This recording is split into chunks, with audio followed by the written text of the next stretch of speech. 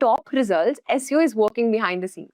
Whether it's a blog, an e-commerce product, a company website, or a YouTube page, businesses use SEO to appear higher in search results and reach people without depending only on paid ads. And today, one of the most important digital marketing skills is knowing how to make websites more visible, more searchable, and more useful for the right audience. Welcome to Simplilearn's YouTube channel. In this SEO full course, we will learn how search engine optimization works and how websites can improve their ranking on search engines like Google. We will start by understanding what SEO is, why it is important, how search engines crawl, index, and rank web pages. Then we will explore the three major areas of SEO: on page, SEO off page, and technical SEO. After that, we'll learn about keyword research, where you will understand how to find the right keywords using tools like Google Keyword Planner and Uber Suggest. Next, we'll move into on-page SEO, where we will cover meta titles, meta description, URL structure, H1 tags, image alt text, keyword placement, internal linking, external linking, and content optimization. We'll also look at off-page SEO, including backlinks, domain authority, page authority, social media profile, directories, competitor backlinks, and credibility building. And by the end of this course, you will have a very clear understanding of how SEO works, how to optimize web pages, and how to improve website visibility, and how to analyze SEO performance using different tools. So let's get started with this SEO full course and learn how to grow website traffic organically with search engine optimization. Also, if you want to become a digital marketer, I highly recommend you checking out this AI-powered digital marketing certificate from SP Jain School of Global Management and Simplilearn. So this is a 5-month online course that will teach you everything you need to know about modern digital marketing. And it's specifically designed for the AI era we are living in right now. You learn how to use AI tools like ChatGPT, Canva, SEMrush, along with over 50 marketing tools that companies are actually using today. This isn't just theory, you'll be getting live interactive classes with real professors from SP Jain Global, work on 7 hands-on projects and mentor support, and study over 15 real-world case studies. Now, the course covers everything from SEO, social media marketing, to email marketing, analytics, and automation. What really makes this course stand out is that you'll get a free Meta Google Ad credits to practice with, so you can run actual campaigns and see real results. Plus, they have Job Assist, their career support program that will help you optimize your profile, prepare for interviews, and connect with top hiring companies. So what are you waiting for? Hurry up and enroll now. The course link is mentioned below. Before we get started, here's a quick quiz question for you. What does SEO mainly help a website improve? Search ranking, video editing, graphic design, or email inbox? Comment your answer below and let's see how many of you got it right. We'll start with theory because we have to first get basic concept clear, and then later on we'll move towards the practical side of it. Okay, so don't worry. Because it's your first session, first we'll try to cover all the basics that we have in the picture, and then we'll try to do all the practical part of it. So for practical side, what I would be doing is I have my own website. Not my own website, but my family business website. So there I'll try to show you how practically things can be implemented. For you guys to do some practical implementation, and like if you want to do some hands-on learning after the session or while you're going to the recording session, I'll give you some tips and tricks how you can also do some application on your end. Okay, so don't worry about that. Now, starting with SEO, you might all have heard about this term called as SEO, which the full form is stands for search engine optimization. Okay, in a very simple term, if I have to explain search engine optimization, is that whenever you go on Google and whenever you search for any query, okay, or not just Google but any search engine, okay. We are so much used to saying Google because most of us use Google as a browser, but there are people who use Bing and then Yahoo and other browsers out there, or other search engines out there. But pretty used to use Google as a word, okay. But then whenever you search for any query on Google, guys, you see such kind of how should I say, responses by different website. Okay, so now on this page you can see two kind of result. One is sponsored results. Sponsored results are something where the brands have paid money to Google to show their website details over here. Okay, so all of these brands they are paying some money to Google, and through which they can show their website on this part. But if I hide the sponsored result, anything that you see below the sponsored result, okay, like once you hide the sponsored result, all this thing, Policy Bazaar or the HDFC Ergo, right, all this website which like, again, don't consider this one because again this is again part of sponsored result.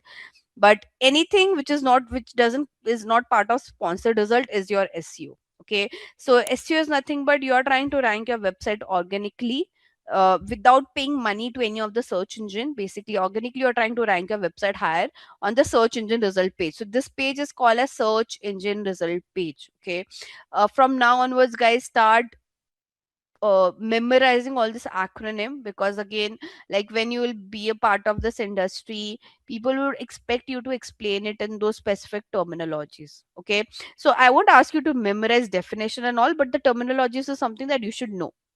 So this page is called a search engine result page, and on this page, when you're trying to rank your website organically, for your brand related query, okay, that is what we call as SEO.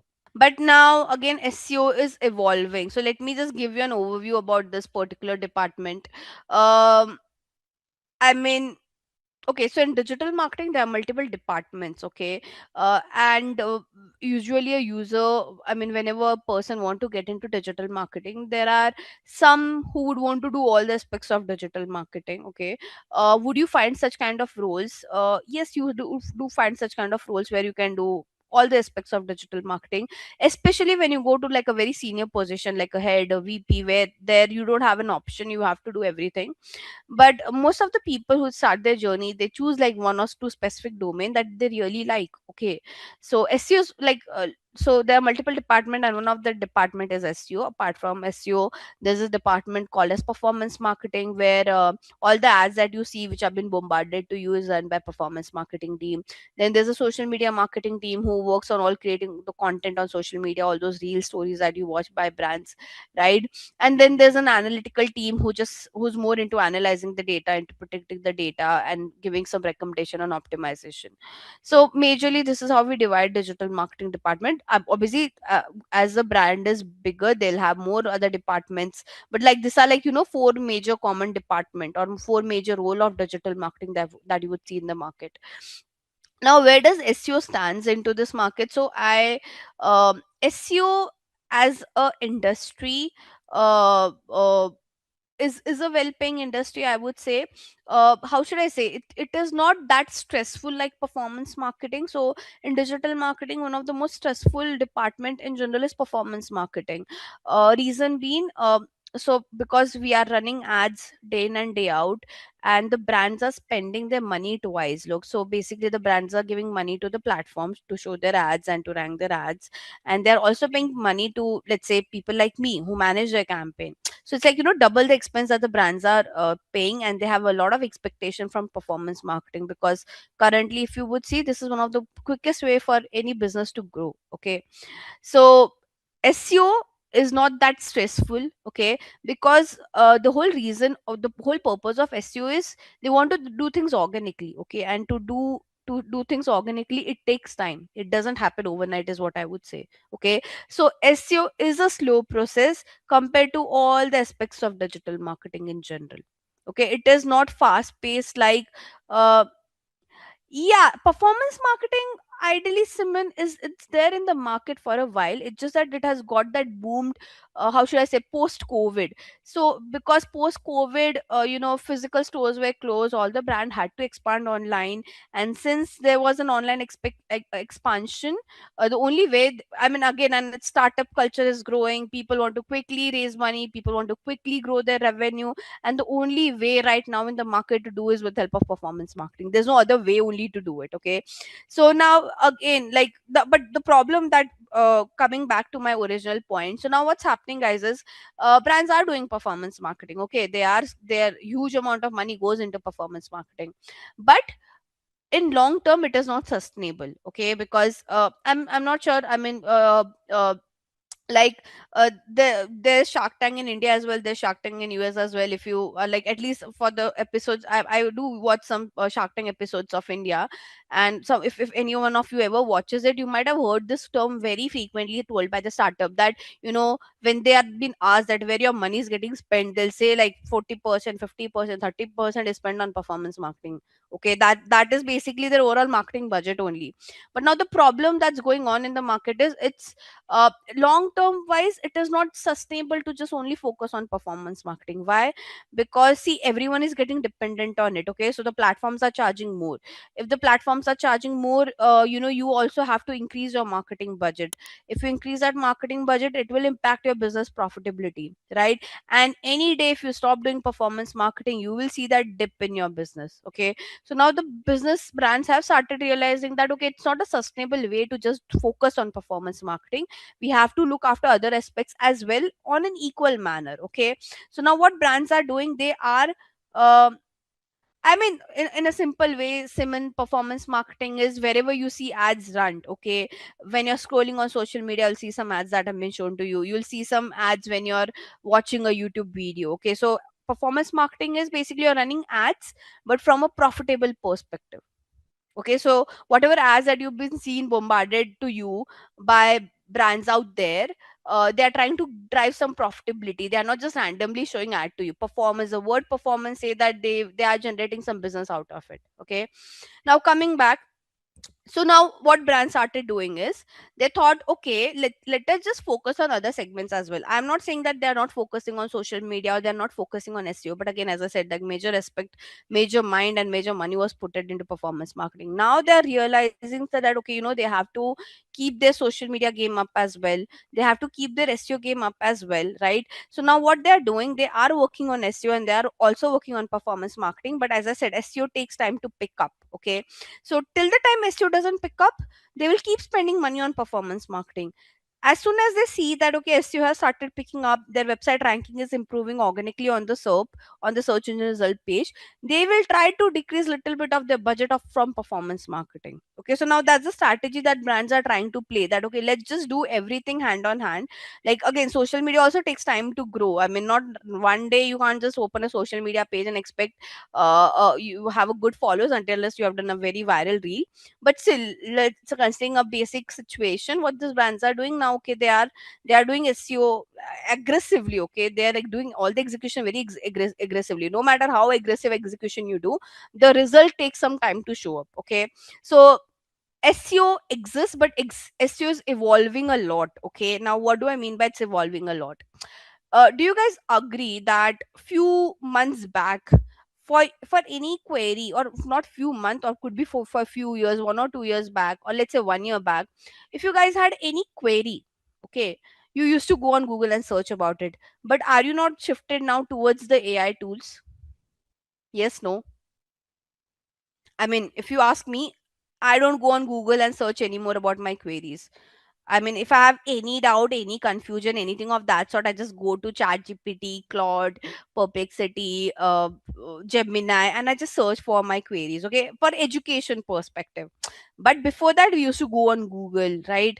Now this has created one problem in SEO, that for any education related query, what brands have seen that there's dip in the search query. Like people are not searching much now on the search engine if they want to know anything about any query or any from education perspective. Okay, so that's like one change, that drift that SEO is seeing. Because what happens, before AI, before any AI tool in the market, what it used to be is that people used to see ads and people used to see SEO ranking.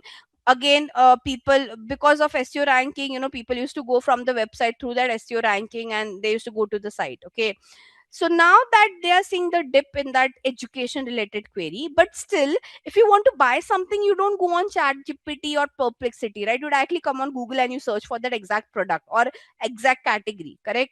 So buying queries are still same. They have not seen much fluctuation, but any query related to education or confusion, they have seen that people are not searching for those queries much on the on any of the search engines. So that's one thing that has been changed from SEO perspective. Okay, apart from this, now because we see that whenever we search for any query, you have the AI mode, right? So you see some AI summary as well. So now brands are, again, by the way, all this AI tool will have their own ad section. Like ChatGPT will have their own ad section in future. Claude, Perplexity, even they will monetize their AI platforms by giving the ad section. But apart from that, now brand have to think how they can rank. Like when, let's say, if someone searches on Google that, or if someone searches on ChatGPT, top 10 skincare brand, would you not want your brand to be ranked there? Okay, so now brands have to think how they have to earlier it used to be that, okay, they have to improve the ranking on the search engine result page. Now they also have to consider how they can improve their ranking on basically the queries that people search on AI tool. Okay, it's a different ball game altogether. Apart from this, even on your YouTube, when you search for any query, you see some videos that has been ranked, right? To rank those videos as well, you have to do SEO, by the way. So SEO is not just about ranking your website. SEO is also that you are ranking your videos on YouTube channel. Okay, now SEO has also to be implemented in a way that for any AI query, you want your brand to be like, for any AI query which is related to your category, you would want your brand to be featured or somewhere your brand to be mentioned, right? So brands are working and trying to change, like, that the old, like, people have to revamp, right? I mean, AI coming into picture, brands have to revamp how they're doing their SEO as well. So this is like one major shift that would be happening in SEO, that apart from ranking their website on search engine result page, they have to concentrate on their YouTube as well. They are doing it, but they'll concentrate more over there. And then lastly, and the last but not the least, is how to make sure your brand also gets features in AI. By the way, I mean, there has been an evolution of search engines.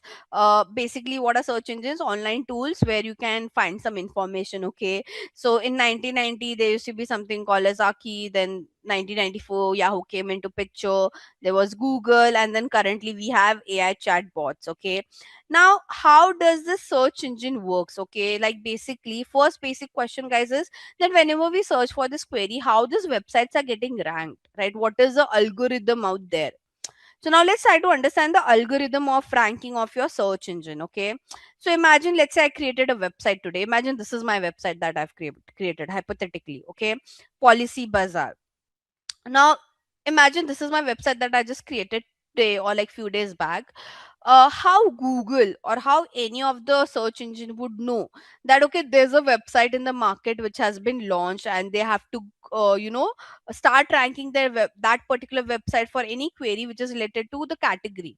So what happens is, whenever you create a website, you have to do two things. Okay, you have to register your website under web directories. Okay, what is web directory? Basically, yeah, Vijeta, Google has Gemini now, but again, we are talking, so the AI and the search engine comes completely different. Okay, so yes, they have Gemini, but for brands, I'm saying brands have to revamp their SEO strategy. We are not talking that it's harmful, that Google business is getting affected. No, we are not talking about the platforms. We are talking about how brand have to change their strategy because AI has came into picture now. Okay, so my whole focus was with respect to how brands had, they have to revamp their strategies because of AI. Coming back, so now all these websites, whenever you create a new website, guys, you have to register themselves, you have to register that website. Now what do I mean by register? The first thing is you have to register them into web directories. Okay, so Google Search Console property is again a tool by Google, and I'll talk about this tool later on, when we will go to the stage of creating. So that these are basically two places through which all the search engines understand that, okay, there's a website. Now why you should let the search engine know about this? Because they are the one who will rank your website, right? So what happens once they understand that, okay, there's a website that has been created, the first thing that comes into picture is web crawlers. Okay, so now what are web crawlers? Web crawlers, imagine those are bots, okay, or crawlers, which comes to your site and they start scanning your website. Okay, now why do they start scanning your website? Because they want to collect the information about your website. They want to collect the information about your brand. Okay, And once they collect those information, they store that database, and this is what we call as indexing. So indexing is basically they store your website information, okay? And later on, once they do the storage process, next time when someone comes on Google and they search for any query related to your brand, there's a good possibility Google or any other search engine will show your website on that page, okay? But only if your website is SEO friendly, okay? So it's not the case that okay, you create a website, Google crawlers will come, they'll crawl, they'll index, and they'll rank. No, to make sure your website is getting ranked on the search engine, you have to follow the guidelines, the common guidelines that have been created by all the search engines, okay? So all the search engines have some common guidelines with respect to how your website should look like or how your website should appear, okay? Only when you follow this guideline your website can get ranked on the search engine result page, okay? So what do we do in SEO is basically in SEO we follow all the guidelines which have been given by the search engines. We try to apply those guidelines on our site, and that makes our website appear, okay? So these guidelines are also there for website, these guidelines are also there for video, these guidelines are also there for image. For any organic ranking, basically we have to follow the guidelines that have been created by the search engines, okay? So a basic process for search engine is you create a website, okay? Once you create the website, make sure while you are creating a website it is SEO friendly, okay? It is not that you just create a website and then you make it SEO friendly. During the process only you start making those changes or using those guidelines that the search engines has given. Once you do that, you submit it to the web directory and create a Google Search Console property. After that, the search engines will send their crawlers and bots to crawl your website. Once they crawl your website, they will index it. Basically, they'll store that database so that in future anyone search for any query related to your brand category, they can rank your website over there. That's the process. So your Google Search Console, okay, this is what you create once you create the website, okay? Basically here you have to submit once you create the website you have to create your Google Search Console property, and this is where you will understand that how many pages have been crawled or indexed, okay? And if any error with respect to SEO, okay, on your site would be flagged over here is what I'm trying to say. Your any problem with your website, okay, with respect to SEO, so all this error indication are also given on the Google Search Console account, okay? And lastly, this will give you an idea about your basic website performance. But practically I'll show you how to create it later on. So let me see. Yeah, so basically this is my family business website, okay? If you could see now here, what we do is we submit a thing called as sitemap, okay? Now what is sitemap? So what happens guys is, okay, imagine I ask you that okay, now again this is the first guideline of SEO, that please create a sitemap, okay? So we as a brand have to create a sitemap. Now sitemap is, imagine the name says, it's basically a roadmap of your website, okay? Basically when I say roadmap of the website in your sitemap, okay, by the way, it's not your job to do it. If it's a coded website, okay, the website developer will have to create it, okay? uh,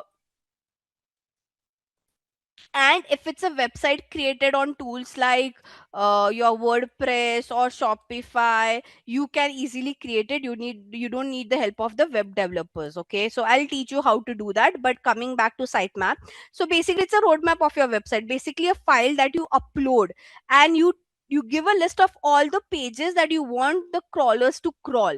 Okay, so what crawlers do, they once they when they came to when they come to your site, the first thing that they check is the sitemap only. Okay, so in my search console, basically I have like submitted my sitemap before. I don't have to do it again, but I have already submitted my sitemap over here. So when I submit the sitemap, the crawlers understand, okay, what are the pages they have to crawl, and after that they start crawling. So the first thing the crawlers will do, they come to the site, they check your sitemap, and they start crawling accordingly. I hope that makes sense now. Can you see, by the way, here you for my website you can see 4 pages I've been indexed, 2 are not indexed. So what they're trying to say that okay, for 4 pages they have stored the data, but for 2 pages they have not done it. Okay, why? There are some error with my 2 pages over here. Now, I have already discussed what is a web directory, basically online listing or catalog of World Wide Web. Basically, any brand who create a website, they have to go to web directory and they have to submit it. Okay, and then they have to create a and after that you can create your Google Search Console account.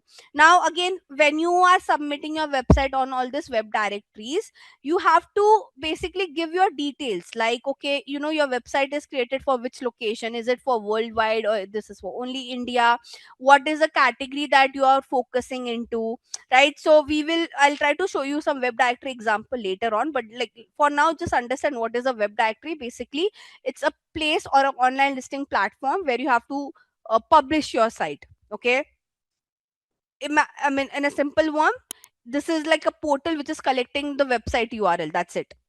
Website health, website basic performance as well. So it will tell you how your website is also performing, and if there are any errors related to your website. When I say error with respect to SEO, it will get flagged on your Search Console account.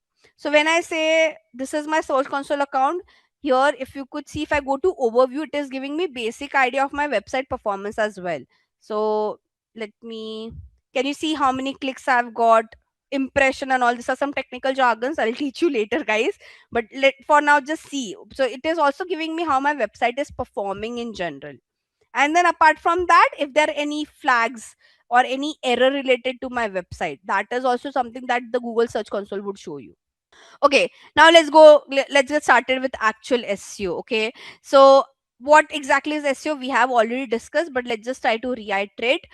First thing, basically it's a way or a strategy where you want to increase the quantity and the quality of your traffic. When I say traffic, number of people who are coming to your site.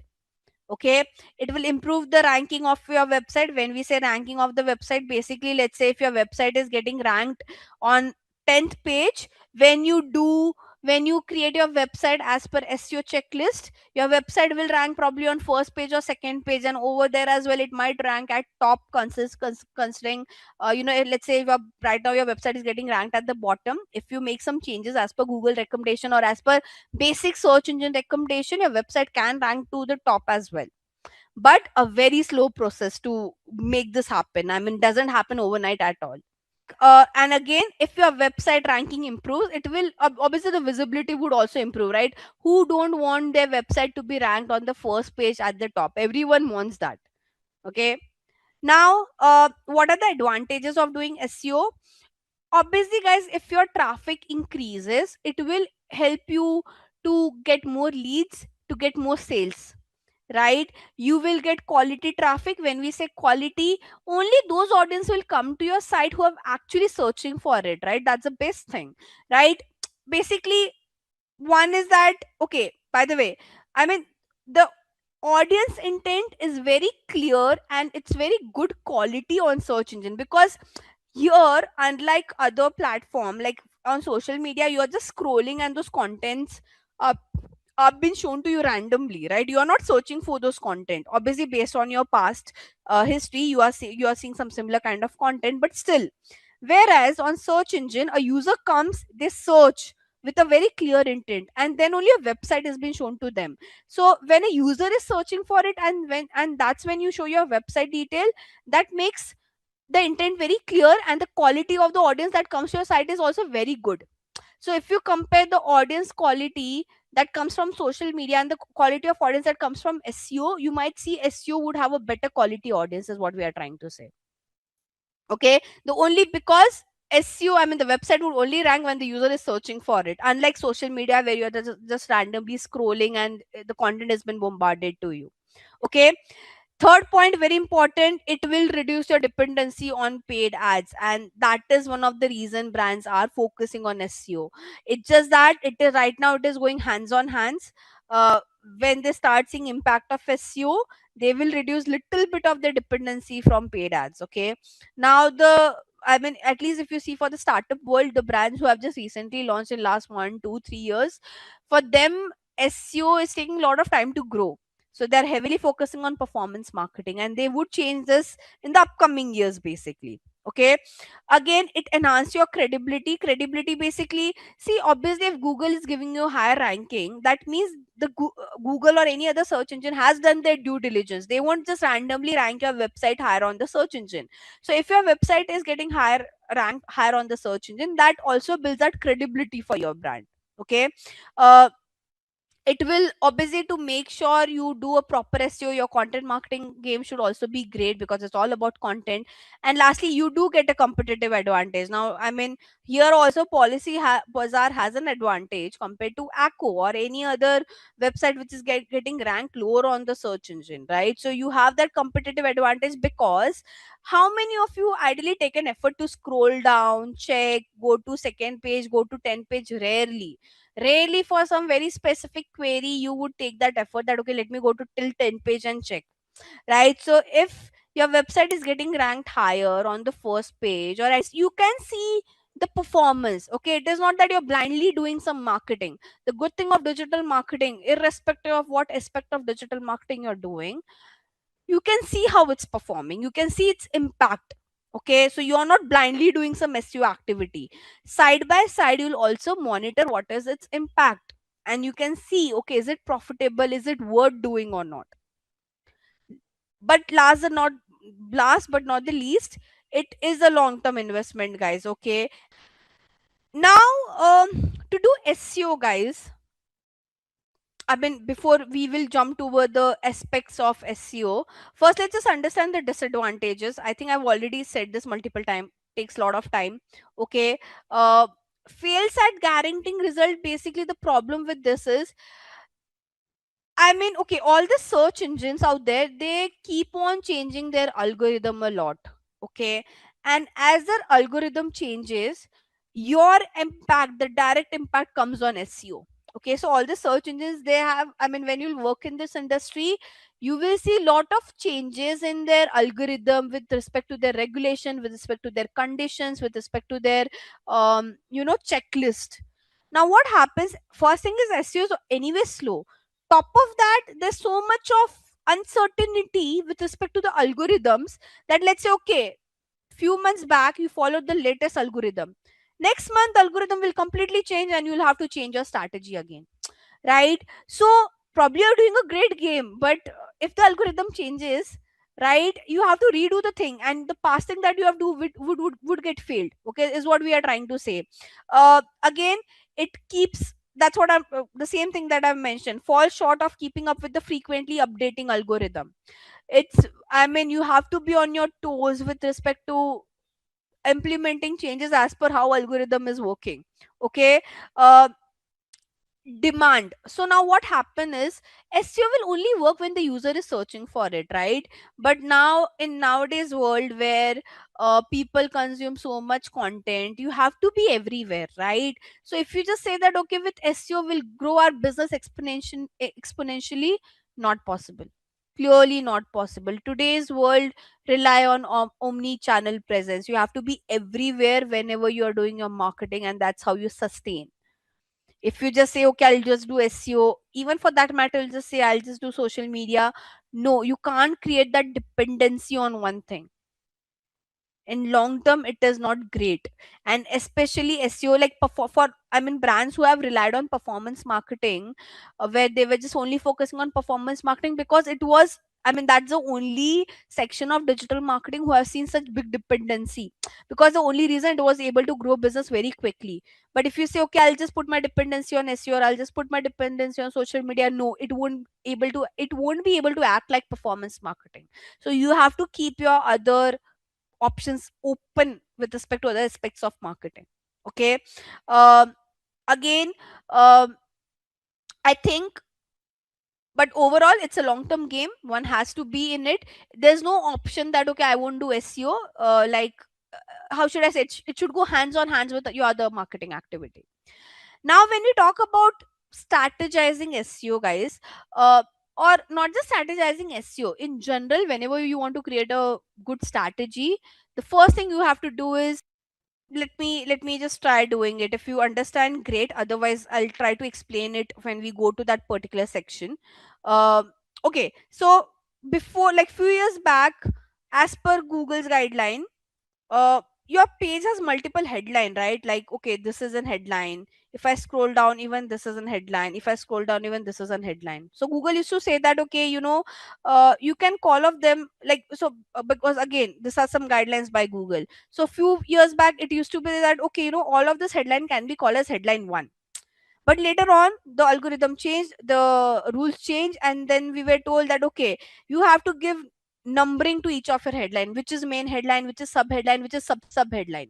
Now, coming back, so when we talk about the strategizing SEO, or not just SEO, guys, any other aspects of digital marketing, the first thing you have to do is computer analysis, because that's make you understand where, what are the things that you are not doing. Okay, what are the things that you guys are lacking as a business, right? So first thing, what you can do, you can find out who are your major competitor when it comes to SEO. So for example, let's say I'm planning to launch a health insurance company.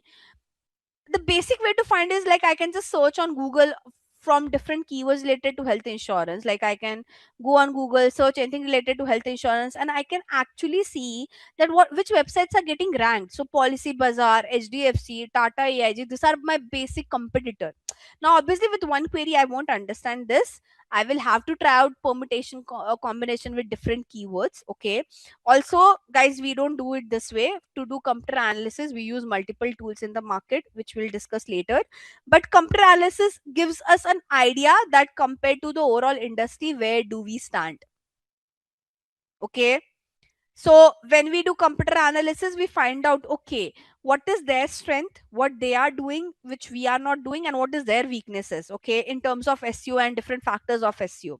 So based on that, we can create our strategy, right? Um, Again, uh, last thing, you have to make sure for SEO you have to create a very good user experience. Okay, SEO, I mean, the basic thing what the search engines are asking you guys is that make sure the user experience is great. Not mug it up, but even if you understand, that's fine. Okay, so there are three techniques, okay, which we call as black hat, white hat, and gray hat. Okay, what does this mean?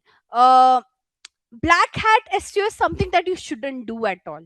Okay, so what, again, you are in this world, people will try to do a lot of gimmicking activities. Okay, I mean, humans are smart. Human can think that they can fool search engines by doing something that this. So let's say if search engine is saying do this, and if you do completely opposite with what search engine is saying, it's part of black hat SEO. Okay, basically these are unethical practices that many marketers follow to increase their website ranking, but you shouldn't do, because if you do, uh, and Google or any other search engine find that out, it will drop your ranking very drastically, and it will be very difficult for you to come back to that basic ranking wherever you were ranking for at that time period. Okay, now what do we mean by what are these unethical practices that many marketers do? First one is keyword stuffing. Okay, so what exactly is keyword stuffing? Now this is a very common myth. People think SEO, okay, by the way, like whenever we talk about SEO, and if you ask people out there that, okay, what do you do in SEO, they will say we put important keywords on different junction of our website. Okay, basically people think, okay, whatever keyword we want to rank our website for, first thing is you shortlist some keyword. Okay, shortlist keyword is basically because you can't be available for all the terminologies, right? Your brand, your category is very different. So what you have to do first is like, you, as per your brand, as per your category, as per your product and service, you have to shortlist some keywords. Keywords are nothing but queries. Okay, queries on which you want your website to be ranked, right? Once you shortlist those keywords or queries, guys, you have to put those words or those queries on your website, because that creates the relevancy. It's like, imagine I search for health insurance. You would have seen all these brands are mentioning health insurance in their title, somewhere over here, somewhere over here. Why are they doing this? Because they want to increase that relevancy, right? Imagine the person is searching for health insurance, you have wrote something completely different. Would that user click on your link? No, right? So in SEO, the basic thing that everyone should do is, for whatever query they want their website to be ranked for, they have to make sure that query is incorporated on different section of their site. Okay, I'll discuss the different section later on. But what's wrong? Okay, now what goes wrong? Okay, you can do it, you have to, obviously it's mandatory to put this keywords or this queries or different junction on your site. But what people misinterpret is, they think that they have to stuff it unnecessarily. So it's like, there are many marketers who think more the merrier. Like, if we keep on adding keywords everywhere, that will improve our ranking. No, that's not the case. If you keep on adding your keyword at each and every part of your website content, it will be considered as keyword stuffing. Okay, so imagine for this line only. Okay, if I just read out this line, and if I, okay, let me just read out this particular para. Now if I say, let's say the keyword is health insurance, right? So if I say HDFC Ergo health insurance cover room rent, this health insurance also cover ICU care, doctor fee, medicine, and this insurance also cover essential. So can you see how many times I'm repeating this word, right? You shouldn't do something like this. So that's one black hat SEO technique that many brands do. They unnecessarily stuff the keyword within the content, and Google's or any other search engine will find that out. They will decrease the ranking. Okay, so this is what we call as keyword stuffing. Now there's a limit that Google has ideally given. Okay, so to add your keyword, the limit is usually 1 to 3% of total word count. Basically, if your website has 100 words within it, your keyword can be only repeated 1 to 3% of that total word count, not more than that. If you do more than that, it is called as keyword stuffing. Are we clear what is keyword stuffing,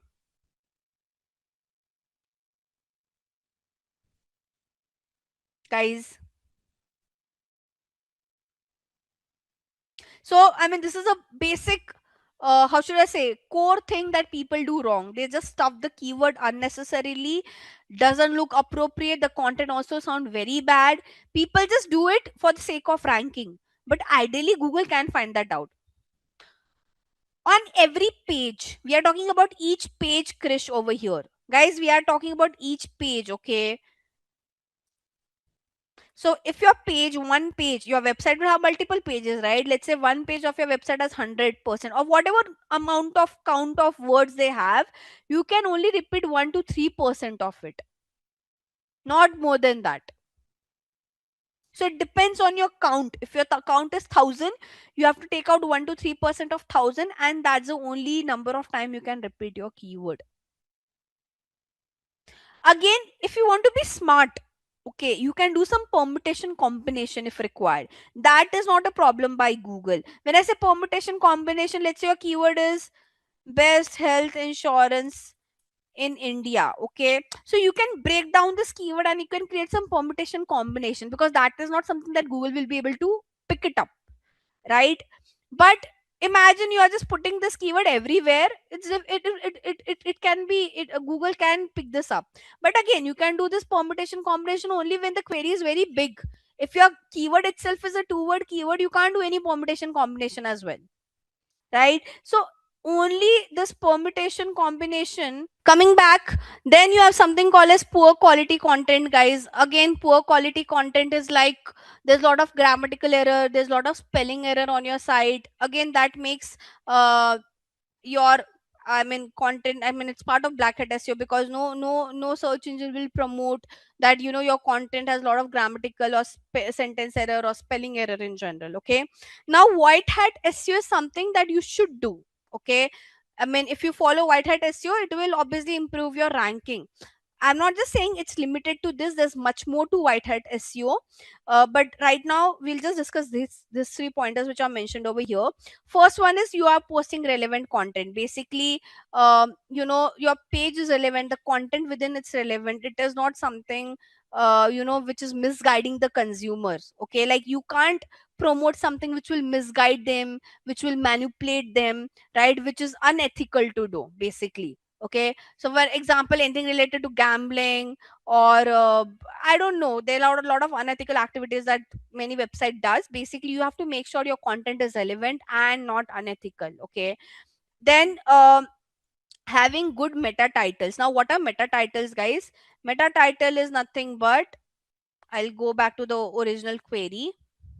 This blue line, can you see, this is called as meta title. Okay, and this is called as meta description, by the way. So you have to create, I mean, because what happens, when would the user click on your site? When they read this, right? The first impression comes from meta title, correct? So you have to make sure your meta title is very good. I mean, when I say very good, content wise it's very good. Okay, and also apart from that, you have to make sure that keyword that the user has searched for should be there in your meta title. So if you could see, all this brand has somewhere mentioned health insurance in their title, right? Apart from that, try to make it unique. When you say unique, now this brand is saying 5 lakh health cover for 300 per month, because they are just trying to focus on their pricing, right? Again, this one is saying 13 rupee per day. So they are trying to make it unique, because this is the first impression that the user would have of your brand, right? So you have to make sure your first impression is great. Then next part, shared links and acknowledge the sources. Basically, if in, let's say you are taking your content, okay, from someone else's page, or you're referring, you're using that as a reference, as a source of truth, please mention, show that clarity. Okay, show that like transparency on your website as well. Because what happens, if you're just copy pasting content from somewhere else, it is very easy to catch up. Okay, Google can find that out, or search engines can find that out. Okay, so what you have to do, in case if you're taking some content from somewhere, give that credit, show that transparency, that okay, this was referred from somewhere else, and give that link as well, that okay, this was the main source of truth, and this was a reference link out there. So again, guys, for white hat SEO, there are a lot of techniques, but how should I say, these are like the three most common technique that you have to follow default, by default. Okay, and last but not the list is gray hat SEO. So now gray hat, the word say it's a mix of black and white both. Okay, so how should I say, you can do this, and there's a good see, it's, I'm not saying these are the technique that one should follow, but how should I say, if Google, most of the time Google won't be able to find it out, and if Google or any other search engine is not able to find it out, they won't even give you any penalties, or they won't even decrease your ranking.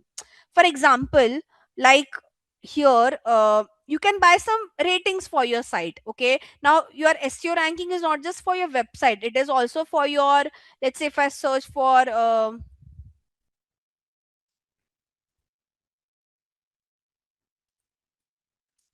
spa near me, right? So even this is SEO ranking, by the way. Okay, so you can buy such kind of reviews and ratings. Now how Google will understand that this are bot review and ratings? No, right? But as I said, like gray hat is something you can do. Ideally, it is also not a practice that one should follow, but the only thing is that people do this because the search engine can't find that out.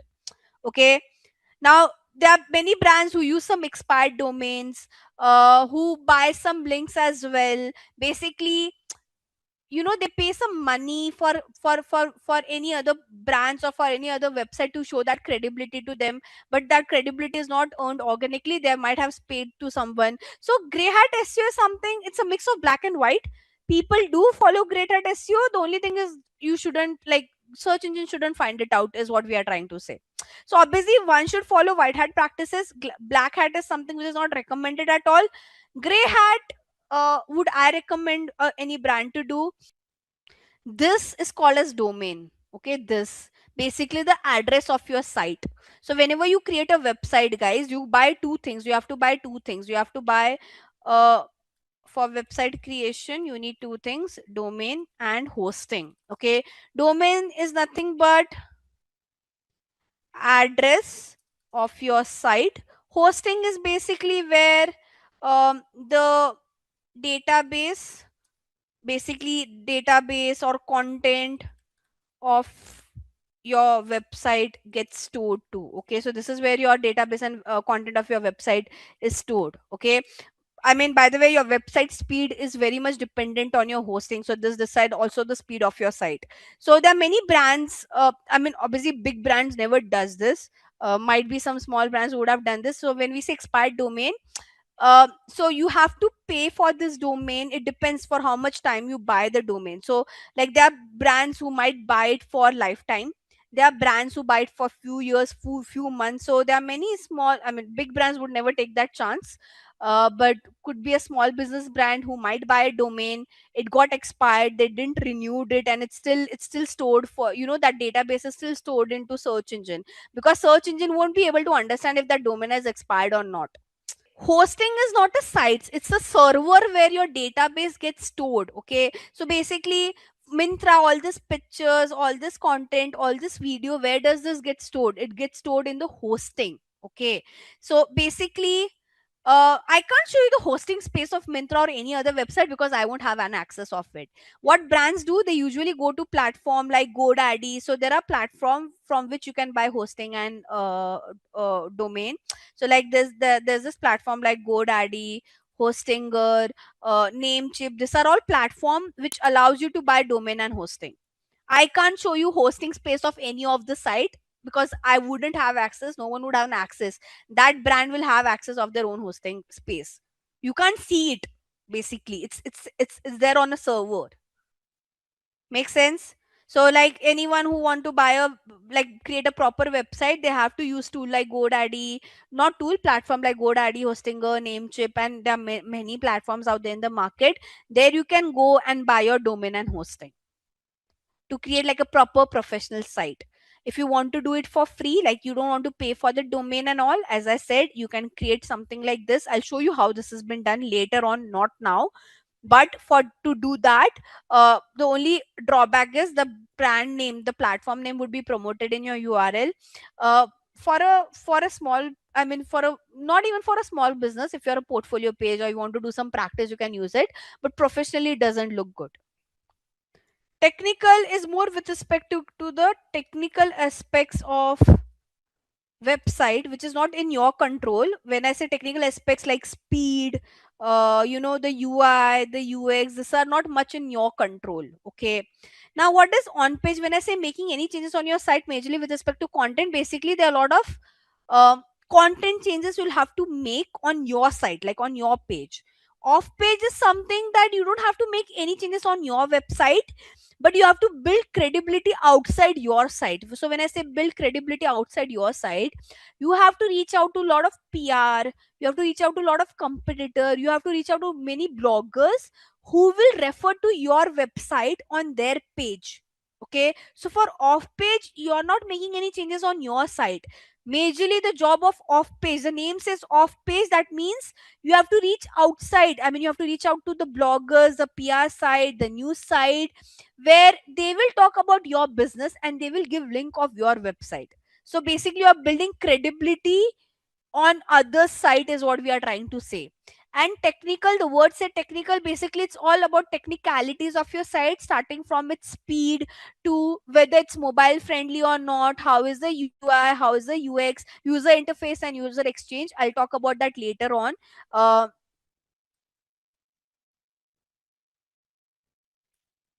and in this part, guys, you don't play a major role. This role is majorly like from execution side. Like, just okay, one very important thing in SEO, guys, you are not the only person who will do the execution. Okay, you have to take help of two team. Ideally, if you're working for a big brands, one is the content team, second one is a web development team. Okay, you can't do end to end execution for SEO until unless you are a content writer and a web developer both. Okay, if you have talent of all these three, you can, but you can only still maintain do it for a small business. If you're working for a big business, big brand, it is not possible for you to play all the three roles. And there you will have to take help of this two team to to do the execution. So imagine you are more of like a strategist, and the content and the web development team are the one who will execute it for you. So shall I get started, guys? Basis, as in there's no basis for this, Sarita. Like, I mean, Google, I mean, the search engines have just divided into three aspects. That's it. One is like you make changes on your site with respect to content. Second is you build credibility outside. Third one is you make changes on your site from the technical aspects of the website. There is no I don't know, like I don't there's no basis as such. They have just divided into three categories.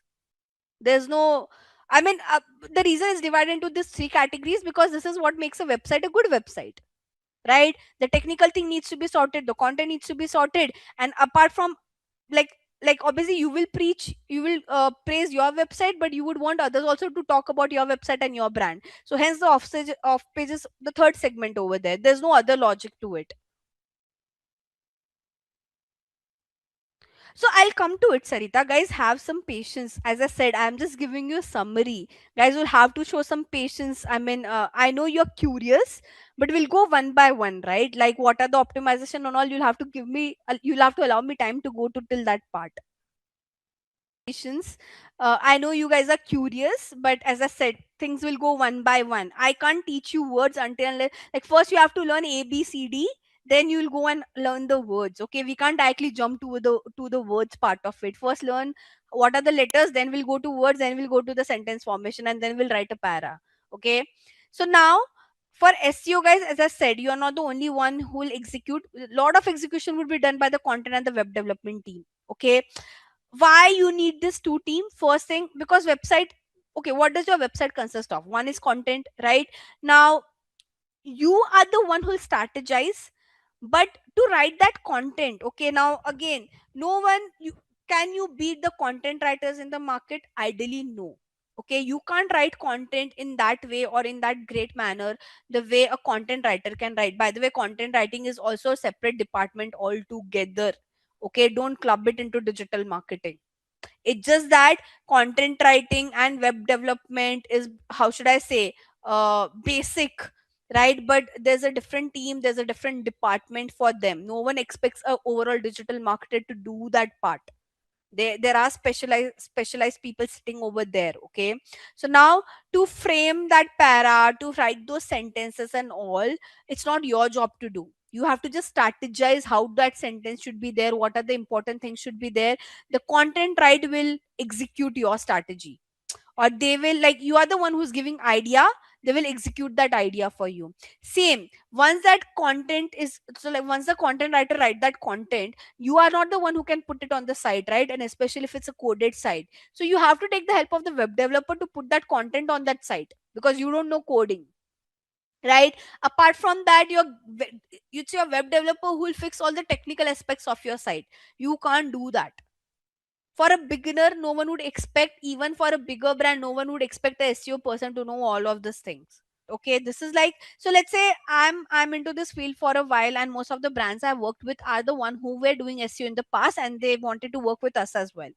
So let's say that client comes to me, and let's say it's one of you guys only, you are one of the brand who is doing SEO and now they want to work with me. So um for me to give you any sort of commitment that okay, I'll improve your website so on so basis, I can't give you that commitment randomly. First I'll have to do an audit to understand where does your website stands right now, right? What are the things that have already been corrected, what are the things that I will correct, and based on that I'll quote you. Okay, so we will discuss about the auditing part, but later on, once you understand all these aspects, because if I directly jump to auditing, trust me, you won't understand anything. Because to understand an audit, first you should know the components of audits, right? So first we'll discuss all the components, and then I'll take you toward the part of auditing. Okay, but just remember this line: for an existing brand, before you give any commitment, you have to first audit it. Auditing basically will let you know what are the things they have corrected, what are the things that you need to correct, and based on that you will quote them the money or your service fee. We will speak about this in detail later on once you understand all the concepts. Okay, so now I'll get started. Let me just see if you have any questions so far. I believe no questions, so we can start with each of the components. Okay, first, very important one is keyword selection, guys. Now how do you select the keyword, right? I mean, let's take an example. We'll do this with an example. Okay, so let's say it's a skincare brand. Okay, We'll take an example who's on the call right now. I mean, we have many people on the call. I'll just take example of one of you. Let's say it's Vijeta. Okay, so Vijeta has launched a skincare brand, and obviously she has her website created. Now she wants to start doing the SEO of it. So first thing that, obviously, because for Vijeta we don't need an audit, because clearly it's a new website, so we have to do everything. She has done basic thing, that she has created a search console and all that we'll discuss later. But we are starting with on page for her, right? Like we will start obviously with on page. So now for on page, the first thing I'll have to do for her is keyword selection. How would I do this? How would I select the keywords? Now for keyword selection, guys, obviously I can't take a pen and paper and write down the terms that, okay, these are the keywords that I want my website to be ranked for, because that's one of the most foolish way to do it. You are into digital marketing, you need some data back to it. Okay, you need some numbers back to what keywords you're selecting. You can't just randomly you say that, okay, this is my favorite keyword, let's optimize for it. No, there needs to be some data to find out what are the keywords where you should focus on, right? So obviously a pen and paper hack doesn't work. Now you would say, okay, these are the common query that I like, Vijita can say that, okay, these are the queries that even I search for, and hence I want to focus on this keyword. But again, I should know what is the demand of this keyword. I can't just rely on what Vijeta is saying, because she's like one person who's telling me this. We are doing digital marketing, we are doing SEO for overall people out there. We need to see the overall stats for that particular query, right? So the first thing we do is keyword research. Okay, now to do keyword research, the OG tool in the market is Google Keyword Planner. Okay, and I vouch for this because it gives you a lot of data, a lot of insights. Apart from that, there are other tools as well, like Uber Suggest, which is by this person called as Neil Patel, a very popular digital marketer, a very popular digital marketer person in the industry. And then there are other tools as well.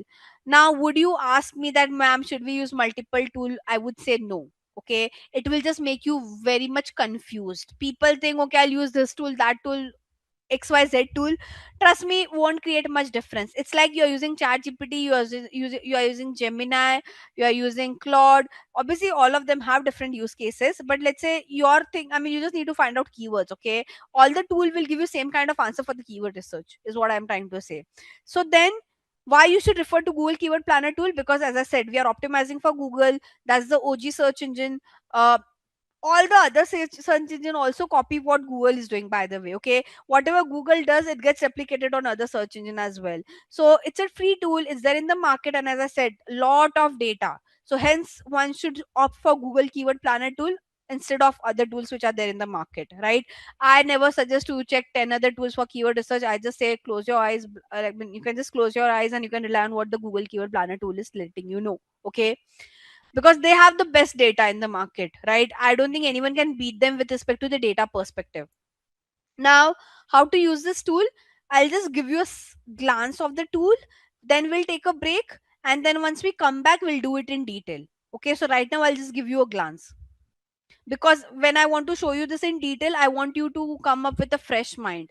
So by the way, to access this tool, you have to access to this account called as Google Ads account. Okay, you can create, you don't have to pay anything, it's a free account creation. But anyone who want to, but because for me the account is already created, so the steps for me and you would be very different. Any of you who's interested to actually use this tool, um, please do it under my guidance. When you're creating the account, only for account creation, take my guidance, because there'll be some steps that you wouldn't know what to choose over there. Okay, so don't do it by yourself. So I'll just sign in over here. For me the account is already created. By the way, to create an account, you just need a Gmail ID. The only roadblock that you guys would face is it will ask you a lot of questions. Okay, so for that, probably later on one of you can, I don't think you have a screen sharing access, but probably later on I can try out with my new ID and I can show you how to create an account from scratch.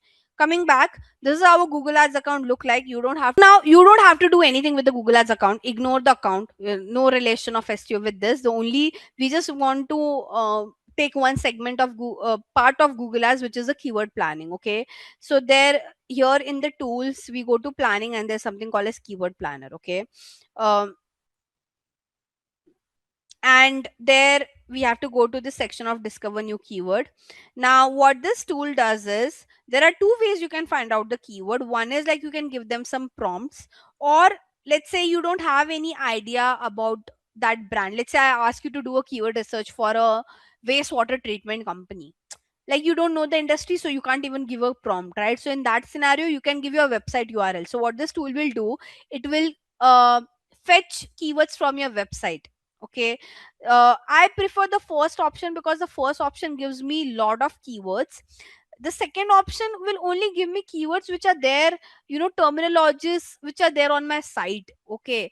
And I want to see outside my site as well. So what I usually do, I use this option only when I don't have an idea of the industry. I take some prompts from here and I input it over here. Okay, so it's up to you what section you would want to use. Most of the time when you know the industry, you can just use this part. Now here you can give your prompts. Okay, like the way you give prompts to ChatGPT, but in a very longer format. Here you just have to give some queries. Okay, so let's say I want to do a keyword research for Vijeta skincare brand. Let's say we are just focusing on face wash. Okay, let's not, because by the way, just one very important thing, you will have to do a separate keyword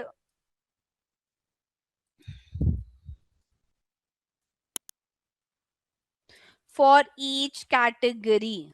Okay, or product or service, whatever your brand has. You can't just do like one time keyword research and it's done. For every category, for every product, for every service, all these bigger brands, they do a different keyword research. They just don't club everything in one. Okay, so now let's say I'm just saying that we are doing it for face wash. Okay, so my prompt here would be face wash. Let's say face wash for oily skin. I can give some alternative name, like people call cleanser as well for face wash. So I can say cleanser for oily skin.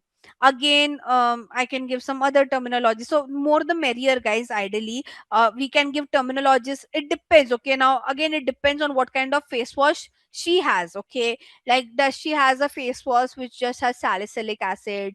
Depends. Like honestly, it depends on the product, and based on that, you give a prompt over here. Is what I'm trying to say. If the product is very specific, give your prompt specific only over here. Okay, so let's say a product is only for oily skin, say oily skin. If she doesn't cater to dry skin, don't write all this terminology. Just say face wash for oily skin, cleanser for oily skin. Let's say oily skin face wash with salicylic acid, whatever it is. Okay, so be specific is what I would say, based on whatever your product and whatever category you're catering to. Right now I'll just write this much. Let's say we are doing this only, she only has oily skin face wash, so I've just wrote this hypothetically. Okay, and I'll say get result. So I think we discussed till prompt thing. Now when you say get result, guys, what are the datas that you get? Okay, first thing you get is the amount of keyword they could fetch out with these two prompts. Okay, uh, then few things that you should know when you do SEO. Okay, let me just hide this. You should know the average monthly searches. Basically, average monthly searches is on an average in a month how many people are searching for these queries. Okay, so you could see a range 10K to 100K and all of that.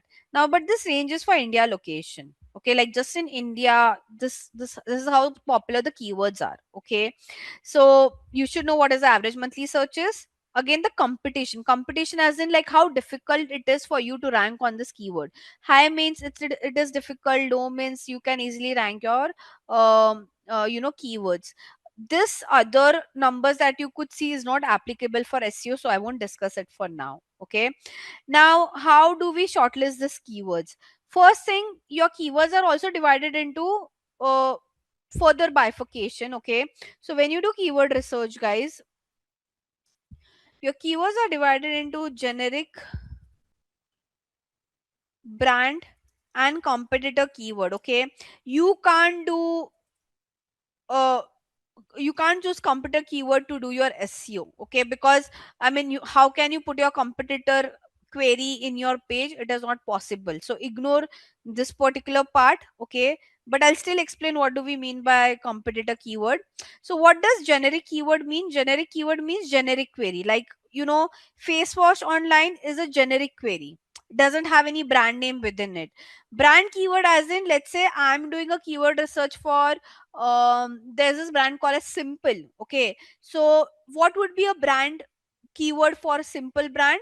The keyword would be simple face wash online. Basically, in brand keyword, uh, the brand name should be there. And when we say computer keyword, let's say the competitor for this is Cetaphil. So if the query says Cetaphil face wash, that means it's a competitor keyword. Okay, so basically, competitor keyword means a competitor name should be there. Brand keyword means the brand for which you're doing keyword research, their name should be there. And generic keyword means that it should be generic, like there shouldn't be any brand name within it. Now, we can't choose competitor keyword because we can't use a competitor keyword on our website, so neglect this part, it is not applicable for SEO, right? But what is applicable further is, okay, now in within generic and brand as well, your keywords are further divided into two type, which we call as long tail and short tail. Okay, what do we mean by long tail keyword? If someone search for um oily skin face wash with, let's say, under 1000 INR. This is a long tail keyword. Is when I say long tail keyword, I mean the query is very specific.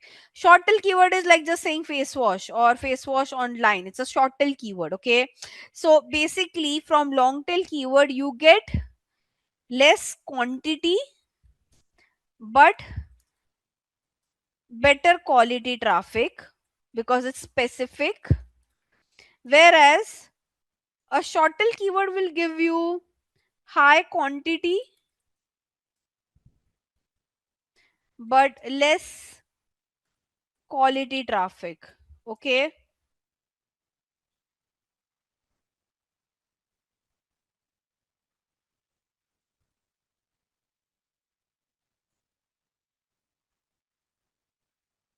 let me just rewrite this, sorry.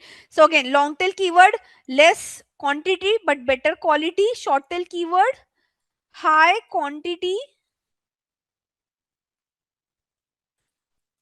but less quality keywords. Okay, less quality traffic in general, because this is like very vague.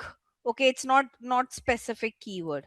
Now, what should you do? Should you choose long tail or short tail? Ideally, you should choose a mix of both, because short tail will give you more traffic, long tail will give you quality traffic. So short tail will give you quantity, whereas long tail will give you quality.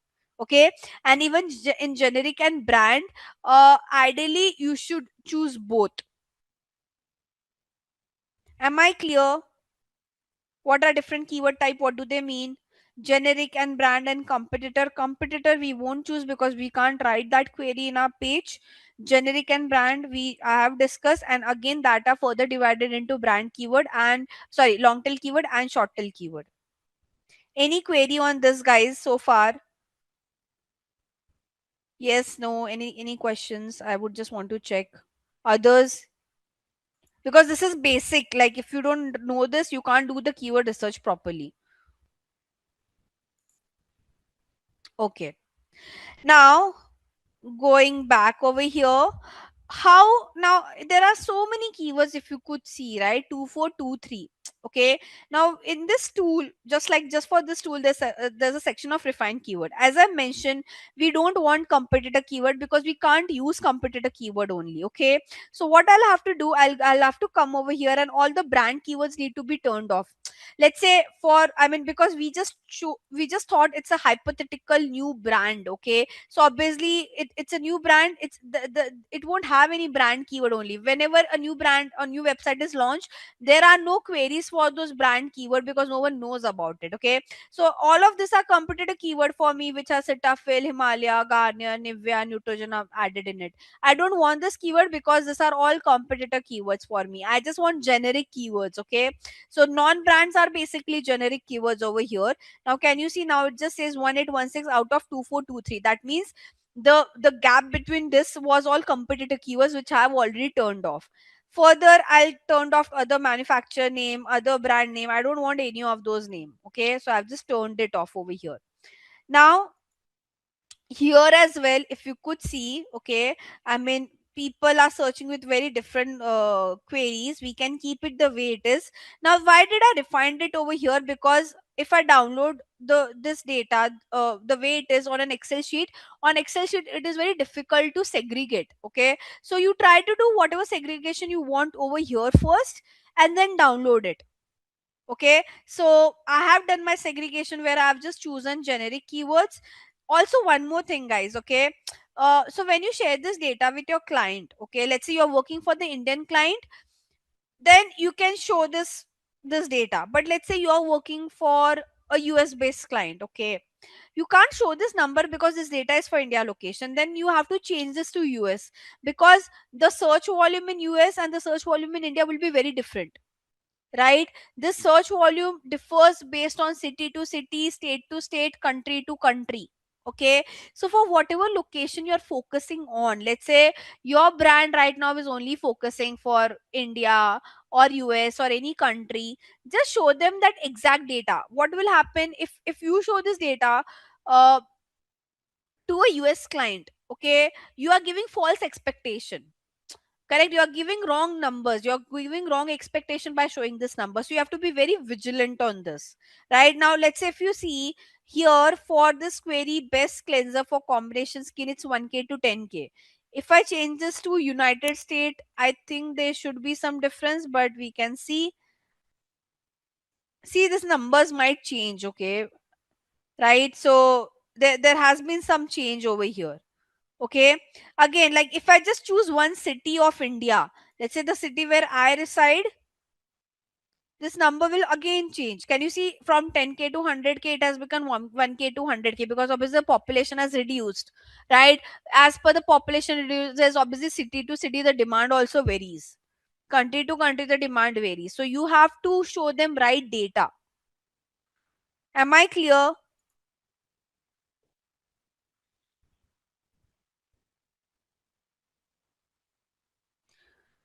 Krish, I didn't understood your question. Why should we narrow it down for SEO if it's not PPC? I didn't understood your question. Can you elaborate? I really didn't get your question. Where did we narrow? What did we narrow? Like you're talking about refined keyword. We narrowed it because we just wanted generic keywords. I didn't wanted competitor keywords. No, from SEO. I mean, I can't use this keyword which has Cetaphil, Himalaya, Garnier, or anything all mentioned within it for SEO. It's not possible. How can I use someone else's brand name within my website?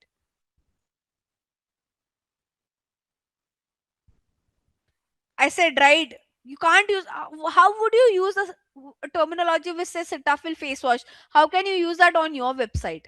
How can you put that query on your site? Why would you promote your competitor's name on your site, guys? So I've turned this off for that reason. I don't want any other brand name keywords in on my website. Hence, I've removed it from here. And then I will download this Excel sheet. Make sense? Now again, guys, for Excel sheet as well, can you see we have so many terminologies? Okay. Uh, Now what will happen is, I'll first make this Excel sheet look little bit better.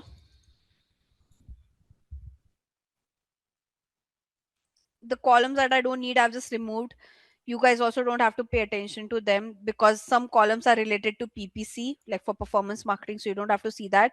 We just want to see average monthly searches and competition. Okay. So now there are so many keywords. How much? 1498. Okay, I can't use all this keyword for one page, not possible at all. Okay, so what I'll have to do first thing, and by the way, at a time I can't optimize my website to be ranked for all this keyword, not possible. I have to pick best keyword from this. First I'll try to rank, let's say, to get started with. Okay, because you're a new brand and all, to just get started with it, what you can do, let me just do it highest to lowest. So just to get started with it, you pick up like 5 to 10 best keywords. Okay, and you give those keyword to some dedicated pages, that okay, this keywords I'll use for this page, this keywords I'll use for that, whatever XYZ page. Now for example, we are talking about face wash for oily skin, so her website, Vijeta's website, will have one page which is only related to face wash and which is only related to oily skin. So there I'll put this keyword for that page, I'll optimize this keyword for. Okay, but I still can't optimize all this keyword at one time. It's difficult. So what I'll do, I'll pick up those keywords which are very popular, right? So I can at least get started with this 5 keywords first, and once their ranking improves, I can do some optimization for other keywords as well. But at one go, you can't choose all the keywords and get started. Make sense? Also guys, over here, when you do Google, I mean when you use this tool, there are some irrelevant keywords which will still pop up. Okay, when I say irrelevant, now let's say the brand that Vijeta has thought her face wash is, let's say, about 1000. Okay, now let's say if someone is searching for keyword which says under 1000, that keyword is not relevant for her brand, right? So what you have to do, you have to first also from this list, okay, if you find any irrelevant keyword, please remove that. Okay, I'm not saying the tool will give you the best of the best keywords. There will be some irrelevancy. Okay, no one can give you the best of the best. There will be some discrepancy, there will be some error, and you have to give a check by yourself instead of blindly relying on the tool. Okay, so let's say, see this, I can search with this word under, and see now there's so many keyword. Like let's say if my product is up about 1000, there's no point of me optimizing for this keywords, right? Because I'm not even falling into this category, right? So I have to delete it. There's no point of me keeping this. Now again, when I say if my face wash is about 1000, at least for India location it is bit premium only. So then again, this keyword which has cheap word within it, it is not relevant for me to rank on it, because my product is not cheap. What's the point of ranking for it? Correct. So you have to go through this list by yourself, and if you find any irrelevant terminologies, remove it. Also, last but not the least, guys, you are not the only one who will decide what keywords to pick. You have to sit with your manager, you have to sit with your client, and mutually you ideally decide. Okay, it is not that only your opinion would be considered. Yes, you can give some data back number, but your client would have a different opinion, because they know the brand well, they know the market well, they know the product and category well more than you. Okay, they are, let's say if that person is a very trained professional, been in the industry for the while, you should take their opinion as well. They might have an insight that probably you wouldn't have, right? Not everything is all data backed, right? There could be some industry insight that they would have. So don't just randomly choose, okay, this has high search volume, hence we'll choose this. You have to take their suggestion, you have to know their insight as well if they have any. You can take that insight before getting into keyword research. So you can sit with your client and understand, okay, if they have any specific insight for the product or the category that is only known in the industry or be known from their research, or anyone who knows the category well. Okay, there are some things that can work that way as well. So you have to mutually decide what keywords you will be picking up, but you have to start small. Like you can't just take all the keywords and say, okay, I'll rank my website for all the keywords. Not possible. Take the most popular one, take 5 to 10 and get started. Clear?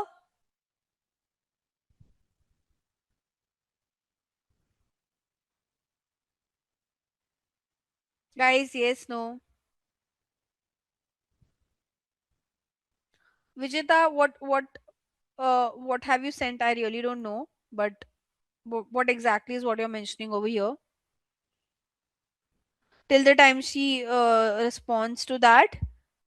Sorry, what's wrong with this? Okay. So I think we are clear with how to do a keyword research. Now this is how you do keyword research with this tool. As I said, if most of you are not able to access this tool, it's very okay. For your project as well, you can refer to Uber Suggest. Uber Suggest doesn't need all this login thing and lot of technicalities. So again, but it's the same way. Uber Suggest, you go to like search for Uber Suggest. Okay, create your account. I'll also create like a free account just to show it to you guys, if it allows me to do it by Google. I have a lot of. I'll use any of my dummy site, a dummy Gmail ID, because I don't want all those notification. Right. So this is how the tool looks like. Okay. Now here, either you can give your website URL, or you can. One second. Where is their keywords such as sections? Keyword idea. Yeah, here you can see something called as keyword idea. So you can go over here, okay, give some prompt, same thing, face wash for oily skin, and you can say search. And it will give you a list of keyword in a similar manner.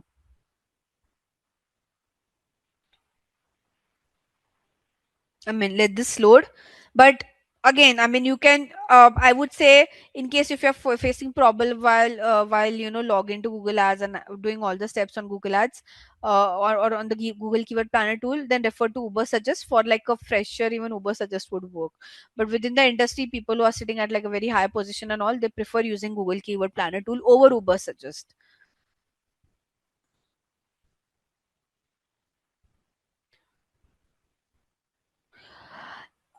Yeah, these are long tail keyword, Vijeta, that you have added. Those are not keyword, those are ideally questions. You can't call them like keywords, but yeah, like long tail queries. Low competition keywords are efficient. Um,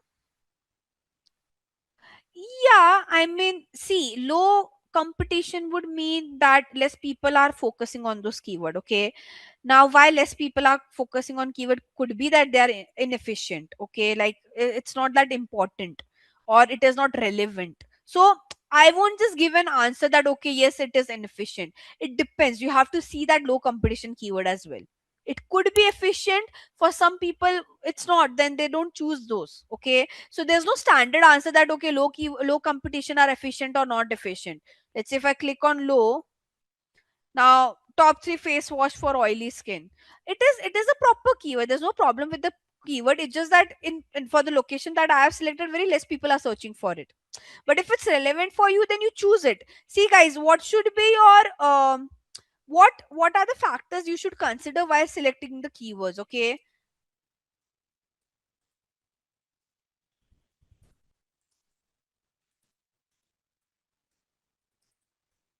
I would say the first one is the relevancy. That's the main. How relevant it is. Okay. Does it goes with your brand? Does it goes with your category? Does it goes with your pricing? The relevance is the first thing that you should see. Then you go and check its monthly search volume, and then you check its competition. That should be your hierarchy. Okay. So you would say, okay, it has a very low search volume, and it has a very low competition, but the relevancy is correct. Okay, it just that because you are getting started now, your focus should be ideally first with high. No, first choose all the top keywords, then you go to those keywords. I'm not saying you won't optimize for those keywords, you will, but later on. It will ask me to take like it will ask me to upgrade, take a 7-day free trial. So it's very annoying. I mean, I find all these tools very annoying because they do this kind of gimmicks. Okay, like for a professional, see, again, you guys can use it for project because ideally just for the sake of the project. But all the brands who are working and all, they don't want to go into all this gimmick of 7-day trial and all. No one want to waste their time into all of this. So what they do, either they choose a Google Keyword Planner tool to do their keyword research, or they buy a premium of this tool. Okay, so third party tools will charge you some premium amount to show all the data. Again, after a 7-day free trial, it will ask me to take a proper subscription and all, right? So hence we prefer either using the Google Keyword Planner tool, or if you're using any third party tool like this, we buy a premium. No one wants to go into all this gimmicky thing. Not gimmicky thing, but it's, I mean, no one has time to do all this, is what I'm trying to say. Clear? I prefer Google Keyword Planner tool. I've been using it for ages. I prefer it. But for you guys, even Uber Suggest will do similar kind of job. It's just that the data, they won't give you that kind of insights. And again, you just saw, right? You have to buy 7-day free trial. Then later on, it will ask you for subscription and all of that. So I mean, for your project sake, I'll say use Uber Suggest because you just have to do it for the sake of the project. But when you actually work into this field, the brands, okay, either they'll ask you to use a keyword planner tool, or they'll buy subscription of all these tools like Uber Suggest and all.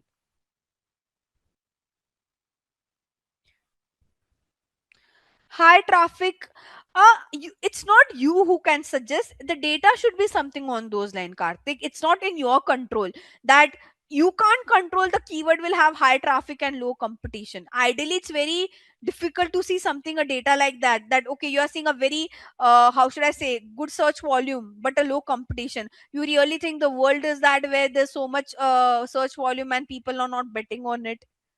Very, how should I say, rarely you will find such situation. Now even in this list we can see all the top, all the one which has high search volume, all are high competition. Because why would anyone lose this opportunity? No. With high search volume comes high competition. Rarely you will see that a keyword has a lot of search volume and the competition is very less. I have rarely seen this. It's like once in a blue moon kind of a thing that you're asking. And you can't control that, Karthik. I mean, it's the control is in the users, not you. How you can control that? That I want keyword which is high traffic but low competition. You are no one to control. And rarely you will see such kind of scenario. Once in a blue moon. See this sheet only. After 50, you are seeing some low and unknown kind. Unknown is something, by the way, for which you can't understand. Like the platform is still not able to decide what is the competition. But where are you seeing all the keywords are with high search volume has high competition only? Does that answer your question, Karthik? So once in a blue moon is what you're asking for. I mean, the situation that you have wrote. I mean, in such a competitive world, very difficult to find this. Okay, so are we clear with keyword research, guys? Would you be able to do keyword research? So today, do one, like not today, tomorrow. Today it will be too late, but tomorrow, take any random brand, choose one category, go to Uber Suggest, and try to do keyword research on by yourself. And then you brainstorm and think, okay, what are the keywords that you would want to pick? But as I said, it is not only you who decide this. There are stakeholders, there are managers, there are client for with you, like you have to take their permission before doing any execution, by the way. If you are someone who has an executive position and all, you'll have to take permission of your senior people out there. Even the managers, even if you're at a manager in your organization, like from an agency side, you'll still talk with the client out there to discuss. And then when you mutually agree, okay, these are the terms that we want to focus on, then you proceed with execution. Everyone, am I clear on how to do keyword research?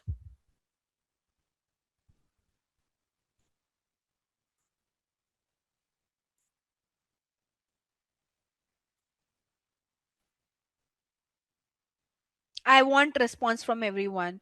Vijeta, Sarita, Karthik. Okay. What about others? Why I'm not seeing others responding. Okay. Thank you. So, and guys, please practice. You won't remember if you don't practice. So I'll just reiterate to you guys to practice as well. Okay. So we have, by the way, this was how we do keyword research for SEO. For performance marketing, the keyword research is completely different. Okay. So what I've taught you is only SEO customized. Okay. This is not how we do keyword research for other aspect of digital marketing. So don't just assume. Okay. Uh Ashish, for that, I mean, actually, the problem is all my IDs are used. That's the problem. Like all my Gmail IDs have been used. But okay, let me just see 1 minute if there's any ID that I can find out. Give me a moment. I'll just quickly check because as far as I remember, last I've used all my Gmail ID, and I don't have any other ID left out now. But I'll still check.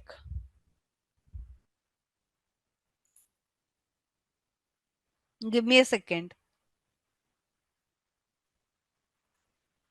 Okay, I found a way to show you creation from scratch. But guys, still, please, I would say be careful when you create your Google Ads. In case if you are using Google Keyword Planner tool and you'll have to create a Google Ads account, be very vigilant. Okay, reason being, Google Ads is a platform which advertiser use to run ads, and we have it asks you to add your payment details and all. Please don't do it. If it asks you to add payment details, be very vigilant, be very careful. Hence I'm recommending for you guys to not to access it. But I'll just show you few things in case if you're doing it. Like I'll create a new Google Ads account from scratch from here. Okay, so it will ask you first thing your business name and your website. Okay, so just because you are creating an account, you can write a random business name. Okay, if you want, it's optional, so you can skip it. Okay, and then you have to give your website URL. Now it is mandatory. Okay, so what many students do for their practice purpose, they give any random website URL. Okay, until unless you're not giving any payment detail, it won't deduct any money. So you can give any website, random website URL as well over here. Okay, if you don't own a website, if you don't own a website, or if you don't own a brand. But if you own a website, own a brand, give that detail only. It's just in a case that you don't own a website and a brand, then you can give any random website URL. It's just that because the problem will only occur when you give a payment details to them. Okay, that's when the account might start deducting money and all. So that's the, how should I say, the dangerous part of the account creation.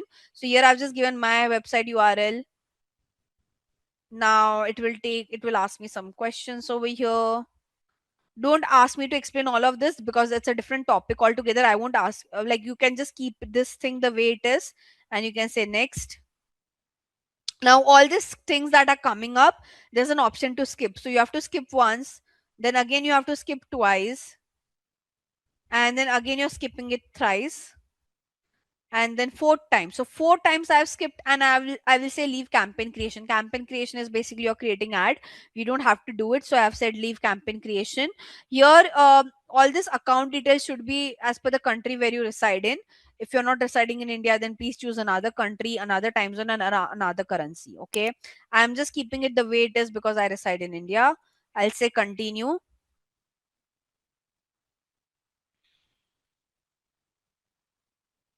Okay, never so Google ads pushes you to run ads, and they tell you that will give you all this 20,000 for free and all. Don't fall into that gimmick. This free amount you only get when you spend certain amount. Okay, so you'll think, oh, we have got 20,000 free, we'll spend. No, they'll ask you to spend some money. Over that they'll deduct that 20,000 and something on those, and so please never get into that. uh, Now you have to create your payment profile. Now for me it's already created, but I'll change it and I'll show you how to create it. So here, like, you have to write your organization name, your name. So my organization name is like Gayatri Impact, so I'll just write it. My name, address, you can just write some like dummy thing, not necessary you have to give like a detailed address.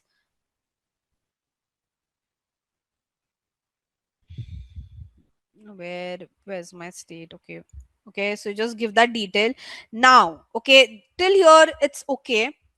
This thing, payment method, okay, always choose bank transfer.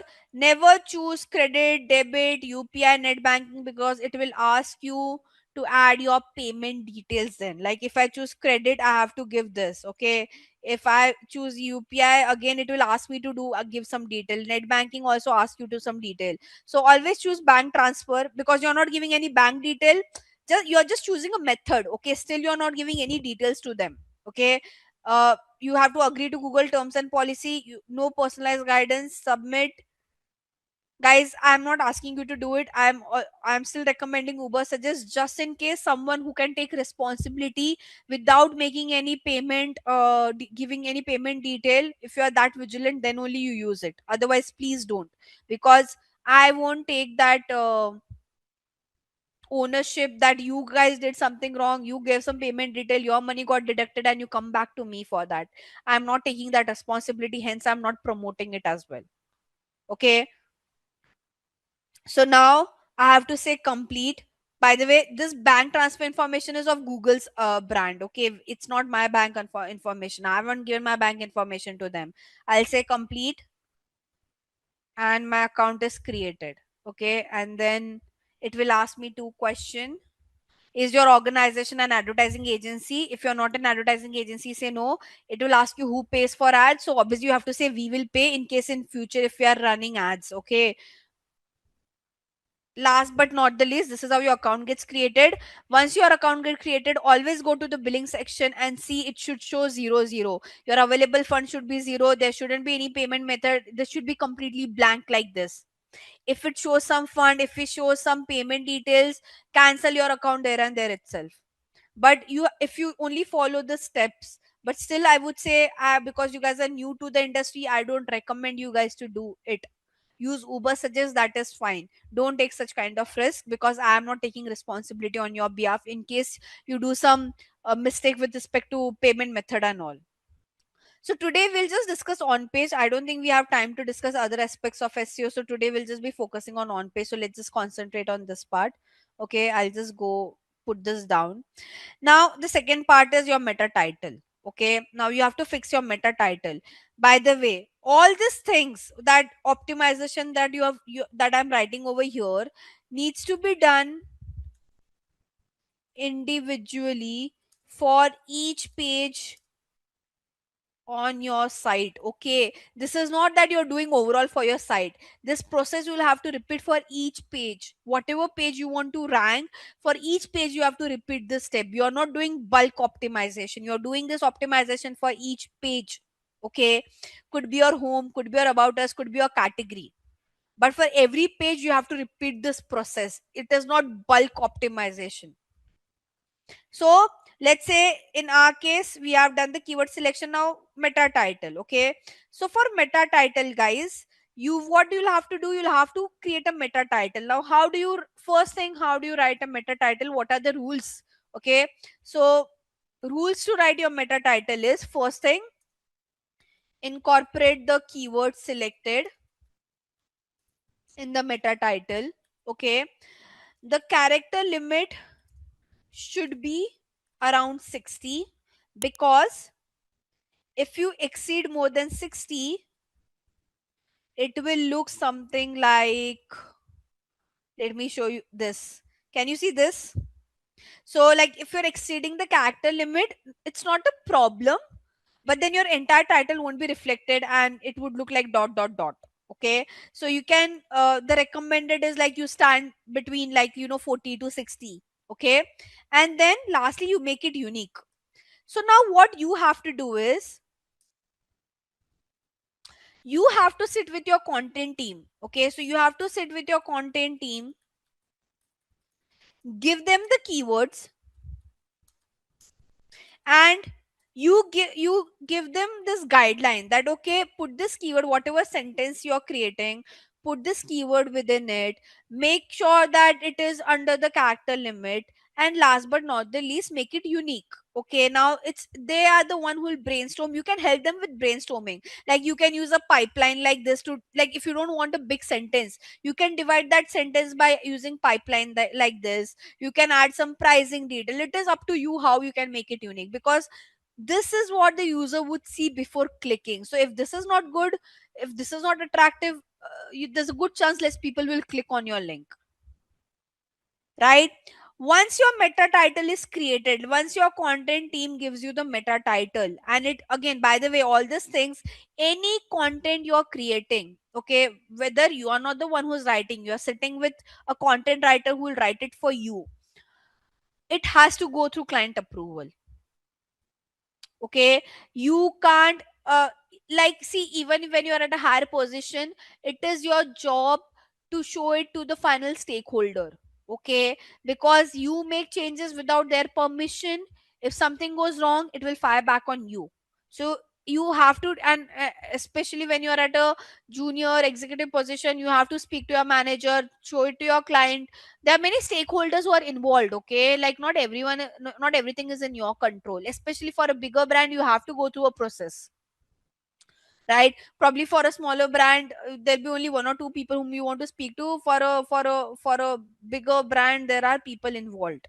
Okay, so the content team will give you the final sentence. Okay, she will create that final sentence, whatever it is for you. Then you have to give to your web developer if it's a coded website, guys. Okay, if it's a coded website, your web developer can only implement this. You can't implement this. They will put this sentence at the back end of their coding. Okay, but if again it's made, if the website is created on WordPress, Shopify and all, you can make the changes. But again, if it's a bigger brand, they will usually take help of web, because you don't have time, right? So you will take the help of the developer only to make the changes.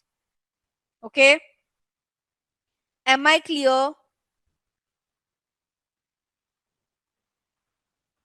Guys, yes, no. Now, let me just show you few technical aspects, okay? So, let me see if I can, because every website has a different backend coding. Okay, by the way, whenever you want to see a website's backend coding, you can just see right click and you can say view page source. This is how like a backend coding looks like. It's very complicated, but see this, okay? So, can you see this? This is their meta title. This like I'll duplicate this page. Okay, from here I can go back and can you see the exact line? Health insurance buy medical insurance plan at the rate 10 rupee per day. They have wrote the same thing. So this is not added on, like this is added at the back end of the coding. So would you be able to make this? No. You don't know coding, you can't make it. And again, no one expects an SEO person to make it until unless, as I said, there will be some exceptionals out there. Clear with meta title? By the way, how to write a meta title on platform like WordPress, Shopify, and all we'll discuss later. Okay, I'll show it to you, but not today. We are just understanding the concept. Implementation part we'll show you later. Okay, let's move to the next part, which is your meta description. Okay, so now meta description. Again, what are the rules? Im- Incorporate the keywords. Very important. See, keyword incorporation is there everywhere. Okay, then character limit can go around, guys, 90 to 120. That's the max. And then again, you have to make it unique. Add your USP, add your offer, anything that can make your description sound different. Okay. So now here they have wrote, can you see compare and buy? They have like now again to make it very interesting, rather than writing in sentence, they use the stick mark point and they are writing their USP like cashless hospitalization. The keyword is there, USP is also there, right? Again, the same process. Give your keyword, whatever keyword you want to use for the description, give it to the content writer. They will write it for you.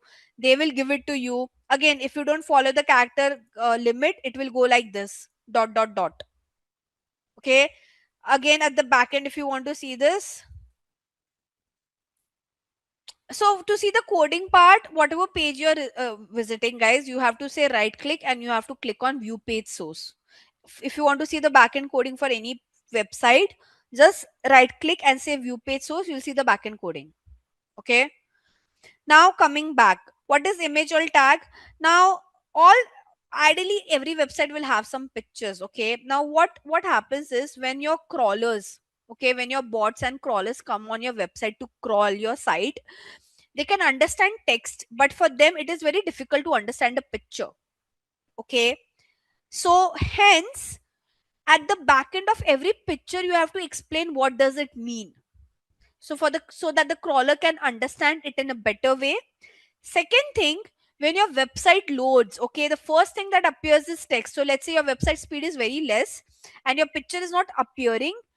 Till the time your picture doesn't appear, at least the user should see the text. You might have seen that times when the picture doesn't load and it shows some sentences over there. That is nothing but which is image alt text. Image alt text, I mean alt means alternative text. Basically you're just trying to explain what this picture means. Okay, so that the crawlers and bot can understand it. And second use cases, if your website doesn't, like it's taking some time to load, it impacts your picture. So till the time your picture doesn't load, at least the user can see the alternative text over there. Are we clear what does this mean? Guys, did you understood the importance of image alternative text? The image alternative text is nothing but you are just explaining what does the picture means. Okay, now like just to show you, this is a picture, right? So at the back end, if I say alt is equal to, they have just explained that picture. Okay, now you see, you don't have to explain every picture. Like this is like a proper picture, but there are some decorative pictures. Now what are decorative pictures? Let's say you'll have a plain banner over here. I'm just saying, like randomly, okay? Just for decorative perspective, you have kept a pink plain banner. You don't have to explain that. Okay, you only have to what you can do at the back end of that, you can say alt is equal to na or none, because it doesn't have any explanation, right? Not this, like for a decorative picture you can just say none or na, but for a proper picture like this and this, at the back end of your code, like at the back end of the picture, you have to write the alternative text.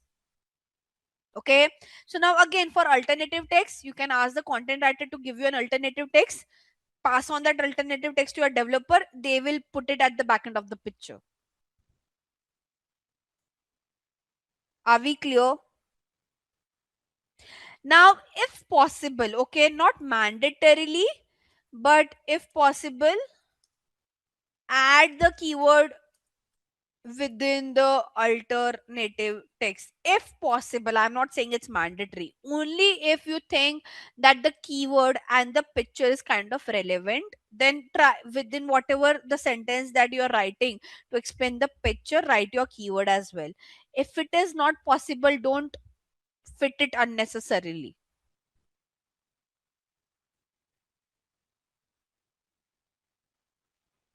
Correct.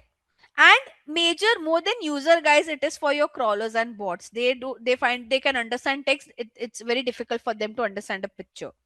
So if you don't see guys, by the way, if you don't follow any of these aspects, it will decrease your ranking. And this is what that crawler checks when when they come to your site to crawl and all, they check all of these things. They are not just scanning just for content, they see how SEO friendly your website is, so they will do all these checks. Clear? Are we clear till third point, guys?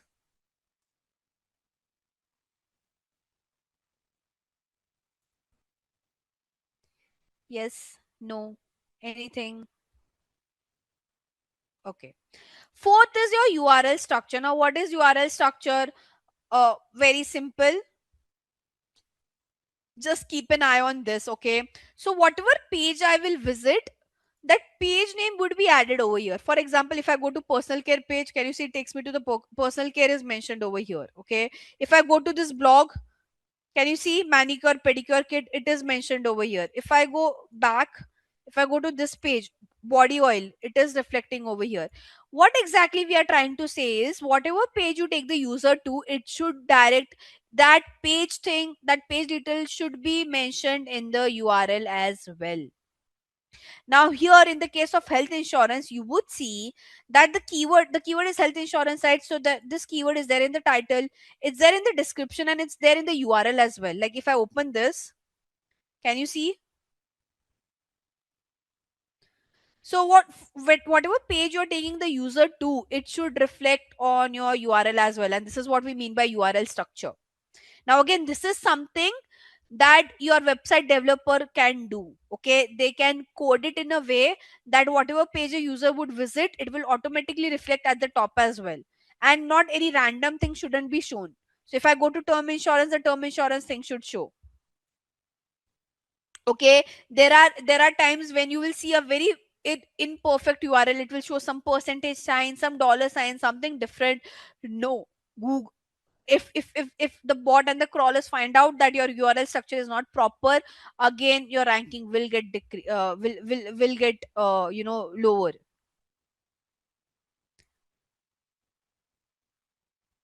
Not website address. Okay, your website address is ideally only till .com.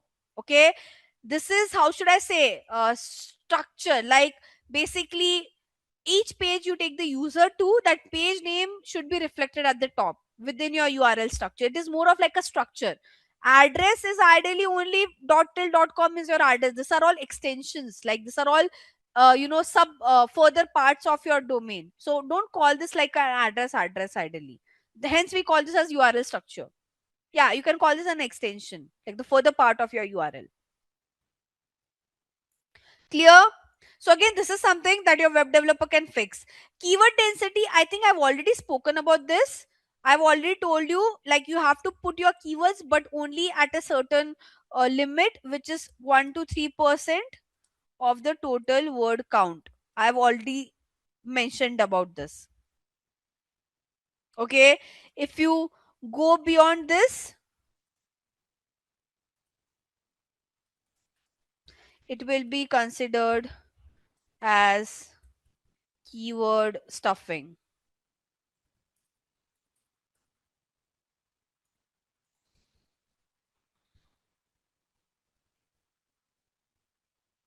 Yeah, it's a you. So okay, like see, this is called as domain www.policybazaar.com.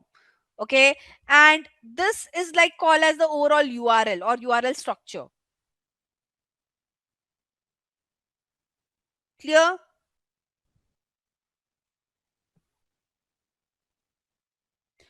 guys? Are we clear till like this pointers?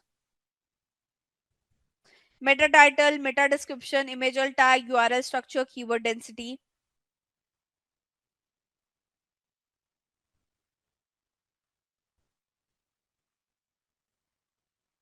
Okay, let's go next. Anchor text. Now, what is anchor text? Okay, anchor text is something like, let me find out one for you guys. Mm-mm.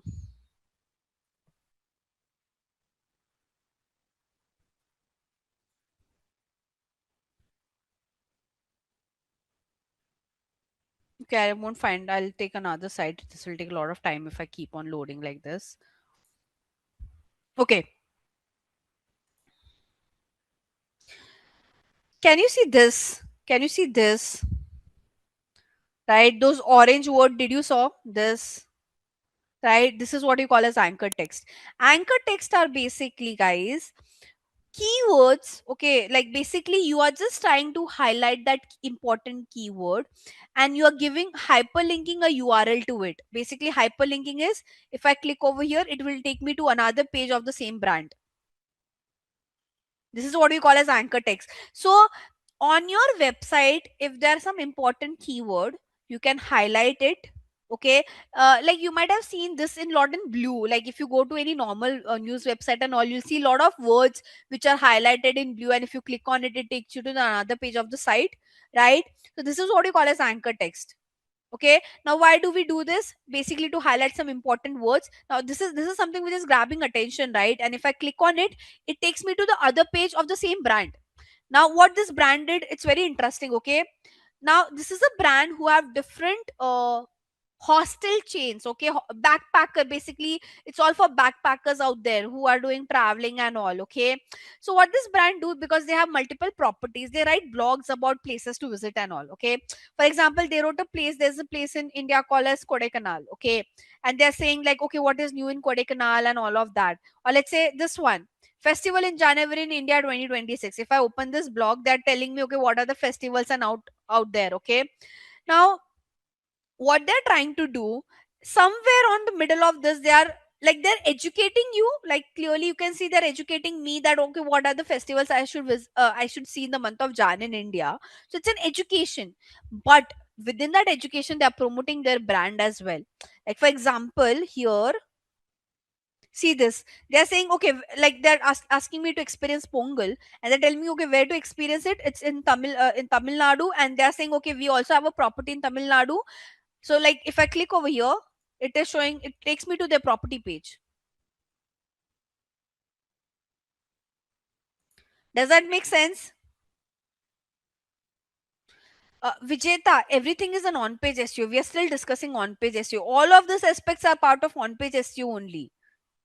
Like meta title, meta description, image alt tag, URL structure, keyword density, anchor text. All of this is on-page SEO only. But guys, did you understood what is anchor text? Everyone, yes, no?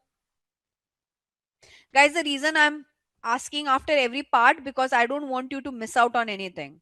Thanks for confirming.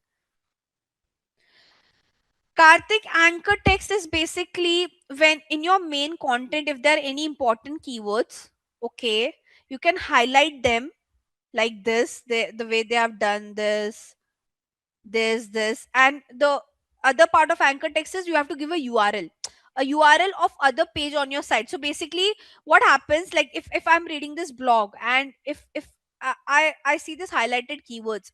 When I click on this, it will also promote other pages on your site. Can you see? So when I click on this, it is also promoting other pages on the site. It is also promoting me to check their property.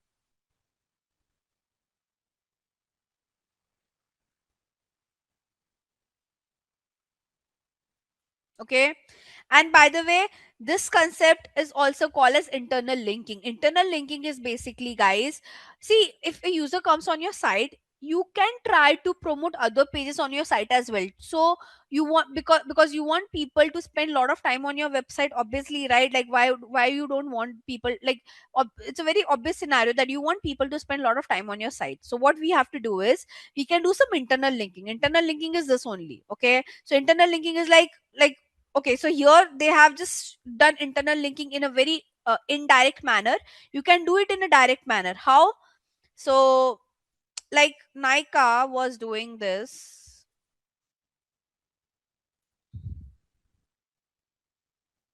So this is like anchor text where you're promoting, you're highlighting your keywords, and you're also promoting your other internal pages. But like if you want to do a direct internal linking, what you can do, like after every your pages, okay, can you see, you may also like, and they're directly promoting their other pages over here. So like if I read this blog, I can go and check this. So it's an internal linking. They are just taking me from one page to another page so that I can spend some more time, I can get some more information, and I might purchase. Clear? And there's something called as external linking. Now what is external linking? See this. In external linking, guys, you're promoting someone else's website. Okay, so now this brand, what they did, see this. Ideally, if I see, can you see, it's taking me to some another page altogether. So now why they would have done that? See, it could be that the brand have reached out to them. So like this Jaipur Literature Festival would might have reached out to this brand asking that, okay, if you're writing any blog, would you mind mentioning our brand within it somewhere? So see, they have done external linking. Internal linking is you are taking user from one page of your site to other page of your site. External linking is you are taking user from your site to someone else's site. Okay, are we clear? Now they might have done this because this brand would have approached them. Okay, similarly they have promoted other pages as well. I would have seen it over here. Okay, Jaipur Literature Festival you have opened. No, this is internal linking again. So they have done two, like, see how many linkings they have done over here. This is internal linking, this is internal linking, this is external linking over here. Again, these two are internal linking, and lastly the top one was external linking. So external linking, taking to someone else's website. Internal linking, you're taking them to the pages from your sites only, to your own other pages. Clear?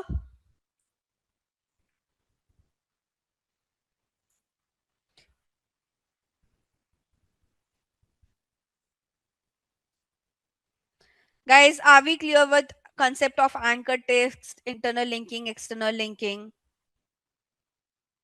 So I'll take the last part of on page and then I'll stop. Okay. The last part is H1 tags. Okay. Now, what are H1 tags, guys?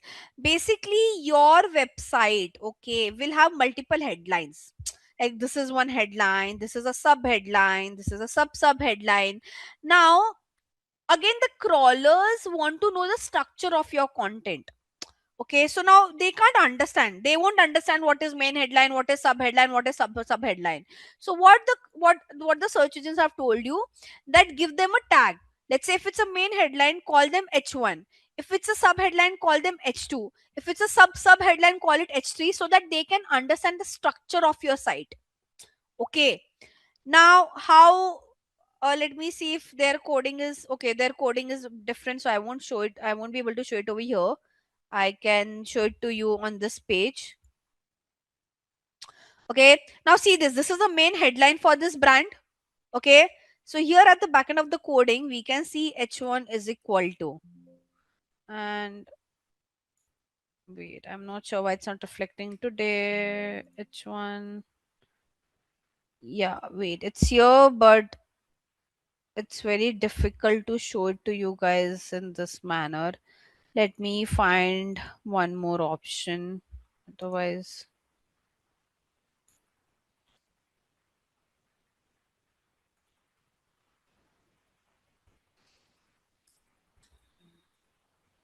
okay. See, I have found it out for you guys. Give me a second. Because H1 they have wrote it in a very complicated way.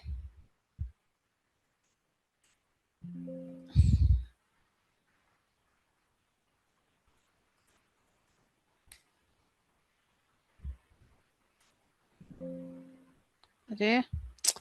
Give me a second, guys. Wait. Put it again. There's some issue with the code. It's reflecting, but like when I search.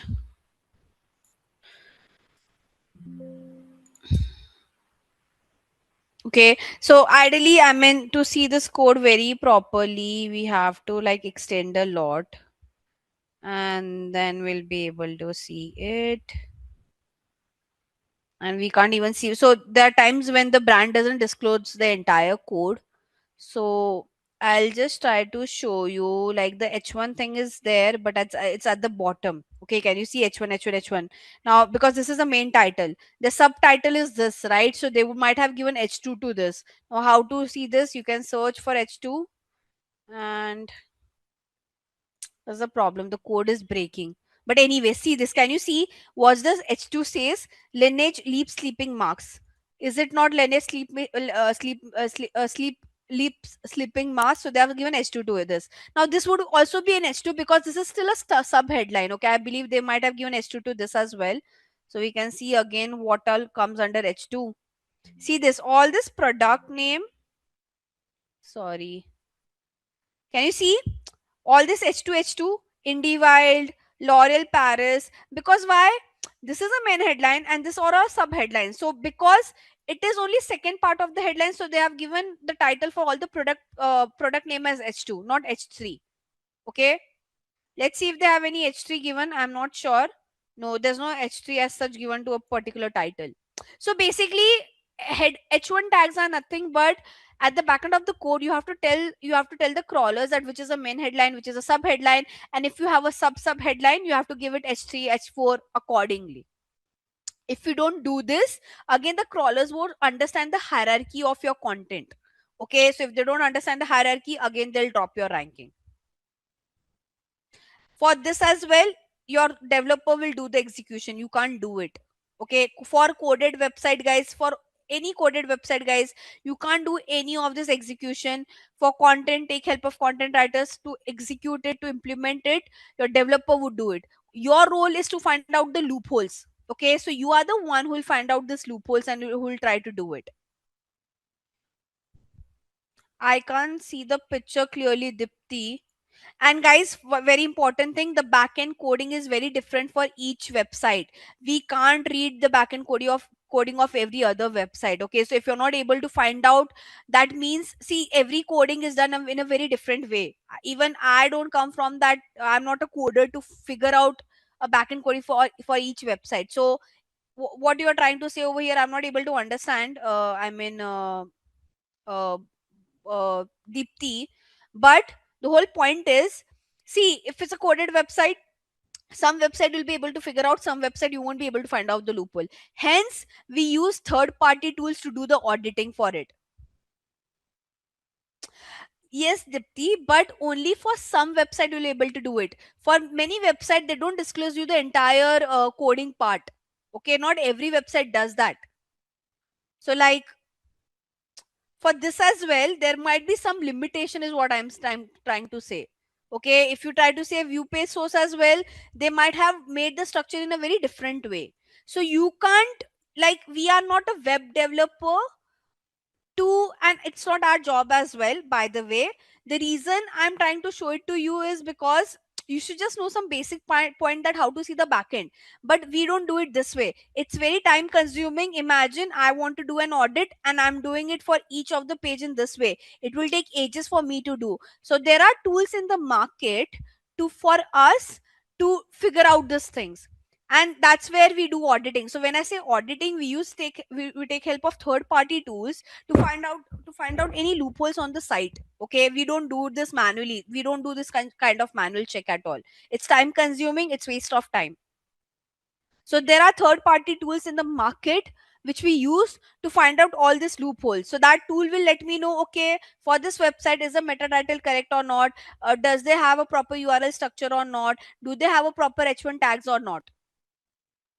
Okay, because you, uh, as an SEO person, every website coding is very different, very complicated, and there's no point spending time on it when you have tools in the market to do it for you. Clear? So hence I won't ask you guys to go and manually check like this. I was just trying to show it to you so that you can understand the concept better. But we don't do it this way. We take help of auditing tools which I will teach tomorrow, not today. But I hope you understood the gist. Can you see it's done? So now my website says veganbytes0.wordpress.com. Okay. And this is how the free, now this is the free side of WordPress. Okay. Now, how both of these things are different. Okay. How the paid one is different than the free one here. But again, guys, it's up to you. Like, my some of my friends, see, honestly, it also based on a lot of personal experience. Some of my friends had a very good experience with GoDaddy, but I didn't had that, right? So I did my own testing, and then I got very comfortable with buying on from Namecheap. Okay, but there is Namecheap, Hostinger, GoDaddy, all of them are good, but you have to find, like, which you are more comfortable with. I have bought from GoDaddy as well in the past, but I faced some problem with the support, and then I was like, okay, next time I won't renew from here, right? So again, but I had heard different story as well. So I mean, I'm not saying that you just follow what I'm trying to say, but I mean, at the end of the day, you have to buy domain and hosting, you can buy from any of the three platforms. My personal experience has been good with Namecheap, that's the only thing. Okay, now let's just understand, guys, on, so this is the paid WordPress website, not paid WordPress website, but here I've bought proper domain and hosting, and this is a free one. Now, first thing first, guys, very important thing that you can't do in the free one is you can't use any plugins. Okay, can you see it says upgrade? Okay, like I can't use any of the plugins. Now, what is plugin? Okay, very important thing. That's like, how should I say, plugin is like heart of WordPress. uh Imagine you have a phone, okay, and you have apps. So why do you use apps on your phone? To use different functions, right? Same is the use case of plugin on WordPress. Okay, like if you don't have plugins, you can't create a good website. Okay, you can create an average page, but if you want to create a really good website, you will need plugins. Okay, so imagine plugins is like app of your phone. Okay, the function of plugin is like app. You use one app for net banking, you use one app for WhatsApp, you have one app. Like imagine if there's no app in your phone, how would you use your phone? You'll just make a call or you'll just message, right? But there are a lot of other functionalities that you won't be able to use. See, that's the use case of plugin. Okay, so when you buy a proper domain and hosting, you get an option to use different plugins, okay, which is not available in the free one, and hence in the free one you can't create like a very solid website. Did you understood this? What is plugin? Like, just imagine plugin is like the way you have apps in your phone. Same, that's the use case of plugin on WordPress. Okay, now let me just go one by one on the plugins part because that's very important. Okay, so here on my personal website here, I have installed a lot of plugins. Okay, so if I go to the plugin sections, let this load. And guys, you don't have to go into so much detail. Okay, I'm just giving you like an idea of what WordPress is, because in future if you're working for a small business brand and all, and they have a WordPress website and they ask you only to do some changes, you should know how it looks like. Okay, so here can you see, all these are all plugins that I have installed for different feature on my site. Okay, and trust me, there are many plugins in the market, each has their own role. Okay, now what are the plugins that I personally use a lot, and what are the functions that it provides on my site? So first one, for SEO. Okay, so first plugin is for SEO. So for SEO I use all in one SEO and then Yoast SEO. Okay. Now these two plugins help me to make my website SEO friendly. Okay. I'll show you how, but later on. Then I use one plugin called as WP Form. This helps me to create like a form. Like form is basically where one can go and fill up their details. Okay. Then I use plugin like Elementor. Now this Elementor plugin will help me. Yeah, Elementor. So now see, like again on WordPress, when you create like a basic website doesn't look good. So if I want to add some how should I say, like this is more to use to design your website. Okay, when I say design your website, I'll show you like what do I mean exactly. When you'll see, you'll understand it in a better way. Then I use something called as Monster Insight. Now Monster Insight plugin is used to connect Google Analytics. Okay. Then I use something called as Google Sitekit. Google Sitekit is basically a plugin which can help me connect all Google platforms to my WordPress account. Like if I want to connect my Google Search Console or again Google Analytics, there are many Google platforms that we usually use in digital marketing. And if I want to connect any of those platforms to my website, I use this particular plugin called as Google Sitekit. Okay. Uh, then there, I mean, I'm just trying to tell you which are the important one. Okay. There's something called as Akismet. Now this is more for spam.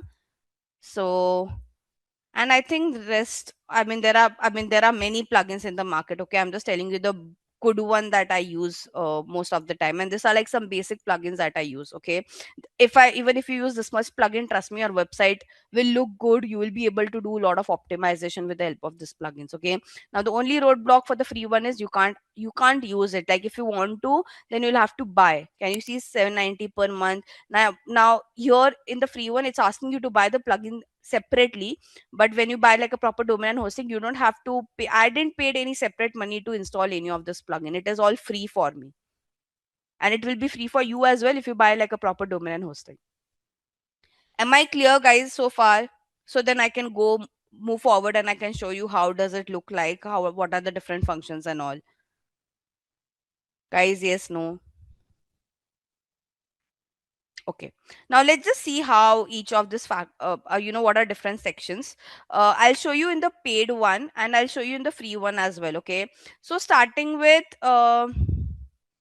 okay, let's say when you go to WordPress, the first common thing is you will create pages of for your sites. Okay, so now on your WordPress you have something called as page. Okay, and you also have something called as post. It is there on the free one as well. Okay, so free one also has post and pages. What is post, what is pages? Okay, pages is basically this, like, so these are all pages: about us page, contact us page, thank you page. Okay, all of these are called as pages. Okay, but then what is post? Post is nothing but blogs. Okay, so if you are writing any blogs for your brand, then add it in the post section. And if you are creating standard pages like about us and all of that, create it in the page section. Okay, so on WordPress, whenever you write a blogs, you write it in the post section, and whenever you create like your standard pages, you add it in the page section. Okay, now how one can, now the way you can create the post, I mean the steps of creating post and page is same. So I'll just show you like one of this. Now let's create one over here in the free one. So I'll go to pages. Okay, and I'll say here there's an option to say add page. By the way, it's a very easy tool. You just have to edit things, like no coding, nothing required. It's just like you should be good with framing and designing your site. Okay, so now here, can you see this plus sign? Okay, so this plus sign will help you. And when you say browse all, see this, these are all blogs that basically these are all segments that you can use while you create your site. Okay, now let's say if I want to have a heading, so I'll scroll over here like this. I want a para below that, I'll put para like this. Let's say I want a table below that, I'll put table like this. And then I just have to edit the details. Okay, so let's say I want to add a title over here. I can say uh you know protein rich vegan options. Okay, something on those lines, right? I can write my heading, subheading over here. I want to create some table, I can do that. If I want to add some pictures, I have a section of pictures separately over here that I can drag and drop. But this is how your site would look like you can't do any designing, anything of that sort. It's just that you can use all these different blocks and you can insert your details over here. Okay, that's what like you do in the free one. Now in the paid one also we have this feature only, but as I said, I take help of plugins to create my site. Okay, so now if I show you one of my page. Okay. Now can you see it's asking me to edit my page, and there's a section called as edit with Elementor. So when I created my page, I didn't create it this way. I used a plugin called as Elementor to frame my website. Now how Elementor is different than this one, I'll say edit with Elementor to show you how exactly it looks like. Okay, so now in Elementor, guys, there are a lot of features that I get. Okay, so starting with, one second. So can you see all this widget section like grid, and also grid is basically I can divide my page into multiple sections. Okay. I don't want to make changes to my page, otherwise I'll get scolded by my family member by if I make some major changes. But the amount of layouts and options that I have in the Elementor is, there's like plenty of option compared to what standard options that I have over here. Okay, so like in Elementor I can, I mean, this has created in a very basic way, but I can change this background color, I can change the text style, everything. Like can you see there's an option of content, there's option of changing the typography to color to everything. There are some advanced setting as well. So basically you can edit it the way you want to, but here there are a lot of limited options. Okay, I'm not saying that you can't create it on this particular thing, you can, but the options that you get in Elementor, or like plugins like Elementor, and the options that you get when you are creating your website like with the free section, the free section has very limited options. Okay, uh so hence like again the paid, when you buy like a proper domain and hosting, you can install such kind of plugins for free. You don't have to pay for any of this plugin, and you can create like a very good decent website is what I'm trying to say. Now I will go back because I don't want to make any edits, I'll get scolded otherwise. So let's just like go back.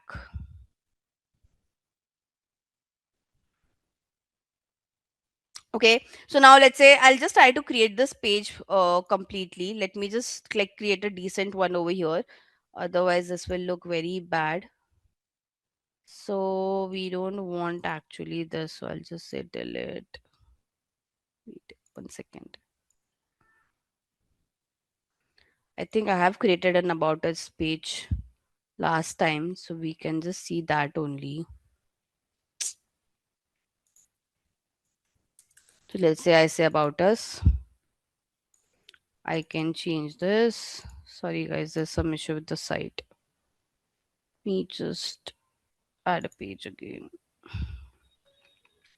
Let me take some content. I'll just try to replicate what's over here. So let's say I want to create the same thing because I don't have a content right now.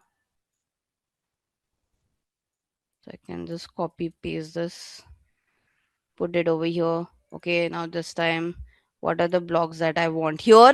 Now it's a line, right? So I would say para. Okay, so whatever sections you want, you just have to like drag and drop it over there. So let's say this is the content I want. I'll just put it over here. Okay, again, next what I want is a headline, right? So again I'll say a headline at the bottom. So I can't create all this section. Now can you see like it's very limited here. I can't put all this section that okay this should have some color. I can, like I'm not saying that I won't be able to make any changes, but like again not a lot of features available is what I'm trying to say. Like if even if I like edit this, wait, let me just first put all the content that I have, and then we'll do the editing part. So let's say this is the picture. Now here again guys, I can't make something like this like if I want a picture over here and a content over here, it's very difficult for me to do it. Okay, like I don't have a option to grid it or like to divide it. Okay, there's one option that we have over here which says picture plus text, but I never use this feature only because I have always relied on plugins to make my website look very good. But let me see if there's too high. Yeah, this is like we have like one option. You can use it if you would want to. So like here you can choose how you want your column to look like. I want something like this. So here I can put my picture. So I can say, okay, I want a picture over here.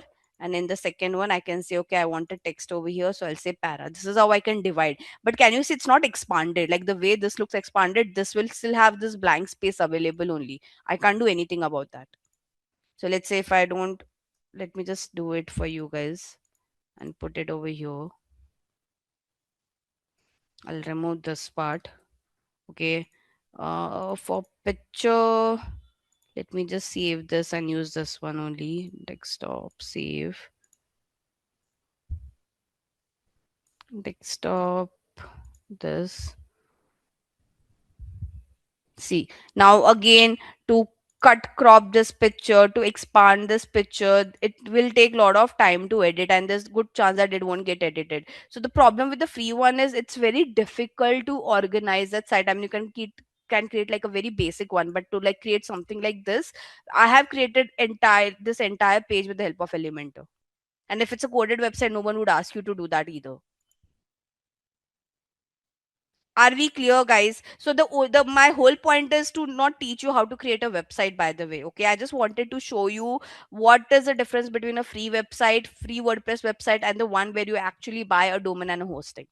Okay, now I'll move towards the SEO part. My guys, I mean, no one would ask you to create like a website and all. Like in my 7 years of my career, no one has asked. I've not heard anyone doing that. Okay, there are web developers sitting in the market. This is the only reason you should know WordPress backend is because you should know, like if someone asks you to make some changes with respect to SEO, or someone asks you that, okay, can you just go and make some changes with respect to SEO, you should just know the basic of it, not the designing, nothing of that sort. Okay, now let's go back. Now how would I make this oh shit, okay, sorry, I closed my. Now how do I make my website SEO friendly is what we will be discussing. Enough of website creation. Okay, so I'll take one of my page for which I can do SEO implementation, and I can show you how does it look like. Let me do this for my about us page because I don't think I've done a lot of SEO work over here. Now I'll say edit. Okay, and okay, so guys, you would see, can you see this AIEO SEO setting and Yoast SEO? So basically, guys, these are two plugins. I'm starting with the plugin part. Now, these are two, how should I say, OG plugins that many of the people who create their website on WordPress use to make their website SEO friendly. Now, what exactly this plugin does is it tells you that what are some corrections that your page required with respect to SEO.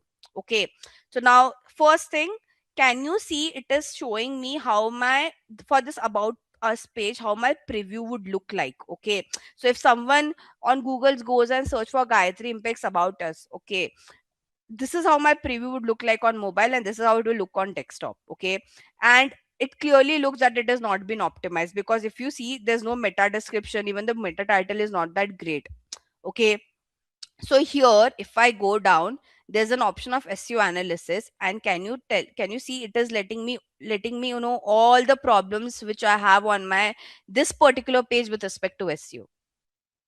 Okay, and I have to fix most of them. The only good thing they have told, and they'll also tell you what are the good things. Okay, I have images, which is good. I have done some internal linking, which is good, right? I have a proper text length, my title is also fine.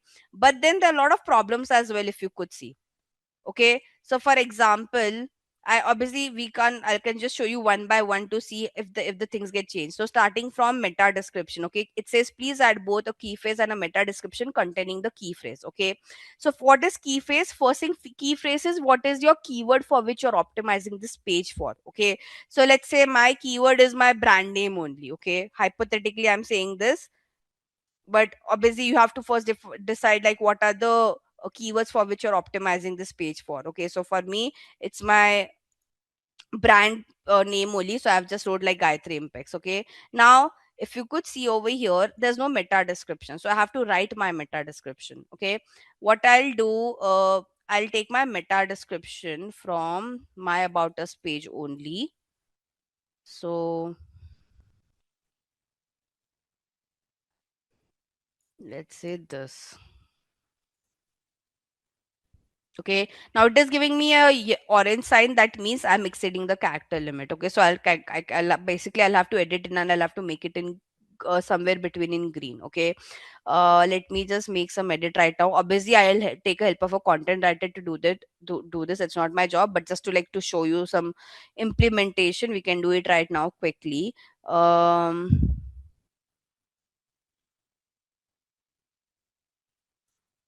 Let me see if it has been corrected. Key phrase. Okay, so now guys, it is corrected. Okay, it's just that it says that my, can you see the meta description is over 156 character? To ensure the entire description will be visible, you should reduce the length. Okay, so I still have to reduce the length. But I can change this title, I can call it something else as well. Okay, it's up to me. Now what are other problem it is telling me? um Now again, ideally, because this content whatever that I've wrote on my site is not SEO friendly. Okay, so now what it is telling me over here, that key phrase in introduction, your key phrase or its synonyms do not appear in the first para. Okay, so when I say first para, they want me to repeat it multiple times. Okay, so now it's not there, so it's asking me to embed it. Now obviously for me to do that, I'll have to change the entire content altogether. So I have to rephrase my entire content based on the recommendation. Okay, now it is telling me there's only one h1. One h1 is like there's only like one main title. It is asking me that okay, I can add more title, okay, to my page. So again, see, ideally you don't have to just follow all the recommendation that they're giving. Some of them are recommend, like some of them are which are important, just use it. Like for example, meta title, having a good meta title, meta description is very important, so you should have that. Okay, but you, I mean, if it's asked something like this, that okay, there's only one title, please add more title, see if it's feasible for you, not necessarily like you have to have it. Okay, are we clear? Did you understood like how this plugins play a role?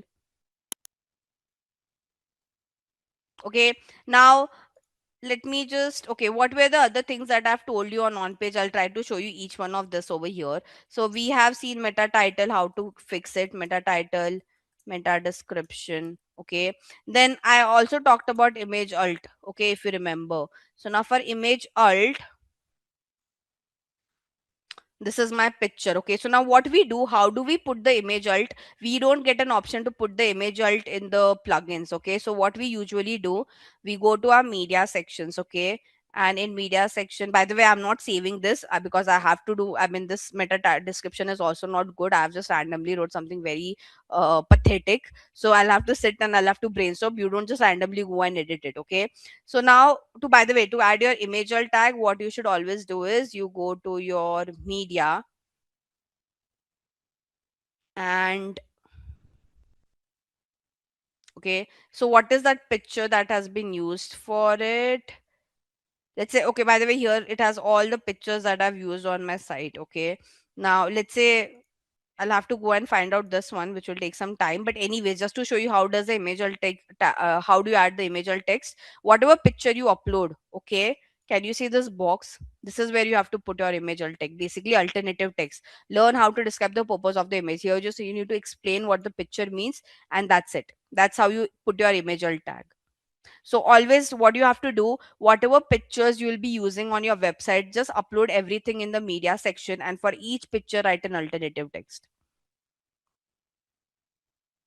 Now, by the way, for this picture, I won't use an alternative text because this is a decorative picture. Okay, this doesn't have any explanation to it. So I told you, right, for decorative picture, you can just say NA or you can just say decorative picture. Okay. Now again, this is a decorative picture that I have on my site. There's no point of explaining this to the crawler. So such kind of decorative pictures, you can just write like any or decorative pictures. But like for this kind of pictures, you have to explain it properly. What do you want me to show again, Sarita?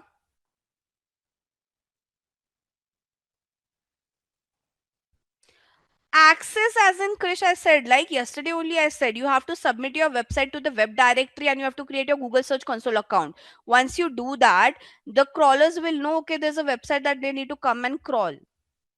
Image alt tag, okay, again. So, Sarita, whenever you create your website on WordPress and whatever pictures you want to use, just upload it in your media section. And once you upload it in the media section, just like click on that picture and put your alternative text in this box. Okay. Krish, I think this I've already answered yesterday. Once your website is created, you have to go to a web directory. There are many web directories. I'll talk about the web directories in more in detail later on. And you have to create a Google Search Console account. These two things will inform the crawlers that okay, there's a website that they need to come and crawl and then index and then they will have to rank. So there's no thing called as access. There are some rules applicable. I'll come to that. Guys, okay, let's not divert again. Let's just focus on what I'm discussing now. I will come to this as well. I'll show you how I have indexed my site as well. Okay, don't worry about that. Now, going to the next part. So I've talked about image alt tag. If you remember, I also spoke about URL structure. Right now, how do we make I make sure that my URL structure is proper? Can you see for my page it is showing the URL name? Like if I go to any of the page, it is reflecting over here. So what you have to do at your backend, there is a setting. So you have to go to this setting, okay? And in this setting, there's something called as permalink, okay? So here you have to always go and can you see there are multiple options? So whenever you go to this permalink setting, usually this option is kept as plain. You have to go and change it to post name. So what you are trying to say that my URL should reflect my page name or the post name at the end. So whatever page, like because I've kept this setting, any page that you visit on my like site, it will that page name will reflect at the end. Okay. Are we clear with URL structure? What did I do? In your WordPress, there's a setting of permalink. You have to go to the permalink section. There, you should choose post name and automatically your URL will get fixed. If you want to create something custom, you can do that as well. Okay. So after post name, you want to show some category name. You want to say, show the day on which you created the website and all. You can do that, but it looks very bad. I always prefer the post name one.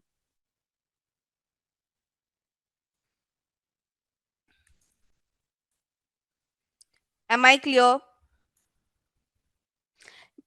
Now how do you put h1 tags to your content? Okay, so, so to make sure your titles and all have h1 tags and all, what you have to do is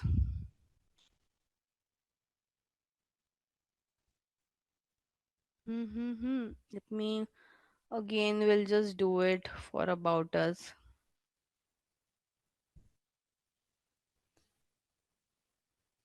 I'm just pretty scared to make any changes because okay, so I'll say back to WordPress editor. Okay, now see this. Can you see when you write your content only that time only you have to say whether it's h1 h2 h3 or not. Okay, so when I was creating my content, like I gave an h1 to this. Okay, this one is given h2 automatically. Okay, this one is again because it's start now, ideally it should be h3. It is incorrect, I have not corrected it. This should be h3, this should be my h4, this should be my h5. Okay, like I'll just show you over here, see this. So when you write your content,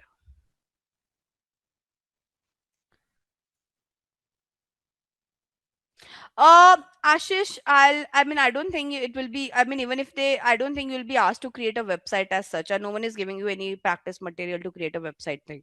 I'm just showing you to show you how practically things are actually been done. Okay. And again, this practically things are only done when you are working on a WordPress site. But for a coded one, you don't have to, because in SEO, no one asks you to do the implementation. I told you, right? Most of the bigger brands, it's a coded site. No one will ask you to do any implementation. You should just know what are the things that needs to be corrected while you do an audit. Your developer and the content team will do that execution part.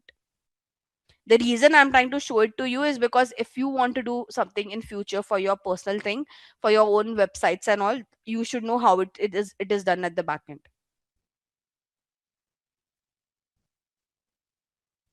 Okay. So I've shown you how H1 tags also look like. I have done, by the way, internal linking and external linking as well. So I can show that to you as well. Uh, Not everywhere I might have done that. We can show it to you. Wait. I'll have to see where this internal and external linking has been done. By the way, but it's very easy to do that internal linking and external linking part. So let's say I'll go for this one. I can, by the way, edit with Elementor and show it to you. So let's say you want to do your internal linking and external linking, and you want to create your anchor text, like all three of this: anchor text, internal linking, and your external linking. Let's say, this is my keyword. Okay. My keyword could be environmental compliance. Okay, let's say hypothetically I'm saying this. Can you see something called as insert or edit link?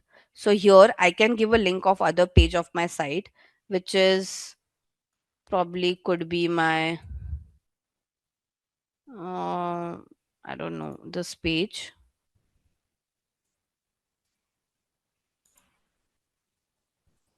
I'll delete this later, and I'll say apply. Can you see? Done internal linking and anchor text. Correct? For external linking, what I'll have to do, instead of giving my own website URL, I can give someone else's URL over here. Okay, I would want to remove this because again, I don't want to make any some unnecessary changes on my site. So that's how you do it. Like, you just have to select that word. There's an option to insert or edit link. If you want to do internal linking, give your site URL. If you want to do external linking, give someone else's URL. Okay, I hope I'm clear. So by the whole point is, it's very easy to edit. Okay, it's very easy. I mean, if you use this tool, all in one SEO tool, and Yoast SEO, whenever you have a WordPress website, it is very easy to make it SEO friendly. You don't have to go into any complication, no coding, nothing of that sort required. But it's just that, like, not every other brand has created the site on WordPress. Okay, now let's go to the next part that I wanted to show you, which is your sitemap and robot.txt file. Now, what exactly is this? And it plays a very important role. I think I already spoke about sitemap. It is basically a roadmap of your site. Now, why this roadmap of your site has been used is basically, as I said, when you create your website, okay, and when you submit it on the Google Search Console and on your web directory, and when the crawler comes to your site, the first thing they would check is the sitemap to understand, okay, what are the pages that they should crawl. Now, on WordPress, if it's a coded website, your developer will have to code it in a way that whenever they create a new page, that page should be added in the sitemap automatically. Okay, but that's the job of the web developer. In our case, if we want to do it on WordPress, it's very easy. So in WordPress, already in your plugin, so like if I go to my Yoast SEO plugin, I already have my sitemap created, so I can just show it to you. Let me We can go to your all-in-one. Both the By the way, I use both. There are some features that are really good in all-in-one. There are some features which are really good in Yoast. So I for when it comes to sitemap and robot.txt, I use all-in-one SEO. And to make any on-page related changes, I use Yoast SEO. Okay, so this is like how I use, but obviously people use it in a very different way. I wanted to show you the sitemap. Okay, so can you see there's a section of sitemap over here? And when I say manage, by the way, if you install this plugin, it will automatically create your sitemap. You just need to enable this. Okay, so what I did, once I installed the plugin, I have kept this enabled, and when I say open sitemap, see this. Can you see? So basically what this does is, it creates a it's create it will create a table like this, which will have all my URL, how changes I'm making to this page, what is the priority, when was last updated, and everything. So when the crawler come to my website, the first thing they check is the sitemap, so they get an idea, okay, what are the pages they should crawl. So on WordPress, you just need to install any of this plugin, and you have to just turn on the sitemap thing. Automatically the sitemap gets created.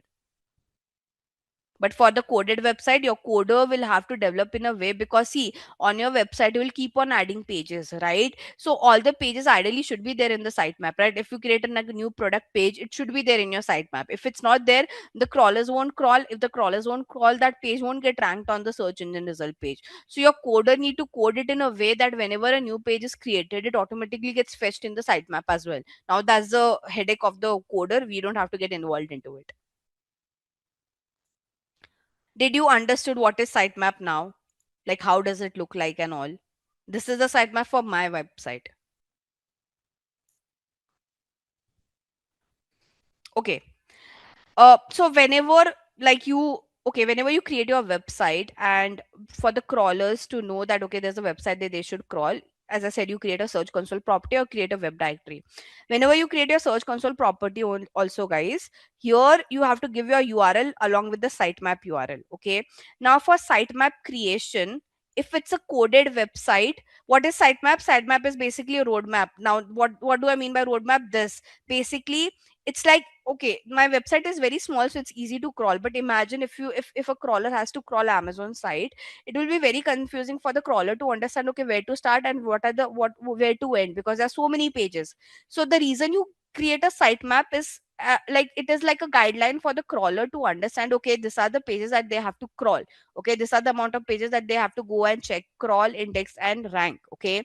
Now if it's a coded website, then your web developer needs to code it in a way that whenever any new pages is added on your site, it should be reflected automatically on the sitemap. But that's the headache of the web developer. You don't have to get into it. On WordPress, if it's a WordPress site, then you don't have to do anything. You just have to install this plugin called as all in one SEO. And within this plugin, you just need to enable the sitemap section. And once you enable it, it will automatically create a sitemap for you. So for me, the sitemap was automatically created. I didn't create this. And now this sitemap will guide the crawlers on how, like what are the pages that they should crawl. The only thing, my website is a very small website, so anyone can figure it out. Okay, but for a bigger website, ideally this roadmap is required. Does that make sense now, Karthik? Did you understood?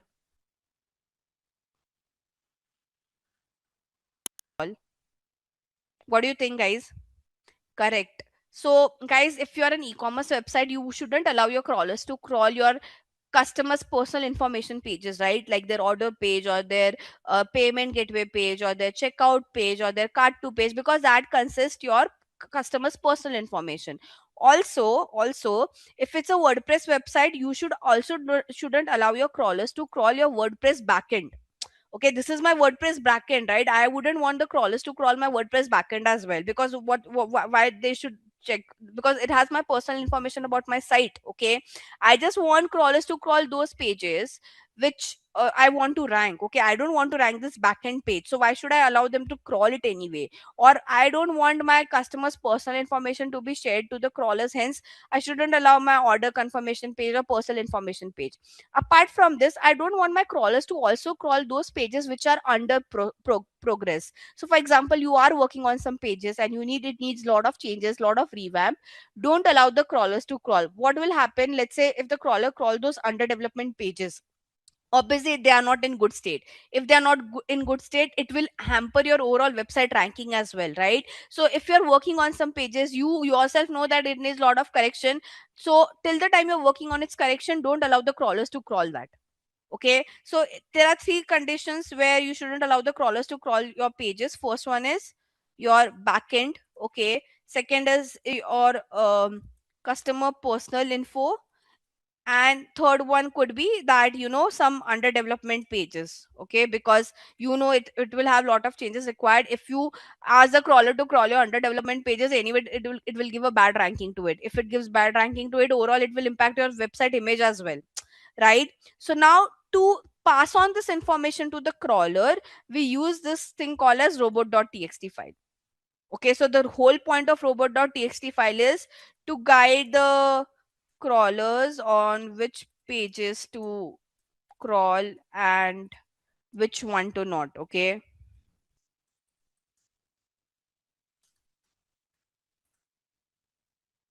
Okay.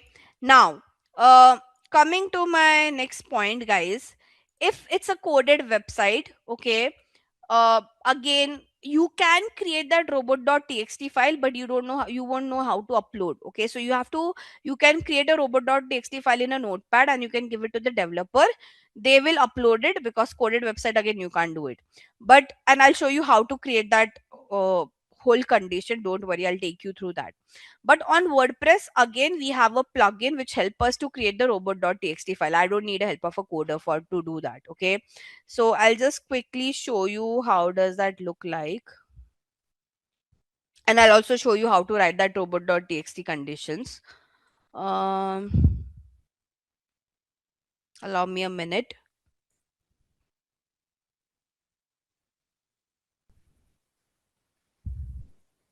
Okay, I'll show it in Yoast SEO then. If by the way, you can do it in any of one of this, not necessarily you just have to do it or everything in all in one SEO. I can just quickly show it to you in my Yoast SEO plugin as well. It's just that there are some, I mean, there are a lot of technical things on my website and I have to be very careful. So you will have to wait like for a few minutes so that I don't want to make any goof ups over here. Uh-uh. Go to your all-in-one SEO, go to your tool section, and in tool you have something called as robot.txt editor. Okay, now ideally I have created like a robot.txt file and I'll show you how does it look. Okay, so by the way, this is created by the plugin itself, but I'll just make you understand what this conditions mean. Okay, so first thing is here, can you see user agent, directive, and value? First, I'll enable this if I want to edit it. Okay, so first thing first, the plugin itself have by default disabled. So okay, first thing, asterisk sign user agent asterisk means that this condition is applicable for all the search engine. Okay, like you are like if you write Google. Okay, so here at the back end, can you see user agent, Amazon bot, Apple bot, Byte Spider, CC bot? These are all basically bots or crawlers of different search engine. Okay, so when I write an asterisk sign, I mean that this conditions that I'm writing is applicable for all the search engines or all the bots out there, okay, who are coming on my site to crawl it. Okay, now directive disallow WP admin. So what I'm trying to say is I don't want the crawlers to crawl my backend page, basically this page. So this got disallowed. Okay, now ideally you don't have to write. I always say that always write the disallow condition, because see, the bots are that smart enough to understand, okay, if this pages are disallowed, then apart from this all the pages are anyways allowed, so you don't have to ideally write an allow condition. Okay, so let's say when you want, let's say I want to add some more condition, let's say I want more pages that I don't want the crawlers to call. I'll say add rule. Again, I'll write like an asterisk sign. If I don't want the crawlers to crawl it, I'll say disallow. Now let's say I don't want the crawlers to crawl my this page. Okay, this GPL page. So I just have to take this part and put it over here. Okay, and I have to say save. Now, can you see? This is how the entire condition will look like. So when if it's a coded website and if a developer asks you that, okay, you create that robot.txt file, this is how you have to write it. You have to create like a notepad file, write user agent is like this two dot asterisk. That means it is applicable for all the search engine. Write what are the pages that you want the crawlers to not crawl. Okay, ideally you shouldn't write any allow pages because it's not required. The bots are very smart to understand, okay, if these pages are disallowed, then apart from this all the pages are anyways allowed. Okay, and then you have to give your sitemap URL. So if you create it in a notepad, give it to the developer, they will do it, they will upload it. But again, on this tool, you don't have to, like, now see this, because I've made this condition. uh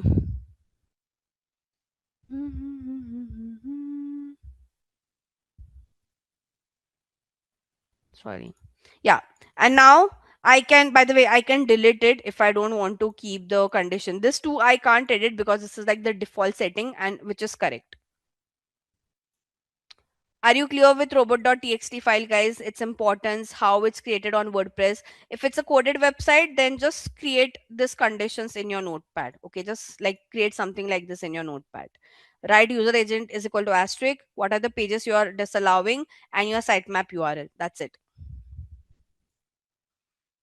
Are we clear, guys? The importance of robot.txt and how it works. So, this now, when the crawlers come to your site, first they check your sitemap. Then they also check your robot.txt file to see that have you given any condition of which pages they should crawl and which they shouldn't crawl. So the crawlers won't start crawling until unless they don't check your sitemap and robot.txt file. And it is very mandatory to add it because this is what which will guide them for to do the crawling process, in a better way. I hope I'm clear and now you could understand things practically. Everyone, guys, am I clear how the on page ideally changes are made? So again, I'll just summarize. It's a coded website. You are only doing an audit. Please understand this. You will only audit. You will find out what are the loopholes on the site when it comes to on page. You have to pass on this information. You have to sit with the content writer to fix any content related to issue. Give that content to the developer and they will put it. For a coded website, you can't make any execution, guys. But if the website is created on WordPress, even for Shopify, I mean, most of them use WordPress. So for WordPress, as I said, you have plugins who will do the job.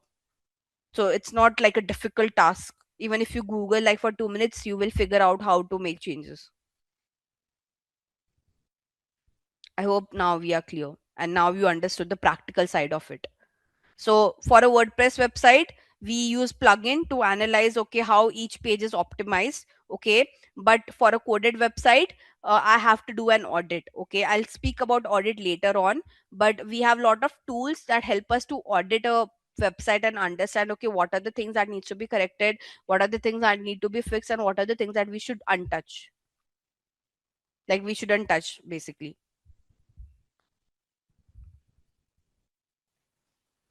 Okay, so now what exactly this does is the pop-up is coming. Oh, this is very annoying. This pop-up. Okay, wait. Now it should show. Guys, 1 second. There's some. Let me just open it in my Microsoft Clarity account only. There you will see it in a. I mean, you can directly go to Microsoft Clarity. And yeah, here I have created for my site, so I can show it to you.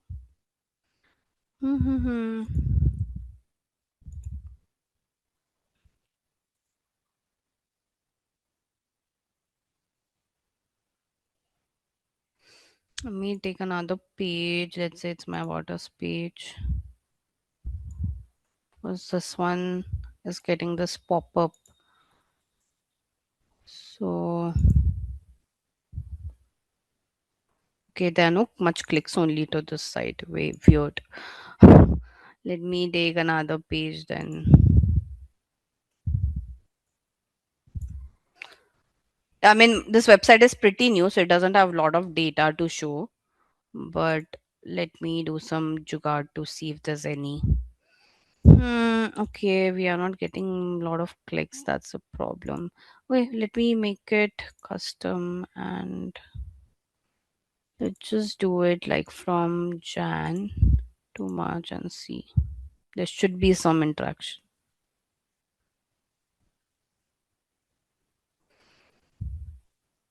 Okay, so I mean, there's some issue right now, guys. Otherwise, I would have shown it to you. The problem is this pop-up that's coming up. But ideally, okay, wait.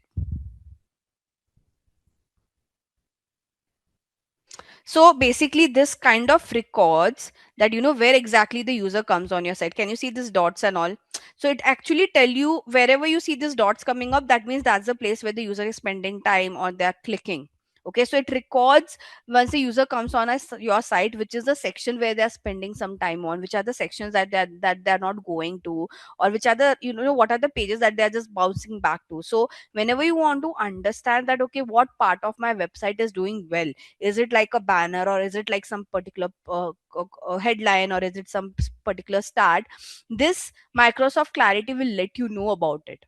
So there are some there's like basically whenever you create a Microsoft Clarity account, there's a one code that the Microsoft Clarity asks you to put it on your site. And once you put that code on your site, it automatically records basically how people are spending time on your page, or like where exactly they're spending time on your page. So this help us to improve our site. So like if I understood that, okay, there's like people are not scrolling down, they are just seeing that like the first banner and they're not scrolling down, so that means my banner needs some changes. Or if I see, okay, people are not clicking on some of the sections of my site, then I can revamp it. Okay, did you understood this? Again, this is not yeah, it works for coded website as well. So for coded website also, you can set up a Microsoft Clarity account. If it's a WordPress website, then you'll have to install a plugin. But if it's a coded website, what will happen is basically this account, this Microsoft Clarity will give you a code. Okay, so you have to give that code to your developer and ask them to put that code on the back end of the coding, and that's how you can create an account. On WordPress, it's very easy. The plugin automatically puts the code on my site, so I don't have to do anything of that sort. But for a coded website, when this particular platform will give you a code, you need to give that code to your web developer, and then your Microsoft account gets created. So see this, like it records how people are interacting on my site, where they are clicking, where are they scrolling, where are they spending attention, everything gets recorded. See, can you see this whole user interaction? So I can understand, okay, where exactly they are scrolling, where is their attention time span going on. So now this shows, this basically this color gradient shows that, okay, they're spending a lot of time on this particular case study section, and as they scroll down, their attention is getting dropped out. So to understand your website performance with respect to, not a cookie, it's a code that the platform gives. Okay, cookie is something different. Every platform, like for example, there's Microsoft Clarity for the platform, this particular platform, to track what user does once they came on your site. And when I say track, it is tracking with respect to where they are clicking, where they are scrolling, and where they are paying their attention. Okay, it is not just to see what pages you are visiting. This platform, this particular tool will track end to end everything. So this will help you understand that, okay, what are the sections on your site that needs to be improved. This is like a very different tool altogether. And it will, this, when you create an account on this, it gives you a code, and you just have to give that code to the developer, and then you can track everything. So this is more with respect to where, like it is not to track what pages the user is visiting. It is to track that once the user visit any of the page, what do they do over there, where do they spend time, when do they scroll, when do they click, where is, what is the place where they're spending time and they're putting some attention. So this gives you insights about, how consumers, how customers are behaving on your site. And that insight you can take to optimize your website. So you and your developer can sit together and you can see recordings and understand, okay, why people are not clicking on this section. Is it like, probably you can change some title and see if that improves your attention time on the site or not. So again, you have to sit with your developer to, obviously this will give you the insight, but to implement it, again, you'll need the help of the developer to do it. Am I clear?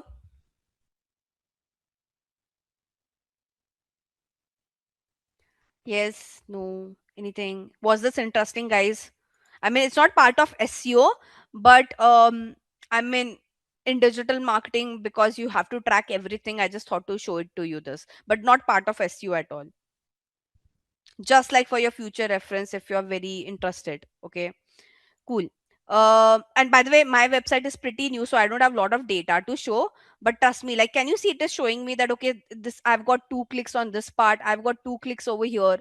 So it tells me exactly where people are clicking, which is like very interesting insight for me. It's just that my website is pretty new, so I don't have a lot of data to show. Otherwise, we could have done like a very good analysis on my page. But sadly, it's a new created website, so we don't have that kind of traffic as well coming in.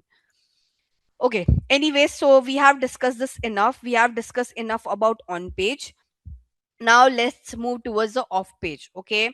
So I have shown you practically how on page looks like. Everything has been discussed. Now we'll discuss the off page part of it. Okay. Off page is all about backlinking.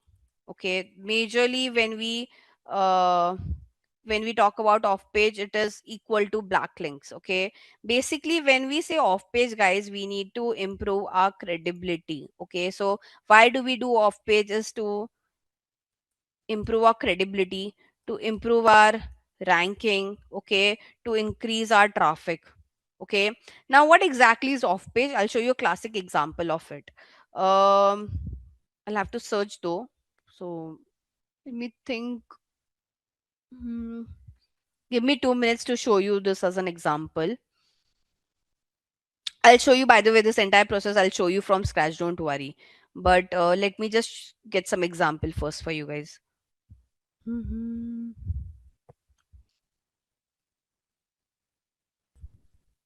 Okay, now see this. Okay, so there is this website called as tailorbrands.com, and they wrote a blog which says 41 great small business idea to start in 2026. Now what they have done, they have wrote like a blog on this, right? Correct. And somewhere in the middle of the blog, because they are asking what skills you can learn and all, okay, here, where was Simply Learn? There was somewhere Simply Learn. Wait, let me just do Control F. For software consultant, can you see they have wrote Simply Learn, and they have wrote what course someone can take for this. And when I click over here, so like let's say I'm someone who's reading this blog, and now this is what we call as backlink. So this particular brand, tailorbrands.com, has given backlink to Simply Learn. Backlinking means you get your brand name featured on someone else's site. And when I say featured, not just your name, but there should be a way a user can come to your site from there. So if I click like if I click over here, it directly takes me to the software development course. This is exactly what we call as backlinking. Come to it. I'll come to it, Krish. Have some patience. First, understand. Did you understood what do I mean by backlinking? So you have to reach out to many websites out there who can mention your brand. When I say just mention your brand, not just write your name, but give your brand link. So from there, a user can come to your site. Okay. So basically, if you get okay, if you give link to other website, we call that as external linking. Okay, but if you get a link from other website, we call it as backlinking. Okay, so if you are giving a link to someone else's website, that is what we call as external linking. But if you are getting a link from someone else's site, that is what we call as backlinking. Now for backlinking, guys, first thing, why do we do backlinking? I've already told you the reason. First, we want to build a credibility. When I say credibility, see, one is that you are vouching your brand, okay, but let's say if someone else vouch for your brand, that creates a credibility in front of the customers who are watching that content, and also the search engines who are crawling those pages. Okay, so if a search engine sees that, okay, your brand is mentioned on so many sites, that creates a credibility, right? So it creates a credibility. It also creates your in front of search engine and the consumer. Then obviously it helps you with your ranking, and I'll tell you how. And lastly, obviously it will give you traffic. Like some people who are reading on someone else's site, if they come to know about your brand, you will get traffic from there as well. Okay, now ideally the factor here should be first should be ranking, ideally, then credibility, and then traffic. That's a priority. So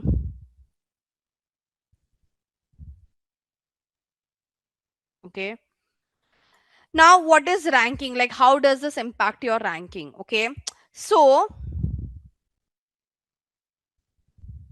for a website, okay, for every website gets a DA and a PA score. Okay, every website will get a DA PA score. DA PA is basically domain authority and page authority. Okay, now what exactly is this? This is basically a score given by a tool called as Moz. Okay, so this is a tool which has created this score called as domain authority and page authority. Now the search engines rely, okay, so they consider this score while deciding the ranking. Okay, so first thing, very important for your ranking is there's something called as a DAPA score, which is we call as domain authority, page authority. It is not created by any search engine. It is created by a tool called as Moz, and all the search engine kind of rely on this DAPA score to decide your ranking on the search engine result page. Okay, uh, now this score is for from 0 to 100. Okay, DA score is for overall website. PA score is for like specific pages of your site. Okay, so when I say domain authority score, that means it's for your overall website. When I say page authority score, it is only for like all, like it is given separately for each page on your site. Okay, so ideally higher the DA and PA score, better is your ranking. Okay, now what I'll do, because this concept is like a very lengthy concept, so we will go on a break, and once we come on a break we'll discuss further about this. Right now I've just informed you what is off page SEO, which is like majorly, or there are a lot of other components of off page SEO, but the most important, the OG one, is backlinking. Why do we do backlinking? So that it improves our uh, ranking, then credibility, and then the traffic. When I talk about ranking, basically you get a, for each website they get a score called as a D and PA score, domain authority, page authority. It's given by a tool called as Moz. The search engine kind of consider the score when they give you the ranking on the search engine result page. The score is from 0 to 100. DA is for overall site, PA is for specific pages. Higher the DA PA score, better is your ranking.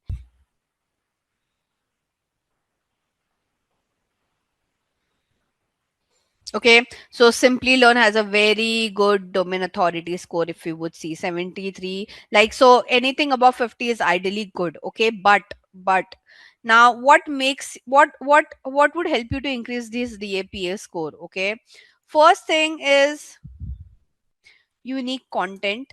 Okay, and the second one is get backlinks from those sites who have a good DA and PA score. Okay. By the way, for a new website, note the DA and PA score will be less only. Okay. Older the website and uh, with good backlinks, the DA and PA score is usually high. Okay, so now first thing, where do we check the score? We check the score on tool called as Moz. Okay, now what makes your DAPA score high? First thing is your unique content. Second is if you take backlink from those sites who themselves have a good DAPA score, that automatically also pass that effect on your site as well. So it is like, okay, imagine I, let's just take an example. I'm someone, hypothetically I'm saying, okay, don't take my word seriously. Let's say I'm someone who's very well known in the industry, and if I recommend Karthik or Baswar or Parijat for any job recommendations, right? That person who's taking the interview will take their they'll take them very seriously, because if some industry expert is recommending this people that okay you can hire them, that that basically that credibility, my credibility also gets passed on to Karthik or Parijat or someone else out over here. So it's the same concept. Okay, if you take backlink from those websites who themselves have a good DAPA score, their credibility also gets passed on to your site. Okay, so the only two ways to increase your DAPA score is to write good, like, I mean, your content should be unique. It shouldn't be something that's like very repetitive and all. And secondly, get a backlink from those sites who themselves have a good DAPA score. Now, as I said, if it's a new website, your DAPA score will be poor only. So older the website, better is the DAPA score. And let's say if you're a new website, the only way to improve your DAPA score is generate as much backlink as possible. Okay, but there's some condition to that as well. I'll come to it. But did you understood what is DAPA score, what affects your DAPA score? So hence we have to do this backlink process. uh recommendation, not, you won't say recommendation, Manoj. Backlink is like someone is just mentioning your brand name on their site. Okay, would you call that as a recommendation? Sometime yes, sometime no. Okay, like it depends on how they have framed it. Not everyone will frame it in a way that okay, we are recommending to go and check it from here, right? It depends on how the person who's giving you backlink, it depends on how they have framed their content. Okay, but coming back, did you understood this entire process? Now we'll see it practically. Okay, now first thing first, guys. So I clearly mentioned that okay, I want to increase my website's DAPA score, so I have to write a unique content. Obviously, that we would do, but I have to now get backlink from those sites who have a good DAPA score. Okay, so obviously, if I get more backlink, okay, my off-page SEO will improve, my DAPA score will also improve, and that will automatically improve my website ranking. Okay, so the whole sync over here is the whole correlation over here is. um more backlinks, okay, is equal to higher DA and PA score is equal to better ranking. Okay, that's the process basically. Now how, like, whom, like, to do this backlinking thing, how should we, like, whom should we reach out, how should we reach out is a question. Okay, so what's the process for that? Now first thing is obviously you can go on Google and search with some terminologies, and you can see that you know who from your industry can give you a backlink, but that's like a very old school way to do it. Okay, I always say to do your research, or like to find out websites who can give backlink to you. It's better to do a competitor analysis. Okay, and to do this competitor analysis, we use this tool called as href. Okay, so in href there's something called as backlink checker, and there you can go and see, okay, you can put your competitors URL over there, and it will give you data that okay, which all sites are giving backlink to your competitors. Okay, now if those websites are giving backlink to my competitor, don't you think they can give backlink to me as well? So the best way to do to find out those website who can give backlink to you is by with the help of this tool called as href backlink checker. Okay, now I will go over here and try to perform this. I've already opened this, it's already opened over here. Okay, so now let's say I wouldn't do this for Simplilearn. I don't want to do it for Simplilearn because let's just not see our other brands out there. Let's just take another brand. Okay, so let's say I want to do this for let's say my website only. Okay, let's just say it, I want to do it for my company. My company is all about environmental solutions. Okay, like I mean not my company, family company. Now what I'll do, there's like very one popular brand in the market called as Thermax, which is very known for like they are like a very big competitor in the market. Okay, so now what I'll do, I'll try to check that. Okay, by the way, not every brand work gives so much effort into SEO and all, so we'll have to see if how much backlink they have generated. So I'll see okay what they have actually done so far.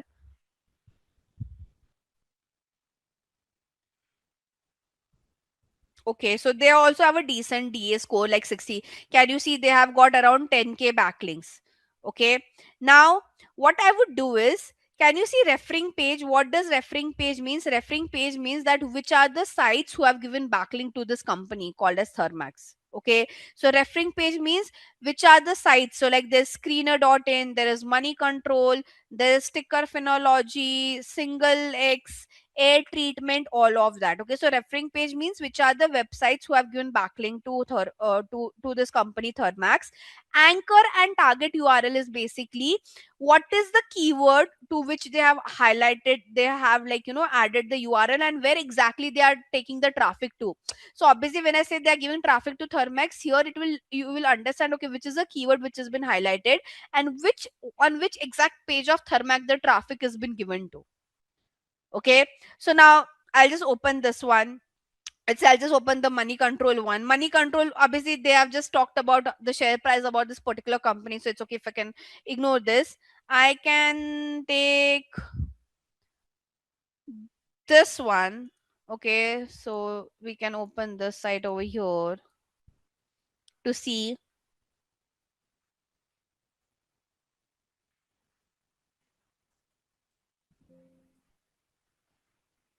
Okay, this is a form page, so we won't be able to see it, like only when, okay, it's here, but like they have not given a link as such. So but I can ideally reach out to this site. I mean, this site is basically all about business registration, MSME. Okay, we can see more over here. So in this, there's this website called as gts-translation.com. Okay, so I can check, I can open this and see, have they act, so I'm just trying to cross check, have they actually discussed about this brand or not. Okay, I mean, it's a very big website, so see, they have. Right now if I click over here, it takes me to the Thermux page, right? So this is what they have given a backlink to. So what I can do, I can reach out to all this website to give backlink to me as well. Correct. By the way, this is like the free version of the tool. When we work in an organization, we get the paid version of this tool. Vijeta, we'll come to it, guys, one by one, guys. Patience, please, guys, get some patience, okay? I'll come to it, Vijeta. Let's not directly. Oh, the problem is, you guys are directly going to the end conclusion. Let's go step by step, okay? So now, uh, coming back to this tool right now, I'm using the free version, but in organization we use a paid version, because in the free version, it, can you see, it is not giving me all the referring link. Okay, it have just given me like some top one. They have got 10K backlinks, I can see only few of them over here in the free tool. So ideally, when we work in an organization, we take a paid subscription of it. Okay, now I have, let's say I have got this brand names. Okay, so what I'll do, I will write down their name. So let's say I will write now name of screener. Okay, what else we had, money control. So I'm just writing out the name of company to whom I can reach out to give backlinks to me. Okay, I can write name of this airtreatment.com. Okay, let's say, so on and so forth. Now i I have jot down the names of those organization, but still I shouldn't reach out to them. Why? Because there are some condition when it comes to taking backlink as well. Okay, what are the conditions that you should follow while taking the backlink is very important.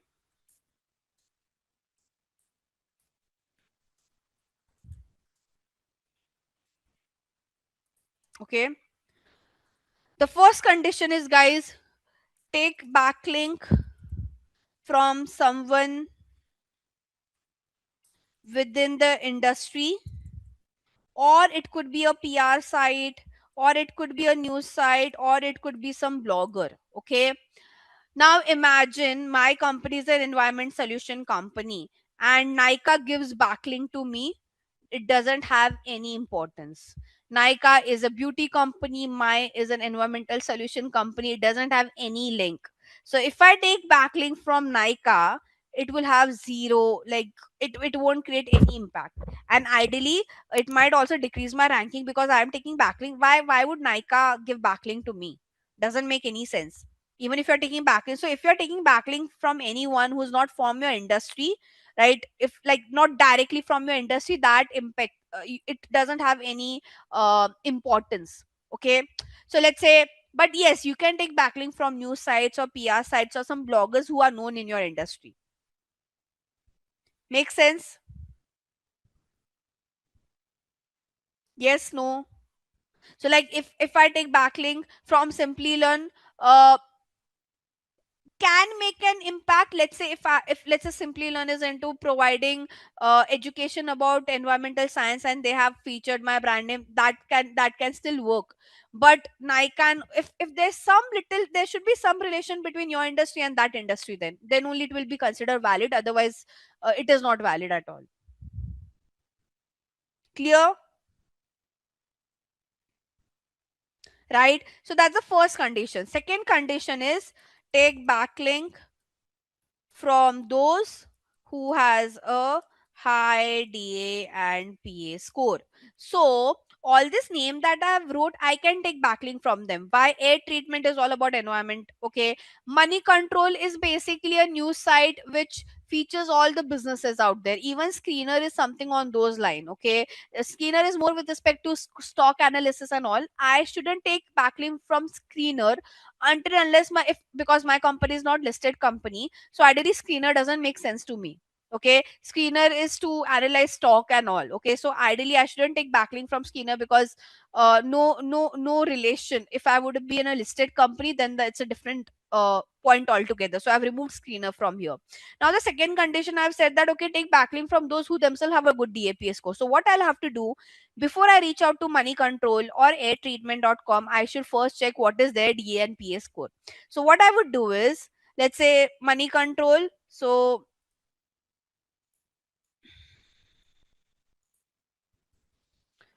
I'll open the tool Moz again, okay, and I will check if they have a good DAPA score or not.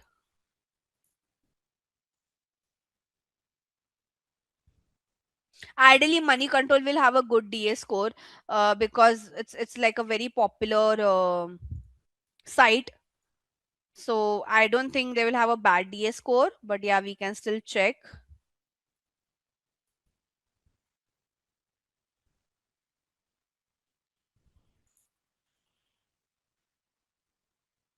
So look at their DA score, guys. It's amazing. So if I get backlink from money control, it will really impact my DAPA score. It will improve my credibility and it also improve my traffic because they get a lot of traffic. Makes sense. So that's the second condition. After this, please do a last due diligence on, like, it's the last thing you should check is like some basic hygiene, like, quality of content that they post. Okay, quality and quantity both. Let's say if it's a website which hardly posts something or who hardly write blogs, there's no point of taking backlink from them because they won't have that kind of good traffic as well coming on their site. So check what is the quality of their content, what is the quantity. When I say quality, I mean, check if they do. I mean, they shouldn't have any grammatical error or spelling error or any error with respect to sentence formation or anything on the basically basic English hygiene is what I'm trying to say. Because again, if something is wrong mentioned over there, that creates an image for your site as well.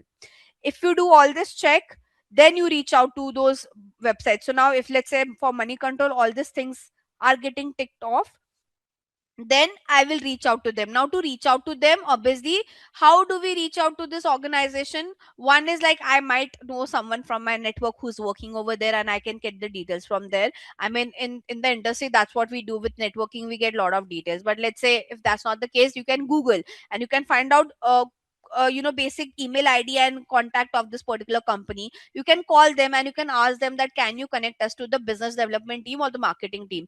By BD team also kind of looks into all of this thing little bit to do collaboration and all of that. So either you can ask them to give the number of a marketing person or a BD team, or you can go on LinkedIn and find out who's working in the marketing domain within this organization. You can send them a LinkedIn request and you can approach them. Okay, it depends. It depends on how well you are known in the industry. If you're known in the industry, you with network you'll get a lot of contacts. If that's not the case, then you have to like take this long process of calling them, reaching out on LinkedIn and all of that.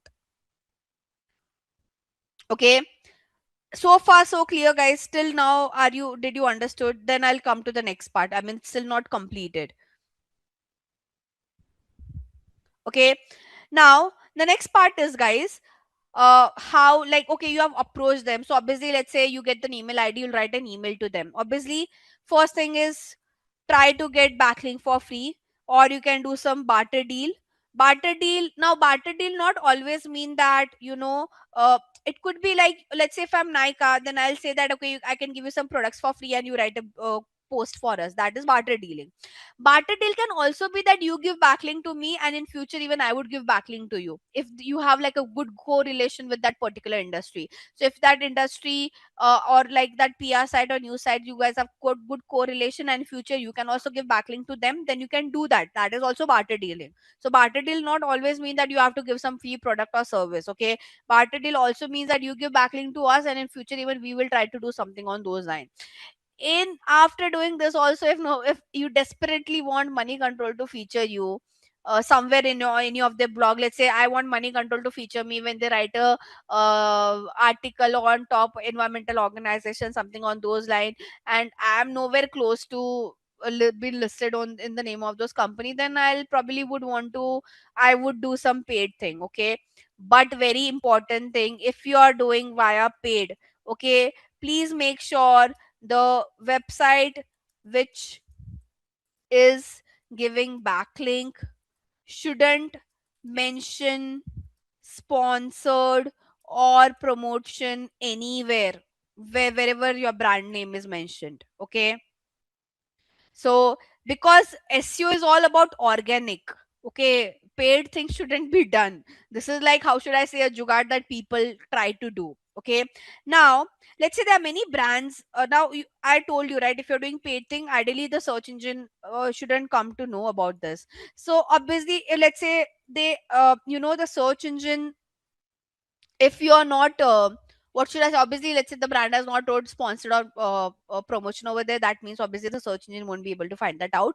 But the second thing which can create a doubt in front of search engine is like, if in less time you have got lot of backlinks, that does create a sense of doubt, okay. Let's say you're a new site, a new market altogether, how can you get so many backlinks? Let's say in 1 month you have got 1 lakh backlink or 20K backlink, it's pretty doubtworthy that it is not organic, okay. So you shouldn't make it obvious is what I'm trying to say. Even if you are doing with paid, it shouldn't look obvious like it. I mean, if someone sees that it's a 1 month old company, how they can get such big back so many backlinks?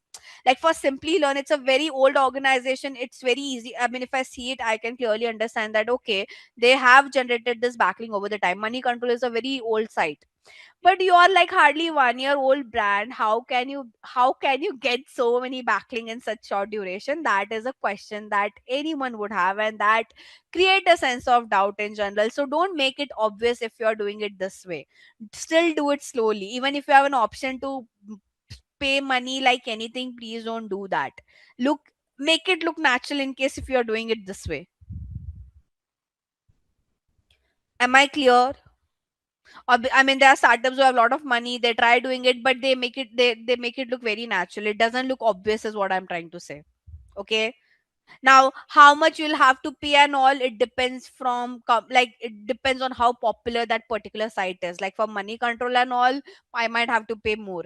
But if it's a small blogger who write a lot of thing about environment, probably I won't have to pay him much. So it depends how popular, from which popular site you are getting your backlinks from, in case if pay is involved into it, okay. Now the last part on this, which is very important, okay. So what happens is, and this is like very very important thing, I'll try to show it to you if I can, okay. Okay, so I'll try to show you the back end of the picture as well. So now when we do backlinking, okay, you have done everything right, but okay, the person who's giving backlink to you, the website which is giving backlink to you, anywhere on that particular section, if they mention rel is equal to no follow, the whole process that you have done for backlink will get vanished. So what exactly is rel is equal to no follow? Basically, the person who's giving backlink to you, they can write at the back end of the code, and what they're trying to say when they say rel is equal to no follow, they mean they are trying to tell the search engine that the credibility that this website has shouldn't be passed to this website to which they are giving link to, okay. So basically, when we say credibility, basically, like let's say Money Control has a good DAPA score, but they have wrote rel is equal to no follow. The credibility that Money Control has, or the authority that Money Control has, we won't get passed to my page, okay. So it is what is exactly Money Control is trying to say is that I'm not endorsing this content as such, okay.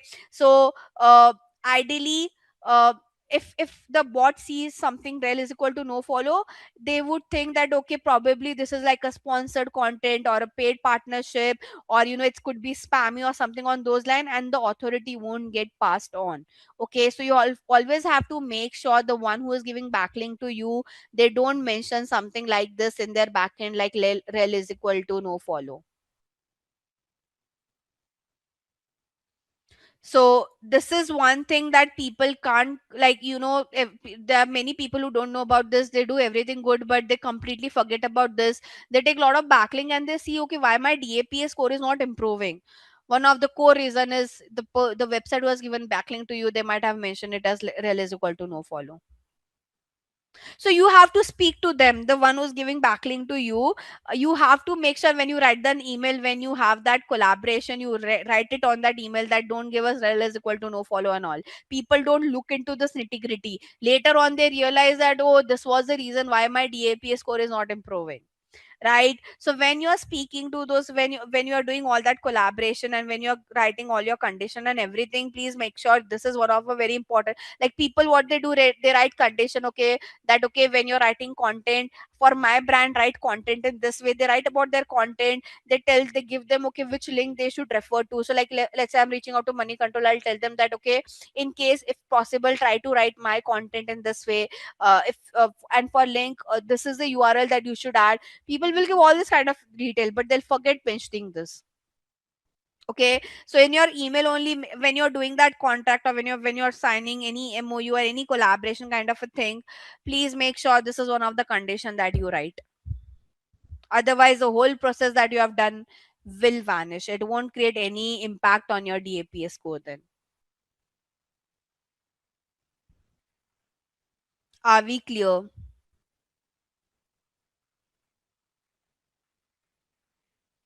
So the authority, the credibility is not getting passed on. And when we say authority and credibility, that means that it will won't have any impact on DAPA score. Yeah, I mean, why you think the world is so great? No, it is not. People, if someone knows that, you are not that skill enough, you don't have that knowledge, people would do it intentionally. Why would they not do it? See, you don't know what kind of people will come across, no, Parijat. If I understood that, okay, you're not technically sound in SEO, I can fool you around by doing such kind of activity. I'll take money from you, but I mean, I might do such kind of goof up with you. And there are people who would do it intentionally if they get an understanding that you're not that technically sound. See, if anyone, I mean, I'm not saying everyone does that, but there are good chunk of people who would do this to you. Let's be realistic. Not everyone would do good things. There are people who might scam you, will do such kind of activities if they think you're not technically well versed. I mean, in digital marketing there are a lot of things that happens. If anyone gets, I mean, if the person is very cunning and all, and they understood that, okay, you're not that technically well versed, not just with SEO, in paid marketing and social media also. In social media, people don't fall into a lot of problems because social media is something that everyone knows. But SEO and paid performance marketing is so technical and so complicated that if someone just get a gist that you're not that technically well versed and all, they can do it. Why would they not do it? I mean, they should, ideally they shouldn't do it, but I know many people who have got into such kind of problems. Okay, so let's not just assume that everything is good and all. Like, people will, I mean, you'll work in the industry, you'll come across with very different people. Cool. Yeah, later in future, please create it. So when you sign up, when you give your email ID and create a password, it asks for the billing information. Just choose India, write your name. Don't give any payment detail. That's it. Okay, like, don't give any payment detail as such. Save address. No thanks. Okay, Jigisha Purohit. So it will just ask you for the billing information, but please don't give any payment details. That's it. If it mandatory asks for the payment detail, then don't give it. It's okay if you don't do it. Like, try to do whatever we have in the free section. Okay, it is mandatorily asking, I believe. Guys, if it's asking this mandatorily, don't do it. Try to just use the free version. Don't sign up as well then. Because I don't think there's an option to skip it. No. But my account is created, so what I can do, I can log in. See, my account is created, by the way, so I can skip it. I just went back and I can now use their domain analysis section. Get 3 report per day on us, unlimited for more. So I think I have exhausted anyways after logged in as well.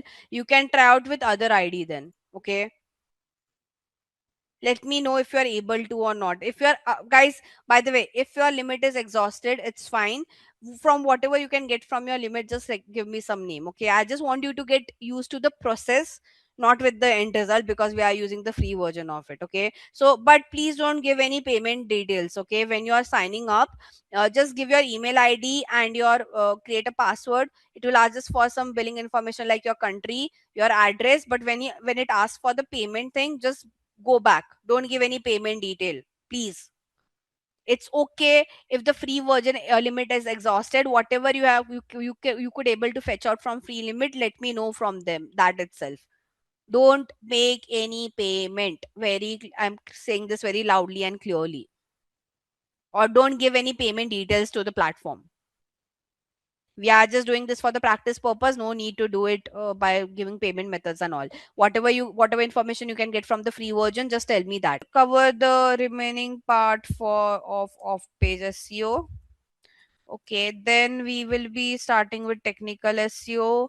We will be discussing some platforms like SEMrush, SimilarWeb, Google Page Speed, Insight, uh, Schema Markup Tool. Then we would also discuss Google Analytics, Google Trends. Search Console is something I've already taught you guys, so I won't discuss that in detail. Then, sorry, I'm just trying to think. Uh, Optimizer. So I think, yeah, optimizer, I believe is how you say. So yeah, I mean, we'll be discussing this, and if time suffice, we'll be also discuss some other concepts as well. But yeah, for now, I'm just sticking to this. Let's see if we have time, I'll add more few aspects to it. Starting with the off-page remaining part. So I think for off-page, I have taking links from some websites or from your competitor or from news sites and all of that. There are there are other off-page activity also that one can do, but again, I mean, it doesn't have that kind of importance, the importance that you get when you take a backlink from a website. Okay, so now what are other ways you can do this off page, but as I said, it won't have that great importance. So what, there are many people, what they do, they go to Reddit or Quora or any question and answer platform to build their off page. You can do it with the help of your social media as well. Okay, now what do I mean by this? Now there are many brands, what they do, I'm not saying that this is what this brand is doing, but so on Quora and Reddit, whenever people have asked any question, it's a Q&A platform, right? So what many brands do, either they ask their employee or someone, like they hire someone to who can answer to those questions, and when they answer to that question, they can also write down their brand name. So if the question is, let's say if you're working for a protein powder brand and they want to improve their off page SEO a little bit. Okay, this won't have like great importance because it is, I mean, Google can clearly understand that, it's there on a social platform, people can do a lot of scam things on social platforms, so it won't have that kind of validity. But still, there you can at least do some off page SEO from social platform as well, or some Q&A platform as well. So you can answer there and you can give link about your brand or anything on those lines. So there are brands who do this as well. Now on social media platform as well, it is always recommended that when you create your Facebook page or Instagram page, you give like a proper information over there. So for example, I'll do stop sharing because I'll have to open my Instagram now to show that. uh Let me just log into my Instagram quickly.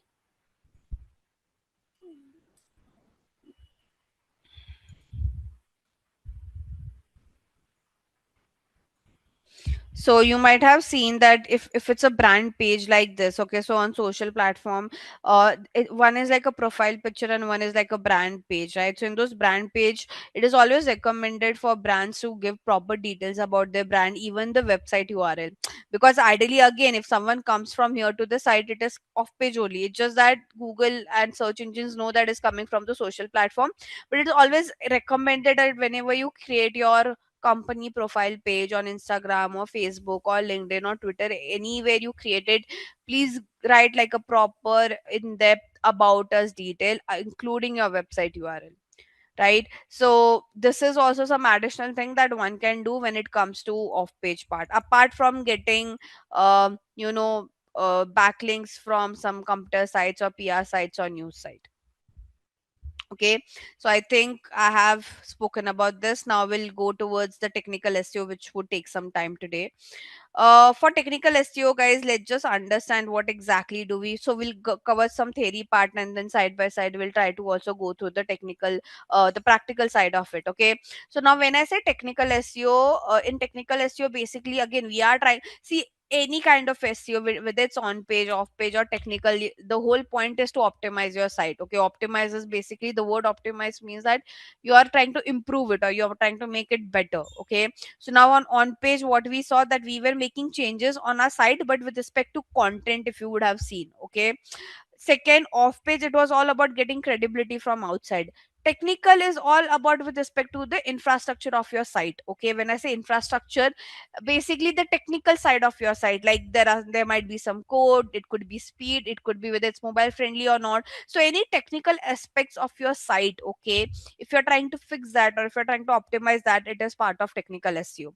So if you again, like technical SEO, like on page and off page SEO, if you try to work in an in-depth manner on on all the three parts, obviously it will improve your SEO ranking. It will make the job of crawlers easier to crawl, to index, and to rank your site. Okay, so now when we talk about technical SEO, um see, whenever all the search engines in the market, they always want a website to have some technical qualities. Okay, when we say technical qualities, the three main technical qualities that are shouldn't be compromises. First one is secure, like how secure your website is. So when we say secure website, that means um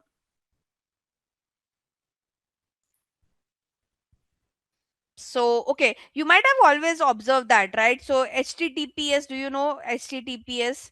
So basically, whenever you go and open any site, it has this S word within it, which we call as secured. Okay, so again, whenever we buy any brand, okay, if you're buying like a proper domain and hosting, you have to buy the security as well. Okay, you might have seen that there are some site who just have HTTP and doesn't have S within it. That means their website is not secured, and you get that error that this website is not secure. Do you still want to go to that site? So ideally your website should have it basically, when we say security mean that it should be HTTPS website. Okay, where you are buying that security. You can do this whenever I mean, how to do that? So whenever you buy a domain and hosting, you have to take one package of making your website secured as well. Okay, if you don't do that, then your website will only say HTTP, and that will, the problem that it would create is whenever someone goes to your site, uh first they'll get an indication that it's not a secure site. Do you still want to visit it? So that impacts your brand image. And again, if a crawler, if a search engine crawler is trying to go to your site and they see such kind of indication, obviously it's a red flag for them, and they will drop your ranking because the site is not secured. So the first thing is security. That's what I mean by security. Then responsive is more with respect to how easy it is to navigate your site. Okay, navigation perspective. And lastly, shorter loading time. That means your website should load very quickly. Okay, so these are like three basic of technical SEO thing that should be there. Now again, it is not your job to do this. Your developer is the one who will fix all of this. Okay, so when they are creating the website, I mean, with all the developers that I've worked with so far, they are that technically sound that they know that the website should be secured. So when they buy they are, by the way, they are the one who will buy the domain and hosting, so they will also buy the security section over there. uh, they also know that the website should be smooth to navigate and it should load quickly. So I don't think any developer should be taught on these three aspects. They already know about it. But in case when you are working, and again, if you're working with any top brand, I've never seen them not having any of this three feature. But let's just say if you work with any brand and you see that okay, the website is taking a lot of time to load, or it's not secured, ideally you should go and flag it to your developer and they'll fix it. Okay, now how do you understand the website is loading fast or the website is loading slow? So there is this tool that we use, which we call as, sorry, uh So page speed insight is the name of the tool. I can give you the URL of this tool.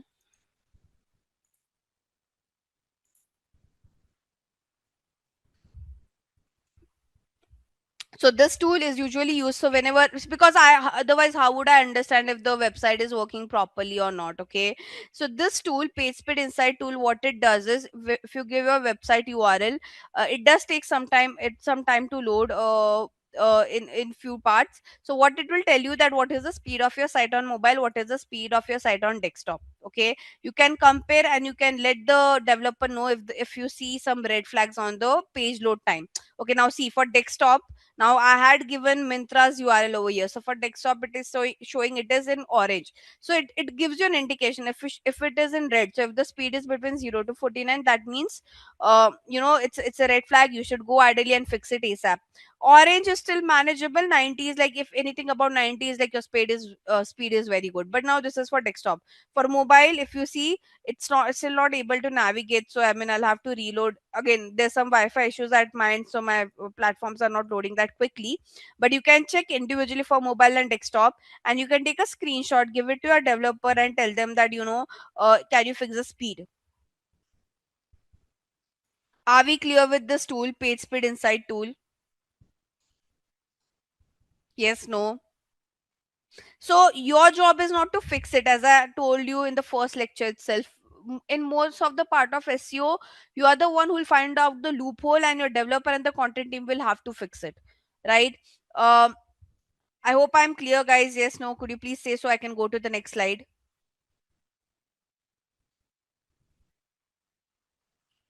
Guys, am I audible? Okay, thank you. Thanks, Krish. Now, what is the whole point? What is the significance of doing a technical SEO? So, okay, when you uh, when you do technical SEO, you're trying to ensure that your website is technically optimized, obviously, and it is kind of up to date. Okay, when I say up to date, with respect to all the algorithms that search engines are trying to get into pictures. Okay, because what happened, because the algorithms keeps on changing, you have to be up to date. And when we say the algorithm keeps on changing, uh, the search engine will come, it is not only with respect to technical SEO. They might come across, they would introduce some algorithm changes with on page and off page as well. So ideally, whether you are doing on page, off page, or technical, you have to make sure it is updated as per the recent algorithm that's there, that the search engine has tried to circulate it. Okay, so the whole point of doing this on because the thing is, you might think that it's a one time task, but trust me, it is not a one time task.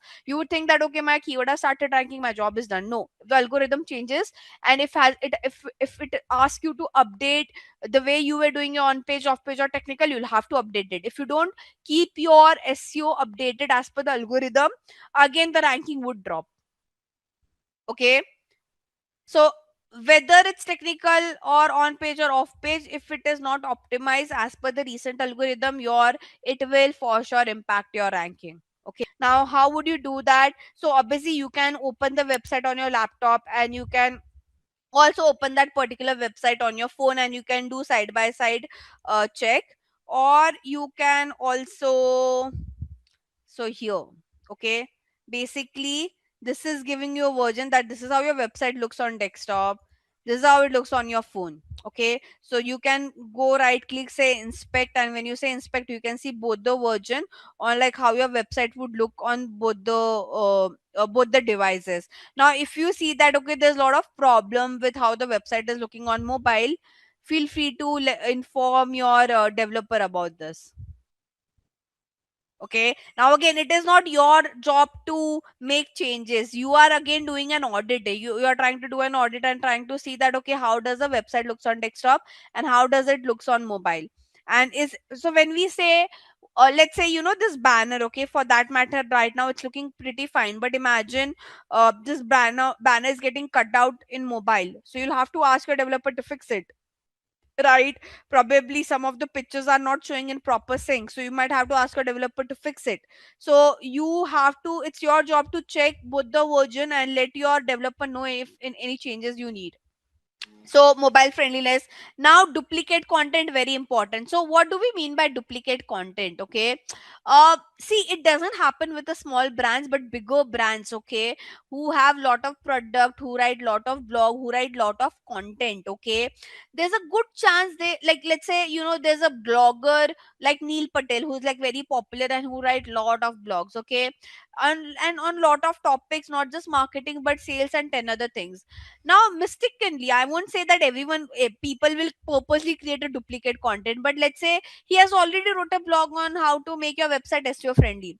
Okay, now he create a blog something on the similar line. That means you are creating a duplicate content now, and if the search engine finds that out, again it will decrease your ranking, because why are you putting the same kind of content on your site, right? Now this duplicate content thing doesn't happen with a small brand, but yeah, for a bigger brand they have to be cautious on those lines, because they are launching a lot of product, they are launching a lot of blogs, so they might tend to do this mistake. Okay, sitemap, I think I've already spoken about what exactly is sitemap, so I don't have to reiterate. It's basically a roadmap of your site which you have to upload on your website, because that gives a guidance on crawlers on how to crawl your site and what are the pages they should crawl. Coming next is your schema markup. Okay, now what exactly is schema markup? Let's try to understand this. So your schema markup looks like, so like apart from your title and description, there is like review, rating, time, all of that. Yes, guys, can you see this? Even like if you search for any products and all, like if I search for tote bag, can you see this name, rating, and all of that? So if you're giving any extra information apart from your title and description, that is part of your schema markup. Okay, so we say schema markup is nothing but additional information on the overview of your website apart from your title and description. Okay, now to create the schema markup, there are some tools which can help you to do that. Okay, you can't just like do it randomly. So okay, let me just first, I'll come to schema markup again, guys. Don't worry, I'll come back to this point again, because the next part is schema markup, but I just need to discuss one more point, which is citation. Now what is citation? Basically, if you want, there's something called as Google business page. Okay, Google business page is basically, like if you're searching for like salon near me, you see such kind of results, right? Let's say I'll only search right now this kind of business details, right? This is what we, by the way, to create this you have to create your profile on Google business page. Okay, so now what exactly citation is more with respect to this, because again this is based on SEO ranking, right? Like if I'm searching for it, why Lakme is getting more ranking than Shri Beauty, then salon, because obviously Lakme has optimized the space. So when we do SEO, we don't do only SEO of your website, you also have to do SEO of your Google business page as well. The same rules are applicable, like write a proper title, add all this detail like rating, ask people to write lot of review. I'll talk about local SEO later on, but citation is related to this. So now when I talk about citation, it is more with respect to the again, the internet is trying to get reference of a company usually by seeing details like their employee name, the company's phone number and address, and the company name in general. So if you want your local business to be ranked locally, okay, like something like this. So when I search for salon near me, all this Shri Beauty salon, salon Apple, and all of this, if you want rank, if you want to rank similar on this line, you have to do citation. When I say citation, basically when you're creating a Google business page, please give like proper detail, and it should have your company's phone number, address, name, and all of this. So what happens, if you put all this detail, um your ranking would improve, because the local searches would be with respect to near me and all of that. Okay, so it will improve your ranking on the search engine result page, but this is only with respect to your Google business page out there. Okay, this is what we call as a Google business page. It's very easy to create a Google business page, by the way. Like you just have to, I don't have to create one. I won't be creating one, guys, because it's not required. But okay, there's like a dummy one which I already had on my section. Let me see if I can edit and show it to you. So basically, you have to give your business name, the category, the description, how at what time does it open, your phone number, your website, your business location, opening hours, any review, any rating. Basically, you're just trying to give your information. This is not like no coding, nothing is required for this. Because schema is a bit lengthy, I've already spoken what exactly is schema. In the picture also you could see. So basically, um imagine like schema is more of like how you are trying to organize the information of your website in your overview section, okay, where you're giving additional information. It could be a restaurant, it could be a business, where you're giving information like, okay, what is the hours of this company, what is the pricing, what are the ratings, right? It basically this get display like this on your search result, okay. Now why exactly it is required? Because obviously guys, more the information, better is that the user would click on it. Imagine there's one restaurant for which you can see a review and rating for the, and one for one restaurant you hardly, don't you judge that which restaurant you should go or which salon you should go based on the review, rating, timing and all these factors. Now imagine you are not giving this kind of detail. There's one business who's giving all this detail in the overview, and there's one business who's not giving it. There's a good chance the business who have given that detail will get more clicks, okay, so that will impact their traffic, their ranking overall, okay. So uh and by the way, when you give this kind of detail, again this data also help the search engine crawler to understand your website in a better way, okay. And if they, because if they see, okay, they have so much ratings, so much reviews, that gives up, that builds again the credibility and improves your ranking, right? So you shouldn't all if you are a business like this for which rating, reviews and all these things impact a lot, please make sure it is updated, because that will impact your ranking, because the crawlers will see that as well, okay. Now how one can create this schema, okay. So to do this, there's like a specific code that one needs to put on this site, okay. So there's a code that you have to create. You can give it to your developer and they can place it, which we call as a schema markup code, okay, or you can call it as a structured data markup code. Now how one can create this particular code? So there is this tool called as structured data markup helper, okay. I'll show you how to. Now I want to do this for a website, so I'll say website, okay, and I have to give my website URL over here.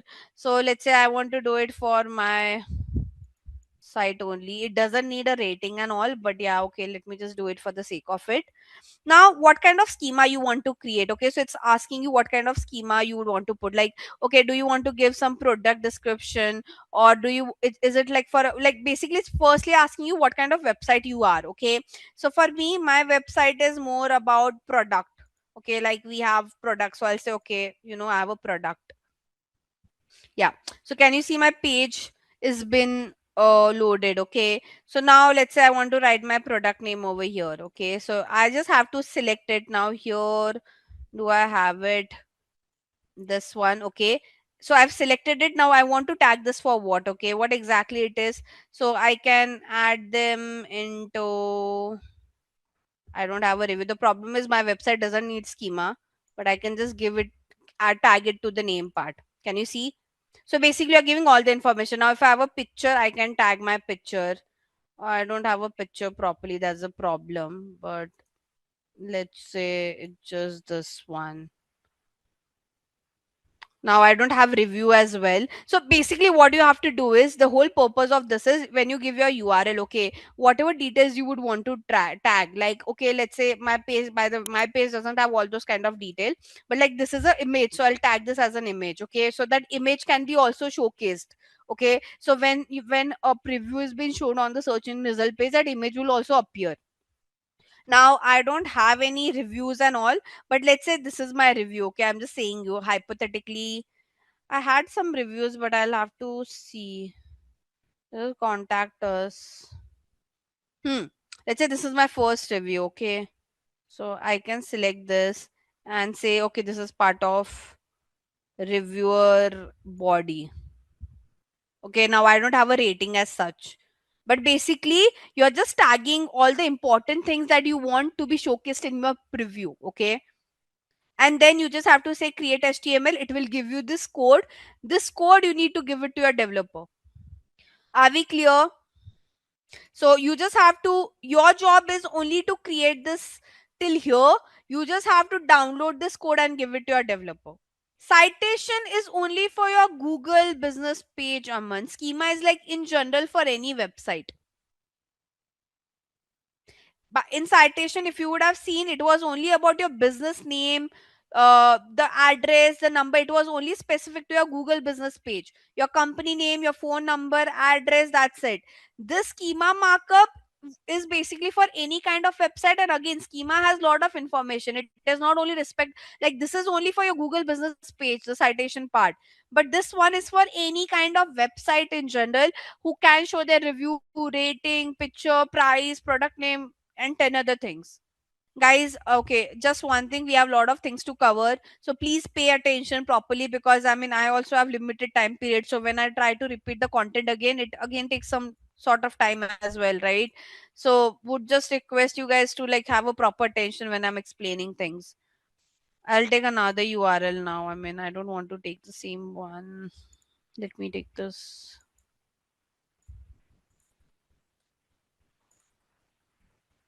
So again, it's like a product. No, this, yeah, I mean, this page I'll part as would be a part. You just have first to select what kind of website is what you have selected, and then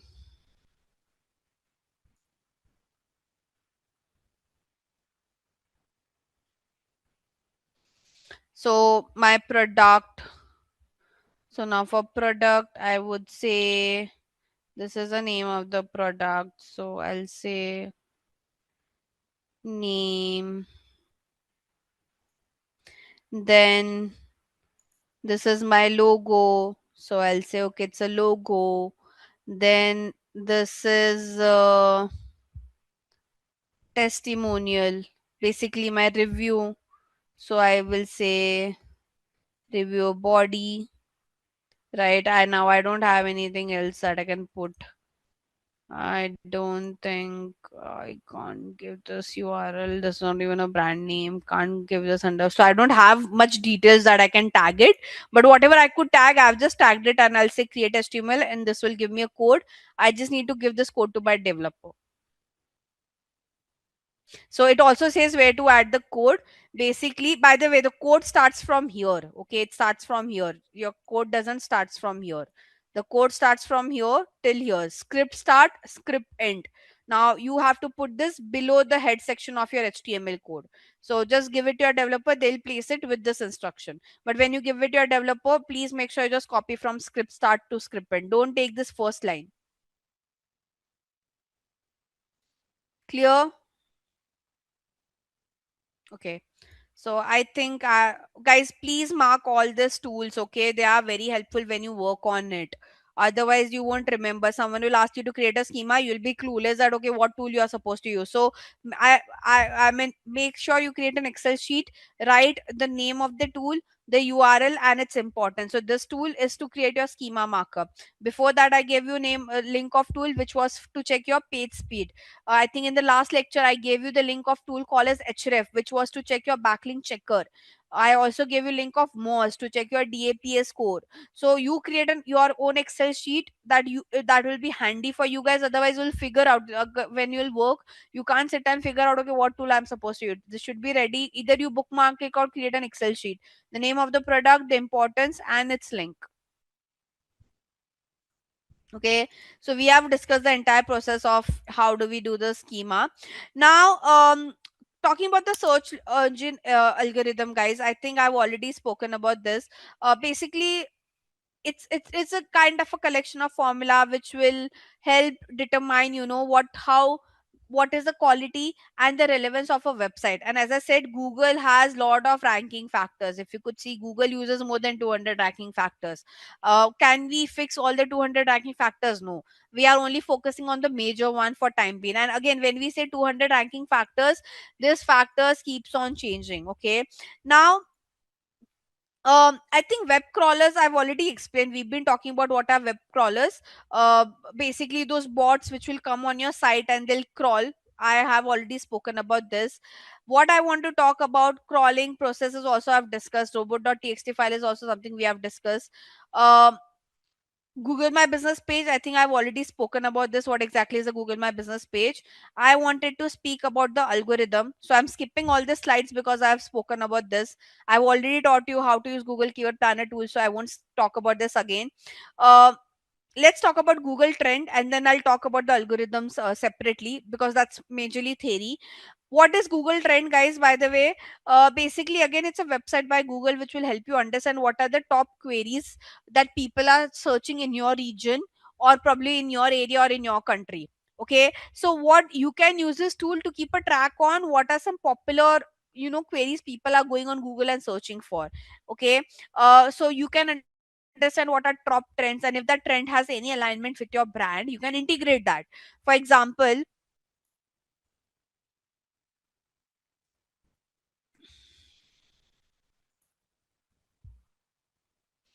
now here, so you can search for your category. Okay, basically you can search for your category name, and it will tell you, okay, for your category what are the trending topics or phrases people are searching for. Or in general, if you want to know any trending thing, then you can search for trending now. Okay, so I don't know what people are searching for, god knows. Okay, very weird searches. Sonam Wangchuk, okay, I can understand. I thought people would be searching a lot for LPG cylinder because of the crisis. Karan, this guy singer concert. Okay, 10th result. So this is what this is trying to show you, is like what in general is trending. Okay, obviously you can choose this like you just want to know about past 4 hours or whatever it is. If you want to choose any other country as such, but here you can search for some terms related to your category. Let's say for me, for the business, I'll say wastewater, and I would want to see, okay, how what are people searching for when I talk about this terminology. Okay, so you can understand, okay, what are the popular trends or searches going on Google in general. It is more with respect to keep yourself updated to the trend, and if that trend has any relationship with your brand, you can try to integrate it by probably writing a blog or creating a video or creating a new article about it. Okay, I'll give you a link of this as well. Again, I've taught you how to use Google Trend, I've taught you how to use page speed insight. I've also, now I'll talk about Google Analytics and Google Search Console. Google Search Console, guys, I've already taught you. Like whenever you create a website, you have to create your Google Search Console account. How do you create a Google Search Console account? I mean, I can't do the process again because my website is already created. But like whenever whenever you'll go to Google Search Console for the very first time, it will ask you to add a property. So here you have to give your domain URL. Basically, you have to give your website URL to this. Okay, and then it will help you to connect your website to the Search Console. So now Search Console, I think I've already spoken you about the importance of Search Console, but let me just give a refresher again. The major use case of Search Console, I personally use it for, is only to understand what are the errors on my site, or what are the errors on my pages which are with respect to SEO that I need to fix. Okay, so I usually use this platform to understand what are some flags on my website with respect to SEO. I don't ideally use this platform to check my website performance because it doesn't give a very in-depth insights in general. Okay, so the only use case that I use when it comes to Search Console is, first, obviously, to submit. If I'm creating a new page, okay, let's say I've created a new page on my site, I can here I can inspect it. Inspection is basically you're trying to see whether it's indexed or not indexed. Okay, so one is to submit my website or any new pages that I'm creating, and two is to see if there are any flags or if there are any error with respect to my website. That's the only reason I check this particular Search Console. Otherwise, I don't check this. Now, coming to my second point, then where do I check my website performance in general? For that, I use Google Analytics. Okay, both of them are free tool. You are not paying any money for this. Okay, so Search Console is more with respect to see how your website is getting ranked, if there are any flags with respect to SEO. But Google Analytics is used to see your website performance. Okay, now, first thing for Google Analytics, guys, it's a very complicated tool in general. Okay, I mean, uh, like, there are some departments. If you're working for a bigger brand, ideally everyone should know this tool. If not in depth, then an overview is something that one should be familiar of with. Okay, whether you're working in SEO or whether you're working in performance marketing or any other department in general.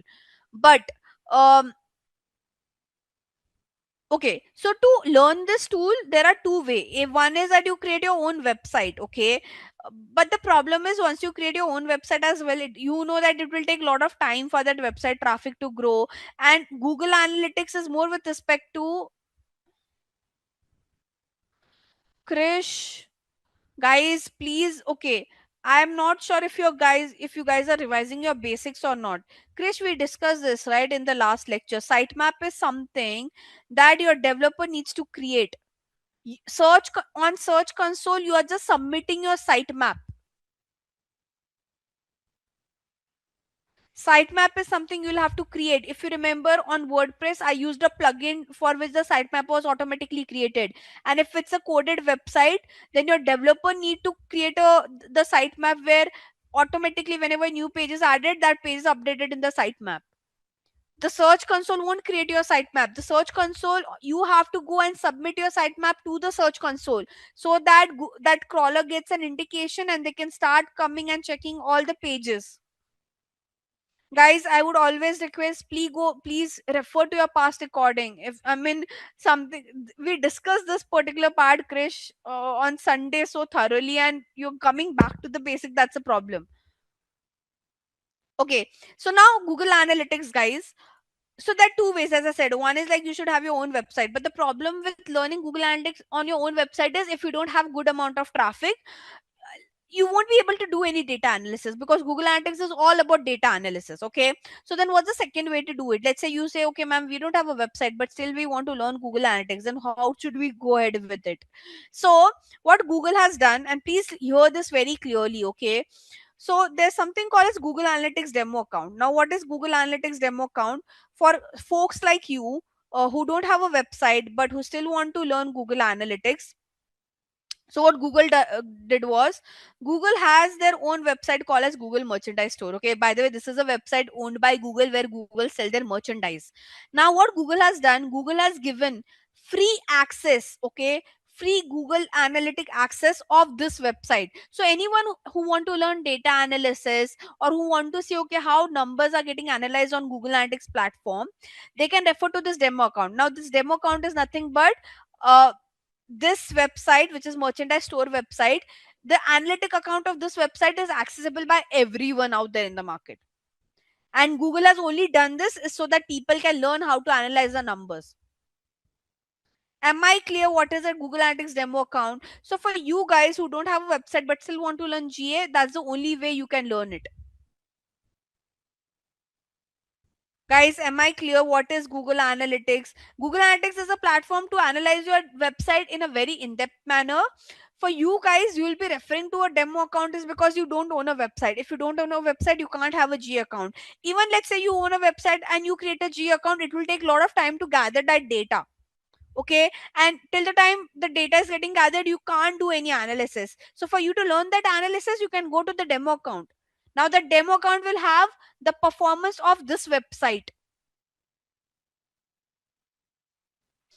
Now if you click over there, it takes you to them to the demo account. By the way, anyone can access the demo account. You don't even have to create your own account.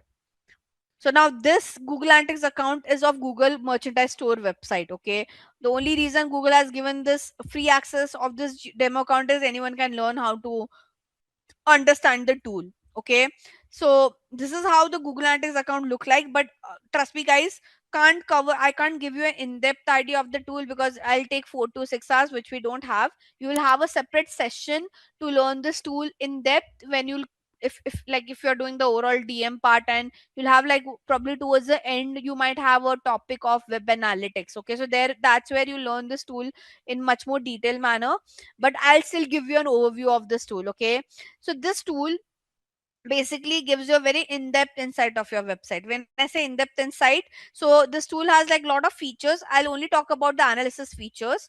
So they have like a report sections, and now in the report section, They have different kind of reports. Okay, so for example, they have a real time report which gives you an idea of, okay, real time, like in the last 5 minutes and in the last 30 minutes, um how many people came to your site, they are coming to your site from which source, basically are they coming from Facebook or Google or Instagram, what are the pages that they are visiting, what kind of interaction they have done, they are coming from which location. So like this real time report is majorly checked when you want to see like a real time performance of your website. Apart from that, they have other reports as well. So they have something called as an acquisition report. Again, not going in detail because it's very complicated to understand this tool, but I'm just giving you an overview. Okay, so this acquisition reports gives you an idea about what channels are driving traffic on your site and how each channel is performing. When I say channel, like basically social, search, affiliate, influencer, wherever you're doing your marketing. Okay, this is basically, this report will tell you, okay, people are coming to your website from what source, like is it Google, Bing, Facebook, Instagram, YouTube, whatever platform it is, and how each of those platforms are performing, like from which platform you are getting more revenue, etc, etc, etc. Then you have something called as an engagement report which gives you an idea about performance of each of your pages. Okay, so like your website might have 10,000 pages and you want to see performance of each of those pages, you go to this engagement report and analyze that. Okay, again, this will have a lot of pages. I've just, like, because the row per page filter was only 10, but like it will have lot of data about how each page is performing. There's something called as a monetization report which gives you an idea about, let's say, so now this is only for e-commerce brand. So if you're an e-commerce brand like Myntra and Amazon and all, and you have so many products and you want to see overall how each product is performing, like which product is getting sold out more, which product is not getting sold out, you can do that analysis in the e-commerce purchase report.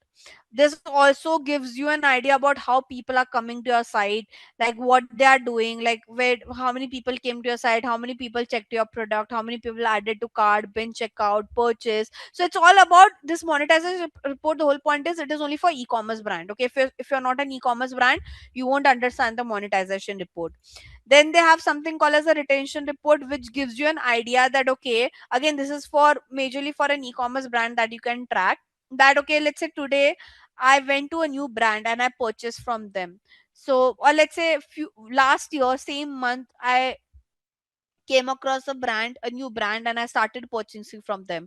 So from last year same month till today, how much revenue I have driven for that particular business. So retention is basically the customers who have purchased from you from the first time till date, how much revenue they have got for you, how you are able to retain your brand. Okay, how much you are able to retain your consumer. Then you have something called as user attribute report. Now this user attribute report will give you analysis about demographic and geographic detail.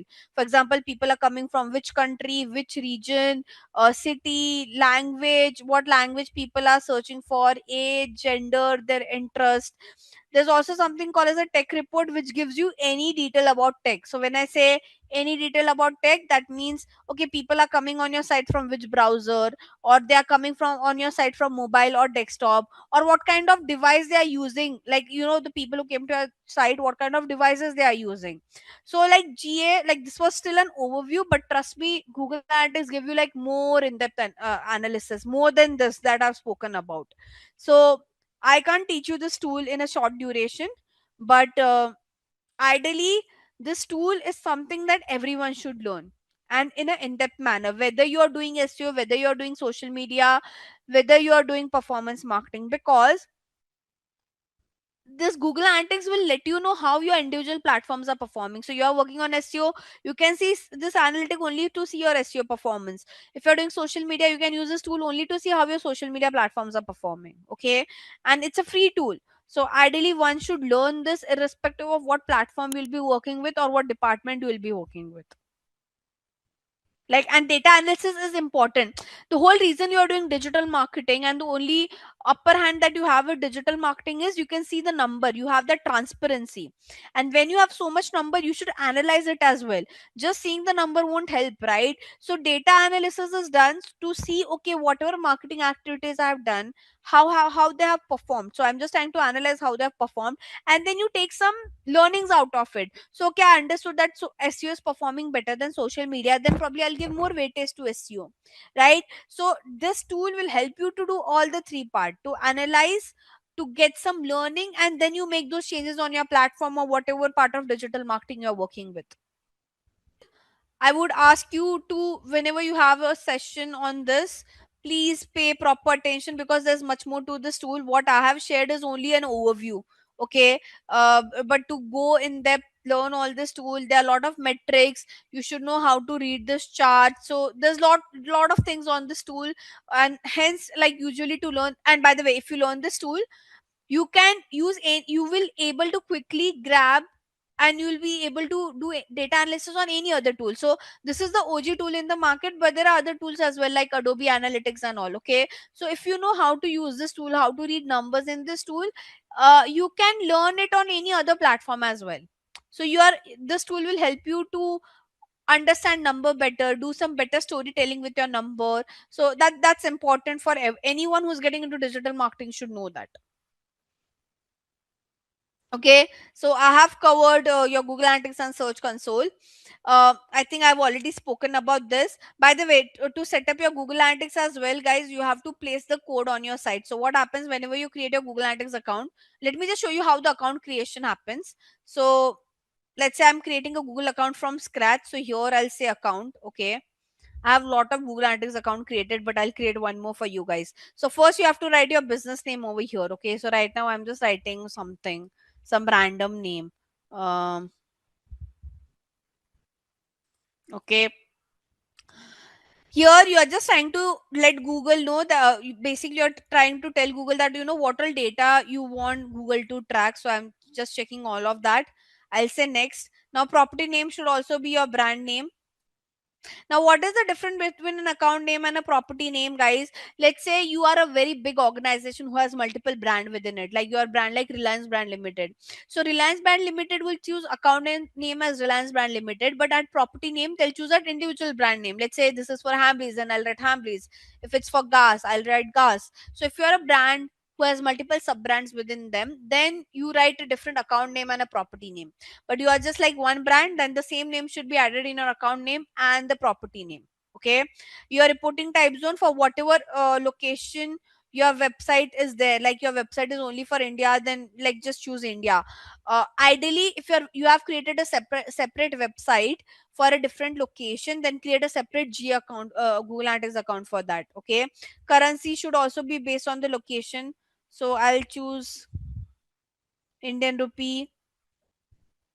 Then industry category is basically, okay, your business falls into what category. I'll write fitness. How many people are there in your organization? Then like what is the objective behind setting your analytic account? So I want to say, okay, I want to track how many sales I'm getting, how many people are coming to my site, how people are engaging. If any of these options are not part of your business objective, then you can click on other business objective. Okay, so it's up to you. Then you have to say create. Here again you have to say India. You have to accept the terms and policy.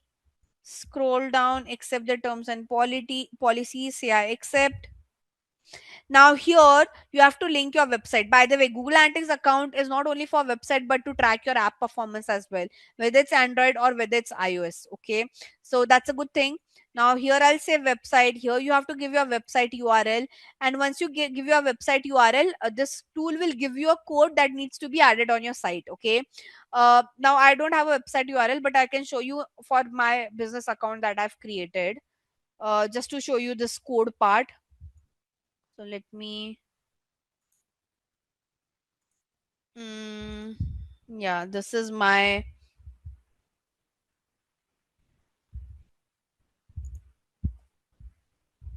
So here, like just to show you the code part, I'm trying to take you through that. So my website was already given over here. Give me a second. There's so many accounts created. as a dummy site that it's difficult to navigate. Hmm. So here, like once you give your website URL, basically it gives you a code. Now to find that code, there's something called as view tag instruction. You go there and this is the code. If it's a coded website, give this code to your developer and ask them to put it on all the pages of the site. So again, they have given you instruction over here that copy and paste it in the code of every page of your site, because you want to track every page, right? And after the head start, okay, so give this code along with this particular instruction and your developer would do the job. If it's a WordPress website, then there's an extension that we use which we call as Monster Insight. Okay, so if it's a WordPress website and you want to set up Google Analytics, you need to use a plugin called as Monster Insight or Google Site Kit. Okay, and if it's a coded website, so they have given you both the option. If it's a WordPress website, put like you just need to use a plugin, and in that plugin you have to give this particular code. They have given you all the instruction how to do that. Okay, but if it's a coded website, you have to give this code. Even if the website, like whether it's Shopify and all, even on Shopify, on Wix, you can set up Google Analytics without putting the code. You just have to like take this tag and there's a section on Shopify and Wix as well, you can put this. But for a coded one, you will need the second option. About it now, security issues, guys. Okay, now this thing, ideally you can't fix it. Okay, it is your developer can ideally do these things for you. Starting with something called as 404 error. You might have seen this error, right? There are times when you go to a site and it says the page is not found. 404 error, you might have seen it. Okay, so whenever a website shows a 404 error, okay, like basically we all know what is a 404 error. Have you ever seen a 404 error page, guys? It looks something like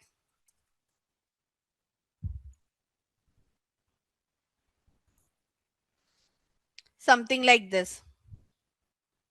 Okay, now why this would occur, there might have been some glitch on your side, but let's say, okay, let's say it's occurring, okay, and your developer, see what happens now, this is something that the developer can fix. Again, they are the technical folks out there, it's their job to fix it. We are not into website creation, so we don't know how to fix it, even if it's a coded website. Okay, so now what you should do, you should be ready for such kind of situation as well. Okay, so you know that there are times when your page might throw a 404 error page. So even if it's throwing a 404 error page, you should make sure that the page is well created. Even if it's a 404 error page, guys, there are few things that you can keep a check on. Okay, so first thing, you know that this situation can occur anytime. Like you can't be sure that, okay, my for my brand a 404 error page would never show. No, don't never be in that dilemma. It can appear anytime. Okay, there can be some major glitch, there could be some security attack on your site, and it can reflect such kind of thing. But now what does an ideal 404 error page look like is something that you should create. Okay, so I'll show you two example. Mm,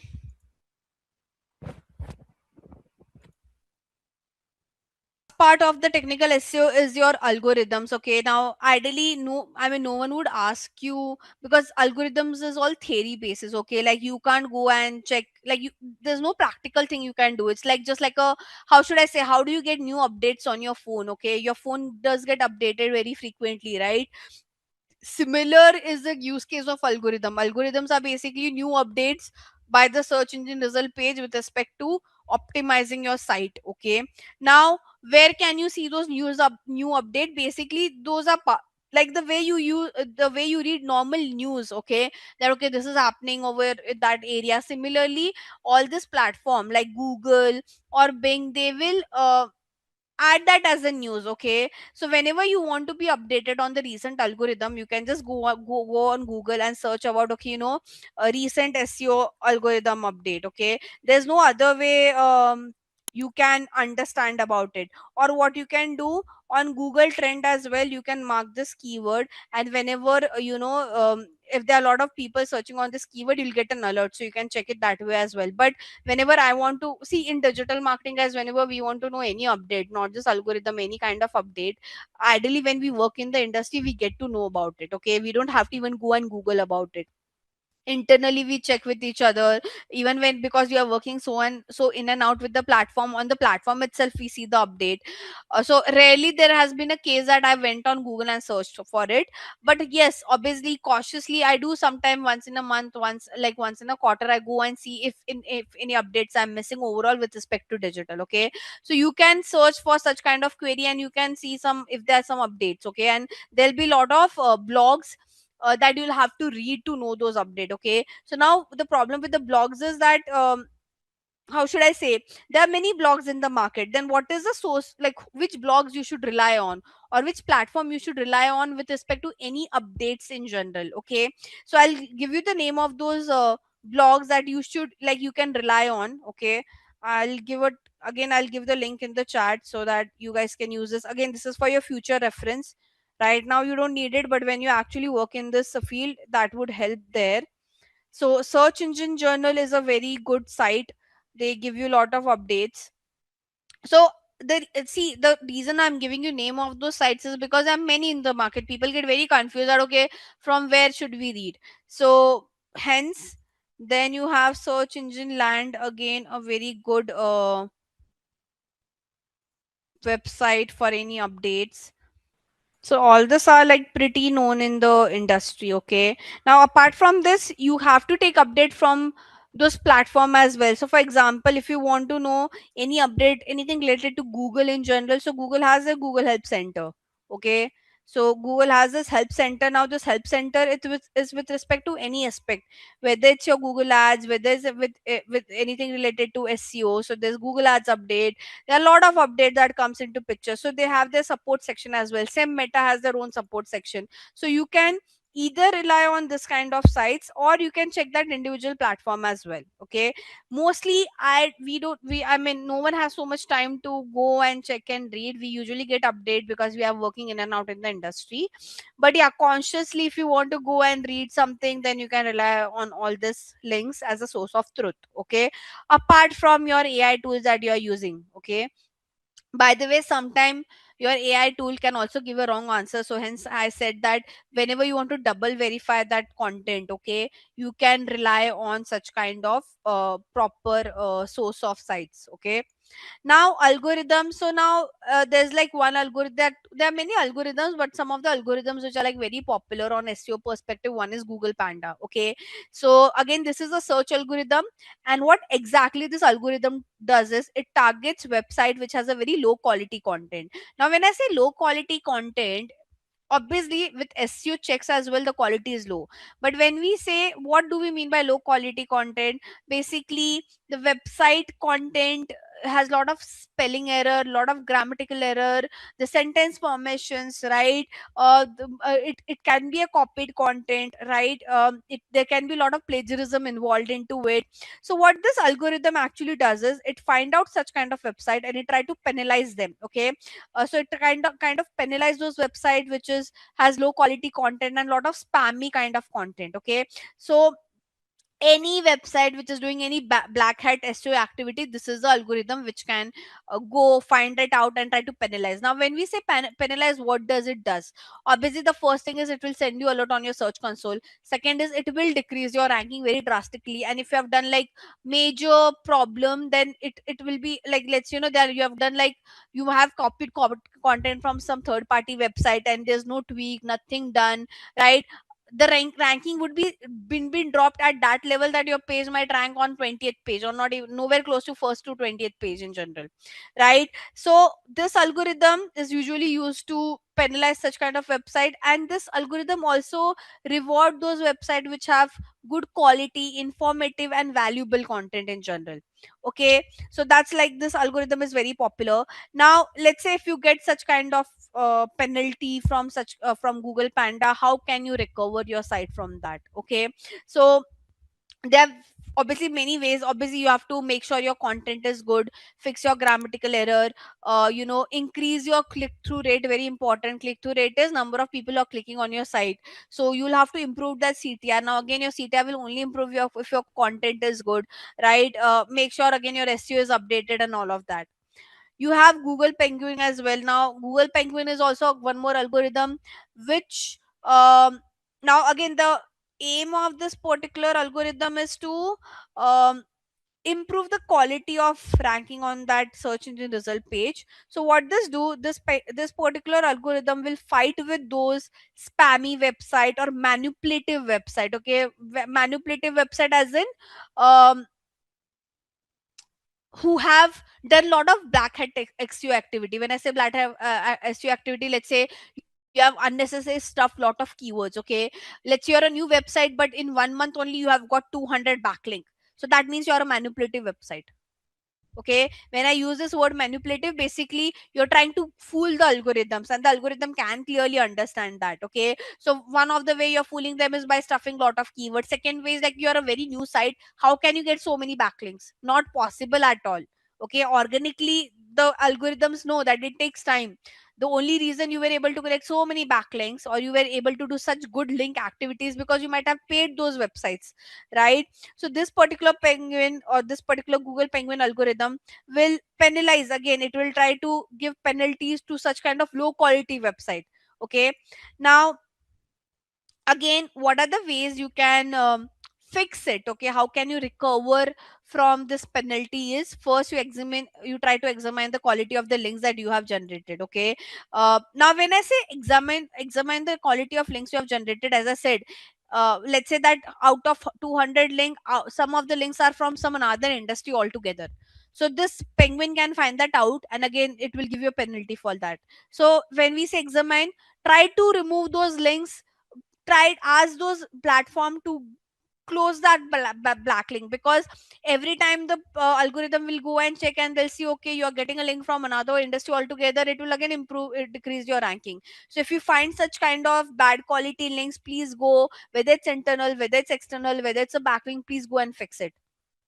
Okay, you have to keep a list of you have to keep a list ready as well, that what links you have deleted, so you can submit it. Okay, again, if there are any spammy link, if you know your you have if you have stuffed your keywords in a very disappropriate manner. Now what do I mean by disappropriate manner? What many people do is, when we say they stuff their keyword, I mean, users are very smart nowadays. So let's say if I go to this website, okay, and their keyword is bag.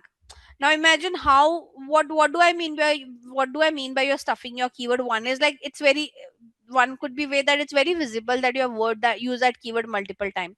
But now what many people do, let's say this background is in white, right? So they'll write that keyword also in white, thinking that the algorithm won't understand it. Okay, so let's say if the so what many people do, they keep the same color of the background, same color of text, and they write keyword over there, thinking that it won't be disclosed, but it can be figured out. Second thing, many people write that important keywords, if they are using the keyword multiple times, they write it in a very small letter. Okay, like it's not visible only that way. So even if you have done such kind of activity, please make sure you fix it. Instead of improving your ranking, it will have a negative effect altogether. Are we clear? So these are like two important algorithms. Again, apart from that, there are other algorithms that keeps on coming in the market. Even I can't be up to date with all the algorithms, because no one has that kind of time. Okay, but are we clear on this, guys? So I'll go towards the next part.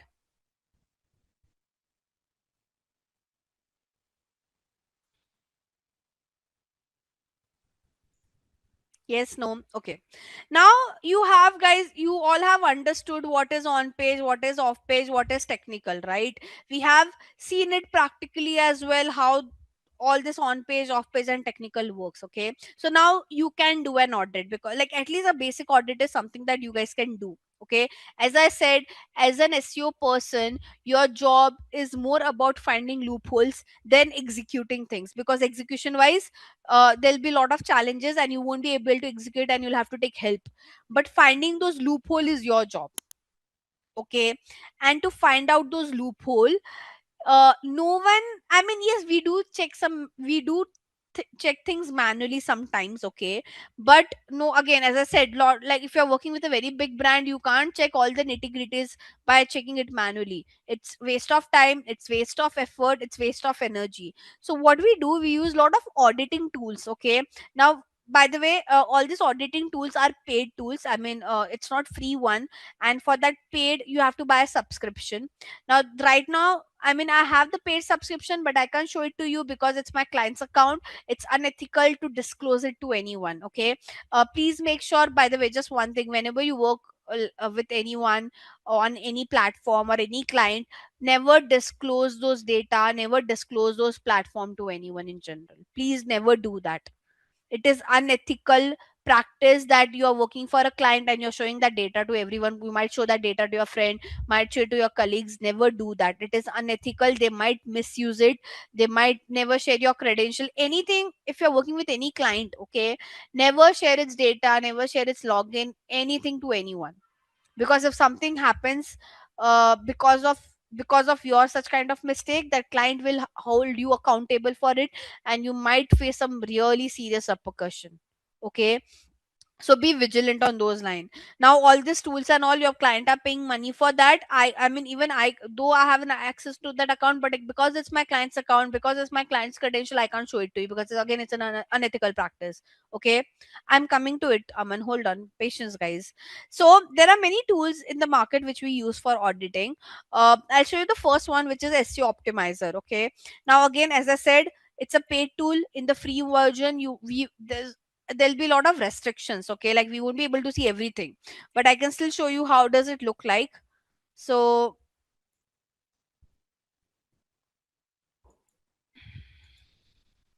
I'll give you the link again.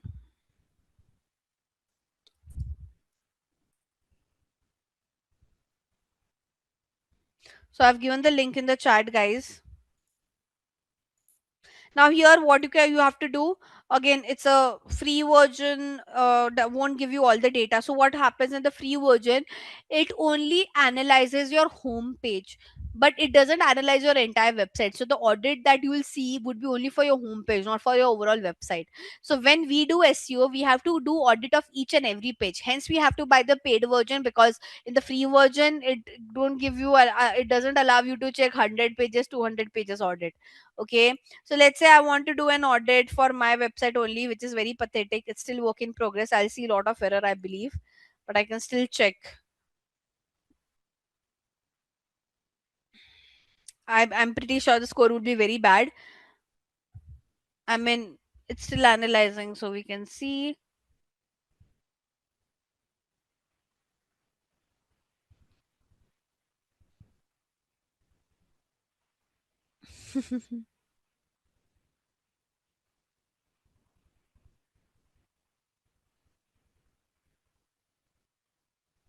Okay, so the score is C. Okay, basically C is not good. So here it's giving an overall. Now this score is only for my home page, not for overall website, guys. Okay, when we do an actual audit, we do an audit of each and every page, because once you do the audit, you will get an understanding. Yeah, you can check it for any random website, but in the free version it won't give you in-depth data.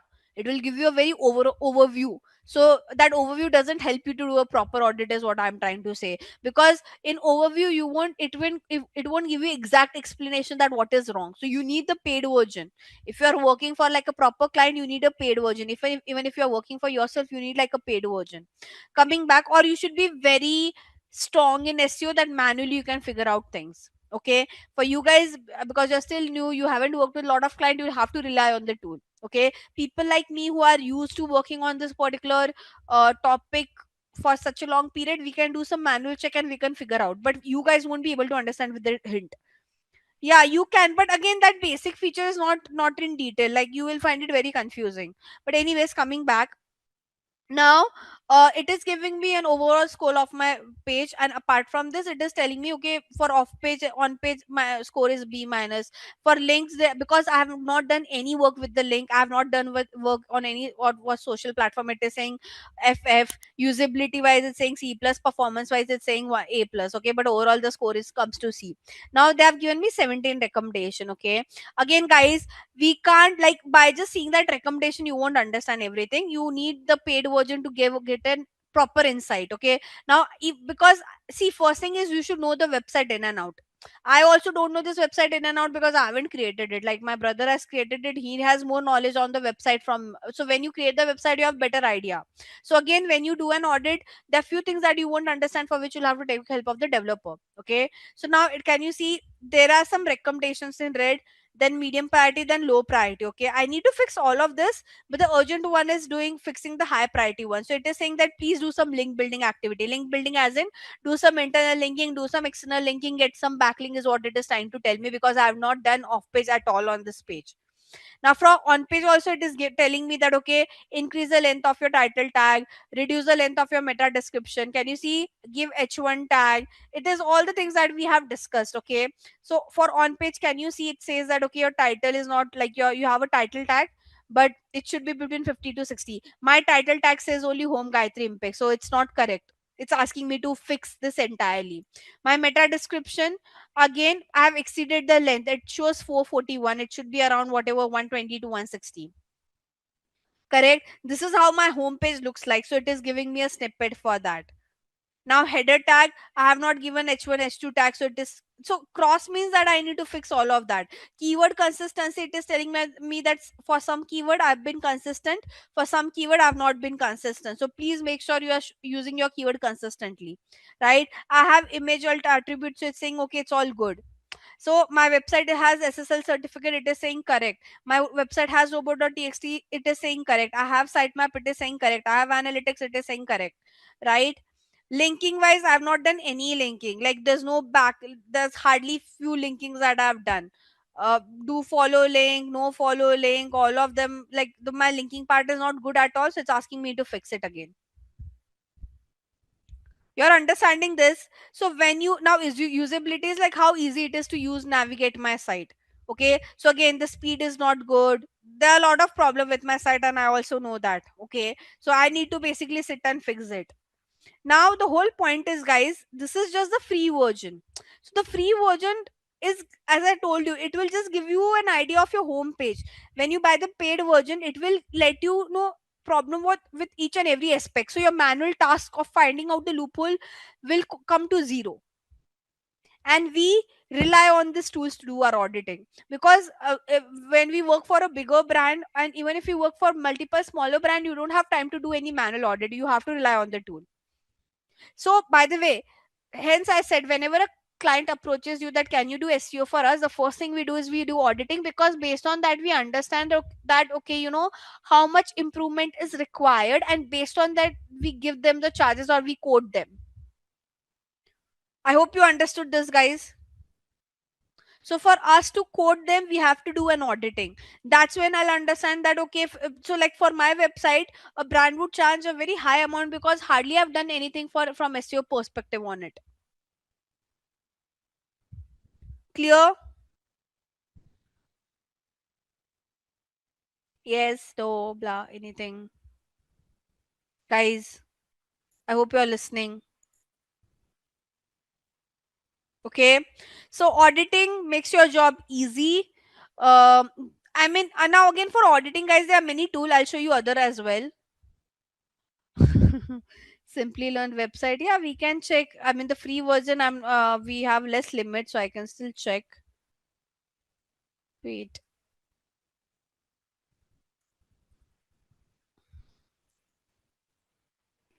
Again, we can't end to end rely on this, but yeah, let's see if you guys are curious enough to check. Do, do, do.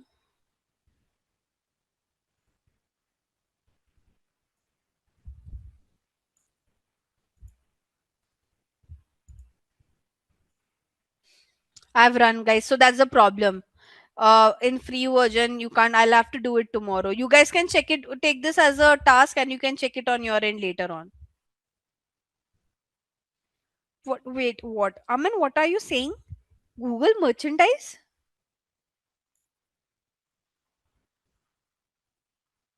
I didn't understood this. What exactly you're trying to say? But we can also analyze this on Google merchandise. What Google merchandise? I'm not understanding.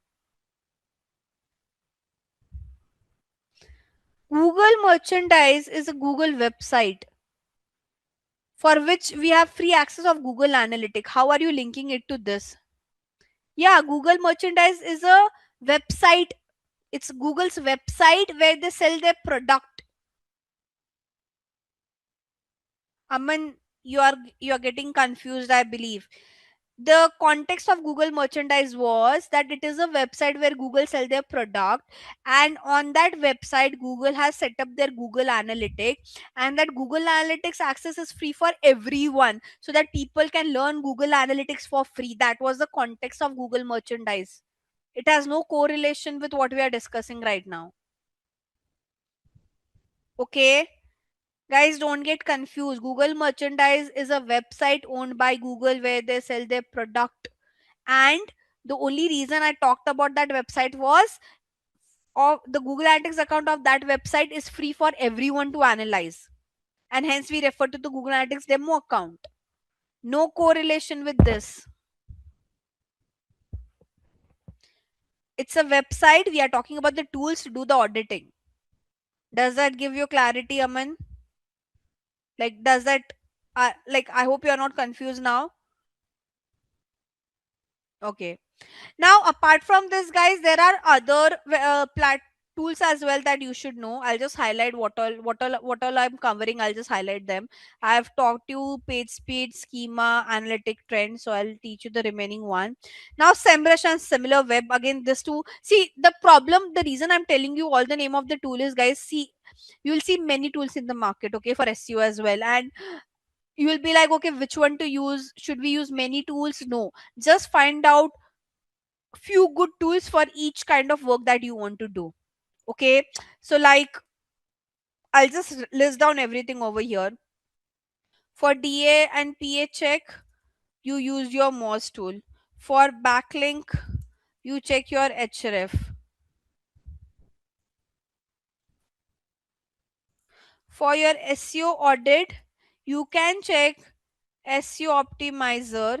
For your competitor analysis, okay, so if you want to do any competitor analysis, and I'll talk about competitor analysis now, don't worry. SEMrush and similar web are the best tool to use. I mean, there are others also in the market, but I am telling you based on the most popular one. Okay, there are many. Like, to do this, there is BuzzSumo, there are 10 other tools in the market, but these are, like, how should I say, the OG one. For your keyword research, either you rely on Google Keyword Planner or your um, Uber Suggest. Okay.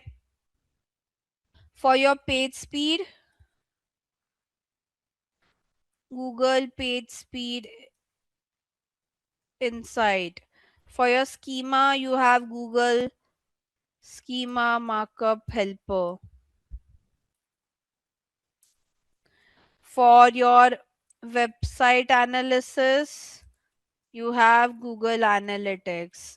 For your SEO flags, anything related to that of your site, please check it on the search console. For any trending topics, please check Google Trends. So, like, just rely on them because these are also a lot of tools. If you add more, you'll get more confused. Okay, so now I hope I've covered everything over here. I might have missed out something, so then I don't know, because I mean, we are taking the topic for the while, but I believe kind of I've spoken about all the tools. Coming back, um, now for computer analysis, why it is important to do computer analysis is, as I said, like, you should know, right, from SEO perspective, where do you stand and where does your computer stand? Don't you think so? Because you can get some learning from them. And I'm not saying you have to copy what your computers are doing, but how should I say, you can take some learnings, you can create your own version and you can do some executions. Okay, so computer analysis is like after you do an audit and let's say the client comes on board. Okay, the client would want to see, okay, what the competitors are doing from SEO perspective and how you can improve and how you can grow your site. So computer analysis is like, how should I say, the second stage where you can, and you get a lot of ideas as well when you do computer analysis. Sometimes it is like you might be you won't be able to think anything, like you are thinking that okay, I'm not getting ideas, I'm not able to understand how should I proceed. Do an computer analysis, you'll get a lot of insight, you'll get a lot of idea. Now for computer analysis, again, there are two tools in the market which are very popular. Again, both of them have a paid version. The free version doesn't give you very in-depth insight, but you can use any of this. What I do, I use both of them side by side. Okay, because I've been used to do that way. There are many people who just use one and it's enough. I'm not saying you have to use both together. It depends on your practice as well, like how what you are comfortable with. I am someone who's very comfortable with by checking many tools side by side because I'm used to it. But you are someone who might get confused, or you are someone who would get overwhelmed. Then you just stick to one tool.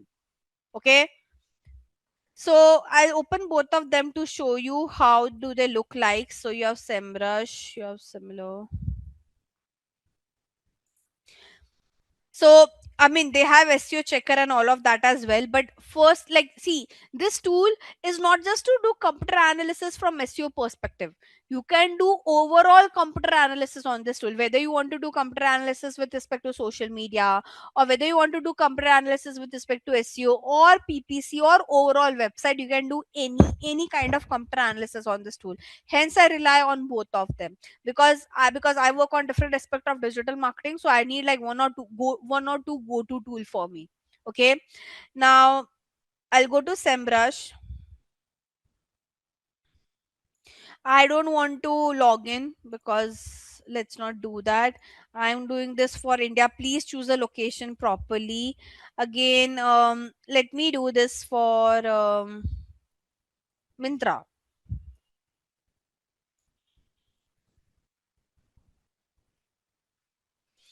I'll say get insights. Okay, I have to log in. Sadly, wait. I have a dummy tool. Where's my dummy ID? I'll give you one activity to perform. Don't worry. First, you just see what we are doing, and then towards the end, we'll keep that activity. Okay. Check this. So they'll ask you why you want to use this tool. Hmm, hmm, hmm, hmm, hmm, hmm. Skip the trial. God, start using msimrush. Okay, so I've given my this URL. Okay, and then see, you from here you can choose what kind of auditing you want to do. Like, do you want to do SEO audit? Do you want to do an audit for backlink? So you can do any kind of audit. Do you want to do some keyword comparison? You can do that as well. Okay, so let's say I want to do some keyword comparison.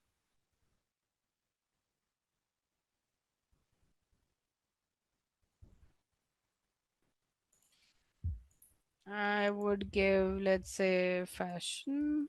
So I can give like a keyword as well over here. It's asking for the pro plan. That's the problem. I mean, the free version has a lot of limitation. Let's just go back to the main part only and say create a SEO budget and let's start. Okay, so www.mintra.com. Now it is telling you that how many paid keyword, how many referring domain, basically who's giving backlink to them, how many organic keyword. Organic keyword has basically, so it gives you like overall idea that, and again just change the location over here. We want to just see for India, so I'll say India. Now it is telling you that how much organic traffic do they get, how many organic keyword they are focusing on. Okay, paid wise also, paid marketing wise also, what they are doing, how many backlinks they are getting. Okay, this authority score is based on basically high the authority score, better would be your ranking, is what it is trying to say. Okay, now if I scroll down, it is still auditing, but it will tell you, okay, this website is getting traffic from where. So most of the traffic they're getting from direct, then they're getting a lot of traffic from organic. Search is basically your SEO. Organic social is social media. Paid social is your ads. Paid search is also ad. Display ad is also an ad, right? Organic ranking wise, it will tell you like, okay, where do you rank overall. It also has a section of competitor. Give me, so here you can compare your domain. When I say compare your domain, so let's say I want to compare Mintra with, let's say I can compare it with Agio.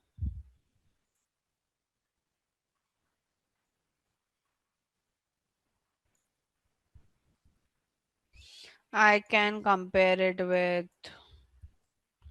let's say, Nika Fashion. I'll just give this much.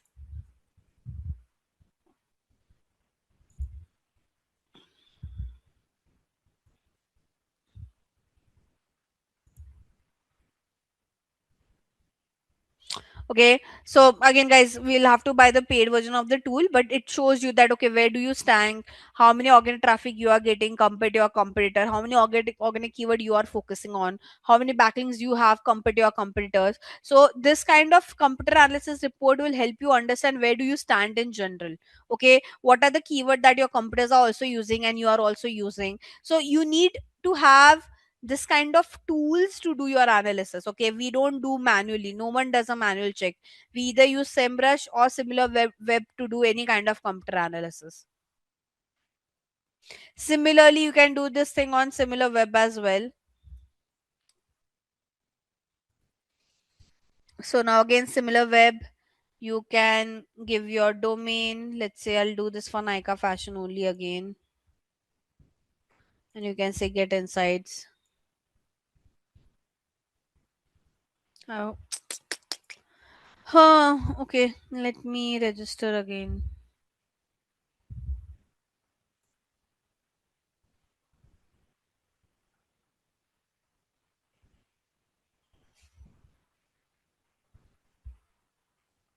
The only roadblock is having access to those platforms.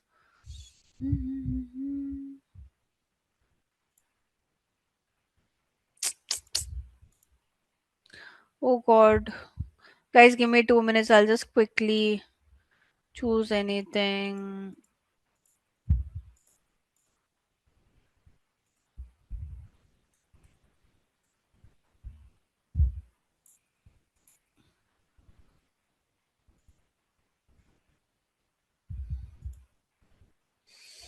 God.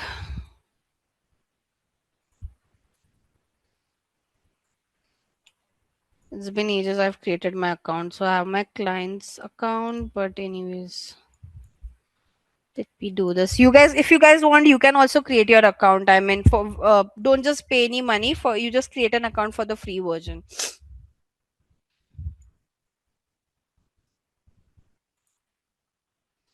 Hmm.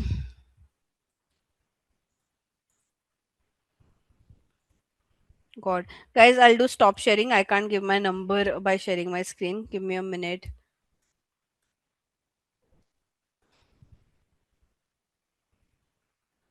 What is your work ID?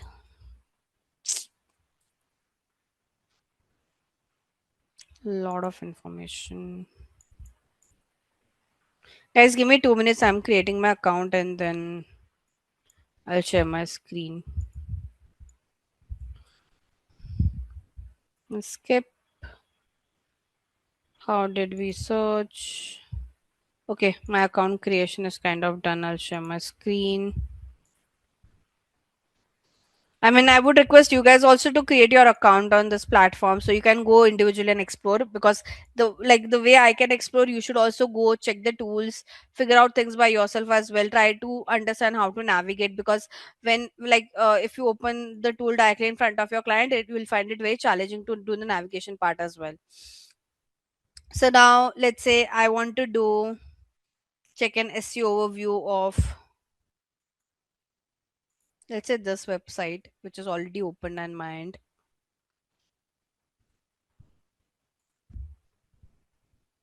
See, again, it will show you the same number, organic wise, how much traffic they are getting, from paid wise, how much traffic they are getting. Here it will tell you how many keyword traffic they're getting from branded keyword and non-branded keyword. What kind of questions people are searching for. Okay, so information is more with respect to getting an idea of the product. Transaction is like buy now kind of keyword. Navigation is like take me to Maisha's website. So what kind of intent people are searching for. Okay, then where do they rank in general, who are their competitors. So I can do a computer analysis like where do they stand. So let's say here I can add I don't know who's the competitor of this brand. Let me check. There is this brand called as Earth. So they are also into handbags. So I can do a computer analysis with them. And then it will show you. See? So now, by the way, what it is trying to say that this Earth and Maisha by Isha. So Maisha by Isha has only 435 keyword. This Earth has 1.3 keyword. Now, what you're trying to understand with this is that you can use all this key. Like, see, this one is an overlap between you, between Maisha by Isha and Earth. But these are the unexplored keyword, right? So this is something that you can see if you can use these keywords for your brand or not, right? What are some top important organic keyword for this particular brand? What are some trending keywords? So ideally, again, you will get lot of insights and lot of data from your competitor itself. You don't even have to put your mind. If let's say if you are not a popular brand and who have just started doing SEO, trust me, you can just take a lot of data from what your competitor is doing. You don't even have to do any brainstorming on that. Are you understanding this, guys? Yes, no? Okay, so what I would want you guys today is like, not today, tomorrow, when you have some time in morning, try to create your account on all these tools. Okay, and try to navigate things. You'll understand, like you'll able to understand that okay, who's your competitor. Keyword wise you want to do some comparison, you can do that.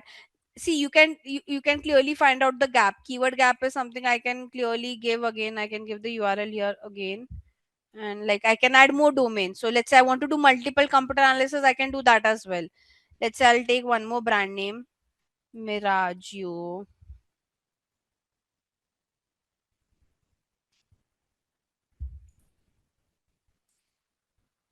Okay, and I think that should be enough for me. Now it will give me a comparison of all five of them together. Okay, so basically Maisha Baisha has like what share, like when the best one is this green, which is Miraggio, then there's Earth, there's Maisha Baisha. So now I can clearly find out what is the gap between all of them. Okay, so here, give me a second.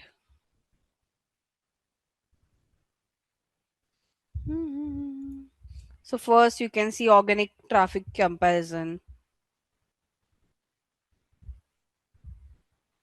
So what are the opportunities that you have, like what you can improve as a brand? Here it will tell you. So what, when they say opportunity, what it is trying to tell you that okay, try to focus your brand for this keywords. Try to rank for this keyword is what it is trying to say. What are the keywords on which this Maisha Baisha is not betting on? So basically, these are all the keywords. Now, obviously, there would be some brand keywords like Mirage and all are brand keywords. So you can ignore them. But there are some generic keyword like tote bag, bag charms. So this brand Maisha by Isha. So we are comparing Maisha by Isha with this two competitor. So when it says that okay, 725 keyword losses, that means you are not focusing on. These are some keywords for which you are not even paying attention to, and which are lot. So out of the 725, there could be some brand keyword that you can ignore, but there are some generic keyword where you can put some attention on. Okay, so this is what it is trying to say. For example, shoulder bag, 100% of traffic of shoulder bag is going to Miraggio. This brand also have shoulder bag, but they're not focusing on this keyword, is what it is trying to say. So when you do keyword analysis, guys, you can sit with your competitor. You can ask your competitor, like, you can sit with your client, ask them who are our actual competitor, add those competitor name over here and show them that okay, these are the keywords for which our competitors are ranking, and we are nowhere close to it. Do you want us to focus on these keywords or not? Ask them first. What are the keywords where this brand is winning? So again, what are the keywords that where you are doing well, but which are very less, like 49 is very less? Then what are your highly competitive keywords in general? So cross body bag, there's big competition. Okay, you are taking 20, this brand is taking, Maisha Baisha is taking 25% of share, but 75% traffic is still going to Miraggio. So that means you still need to do a lot of work on this keyword. You are ranking, but this particular brand Miraggio is ranking above you, right? Bags website India, sleek laptop bag, backside bag. So there's a lot of competition on this keyword, and you don't have that kind of much share as well. So there's a lot of scope of improvement for this brand to grow on this keyword further, is what it is trying to say. I don't know the brand well, so I can't give a proper comment on it. But like, I mean, again, like your client, if the client asks question like this, and then what we will do, you don't have to give them a direct answer. You have to first tell them that, okay, let me check your website first, because I don't know the website, that so hence I can't even comment right now on it. That how would I improve this? Randomly you can't tell them that, okay, we'll add more keywords. No, first you have to say that, let me check the site, let me check this crossbody bags, that okay, how many crossbody bags are there on your website, what have you added for the, what keywords have you used instead of crossbody bags, or can we use these keywords or not? That is also a question. So directly you can't say that, oh yes, we'll add more keywords, will use this keywords more on the site and our ranking would improve. No, you have to first go and analyze and check the products and all. You have to have a very in-depth knowledge on the product as well. Because if you are very, like, let's say if you just overconfidently say your client that, okay, we will add this keywords more on our site, but let's say it's already there. Probably Miraggio, there could be a good condition that Miraggio has lot of crossbody bags. The amount of inventory, it also depends on the inventory, right? This brand is a small business brand. Miraggio is like a very big brand in the market, so they have that kind of inventory, and probably because they have so much inventory, so many products, they are able to use that keyword multiple times. But let's say you have a very limited inventory, you have only three crossbody bags, and if you add more keyword, then it will lead to keyword stuffing. So then can you do that? No. Did you understood this, Ashish? So you can't just directly say that, yes, I'll add more keyword. First go and check, is it possible, is it logical to do that or not? Vijeta, when we say on, okay, what is off page keyword? We are not, when did off page had keyword in it? When we say keyword optimization, it's all on page. In off page we get backlinks. How keywords are part of off page? In off page we don't look after keywords. And with that, we have come to the end. If you have any doubts or questions, ask them in the comment section below. Our team of experts will reply to you as soon as possible. Thank you and keep learning with Simplilearn.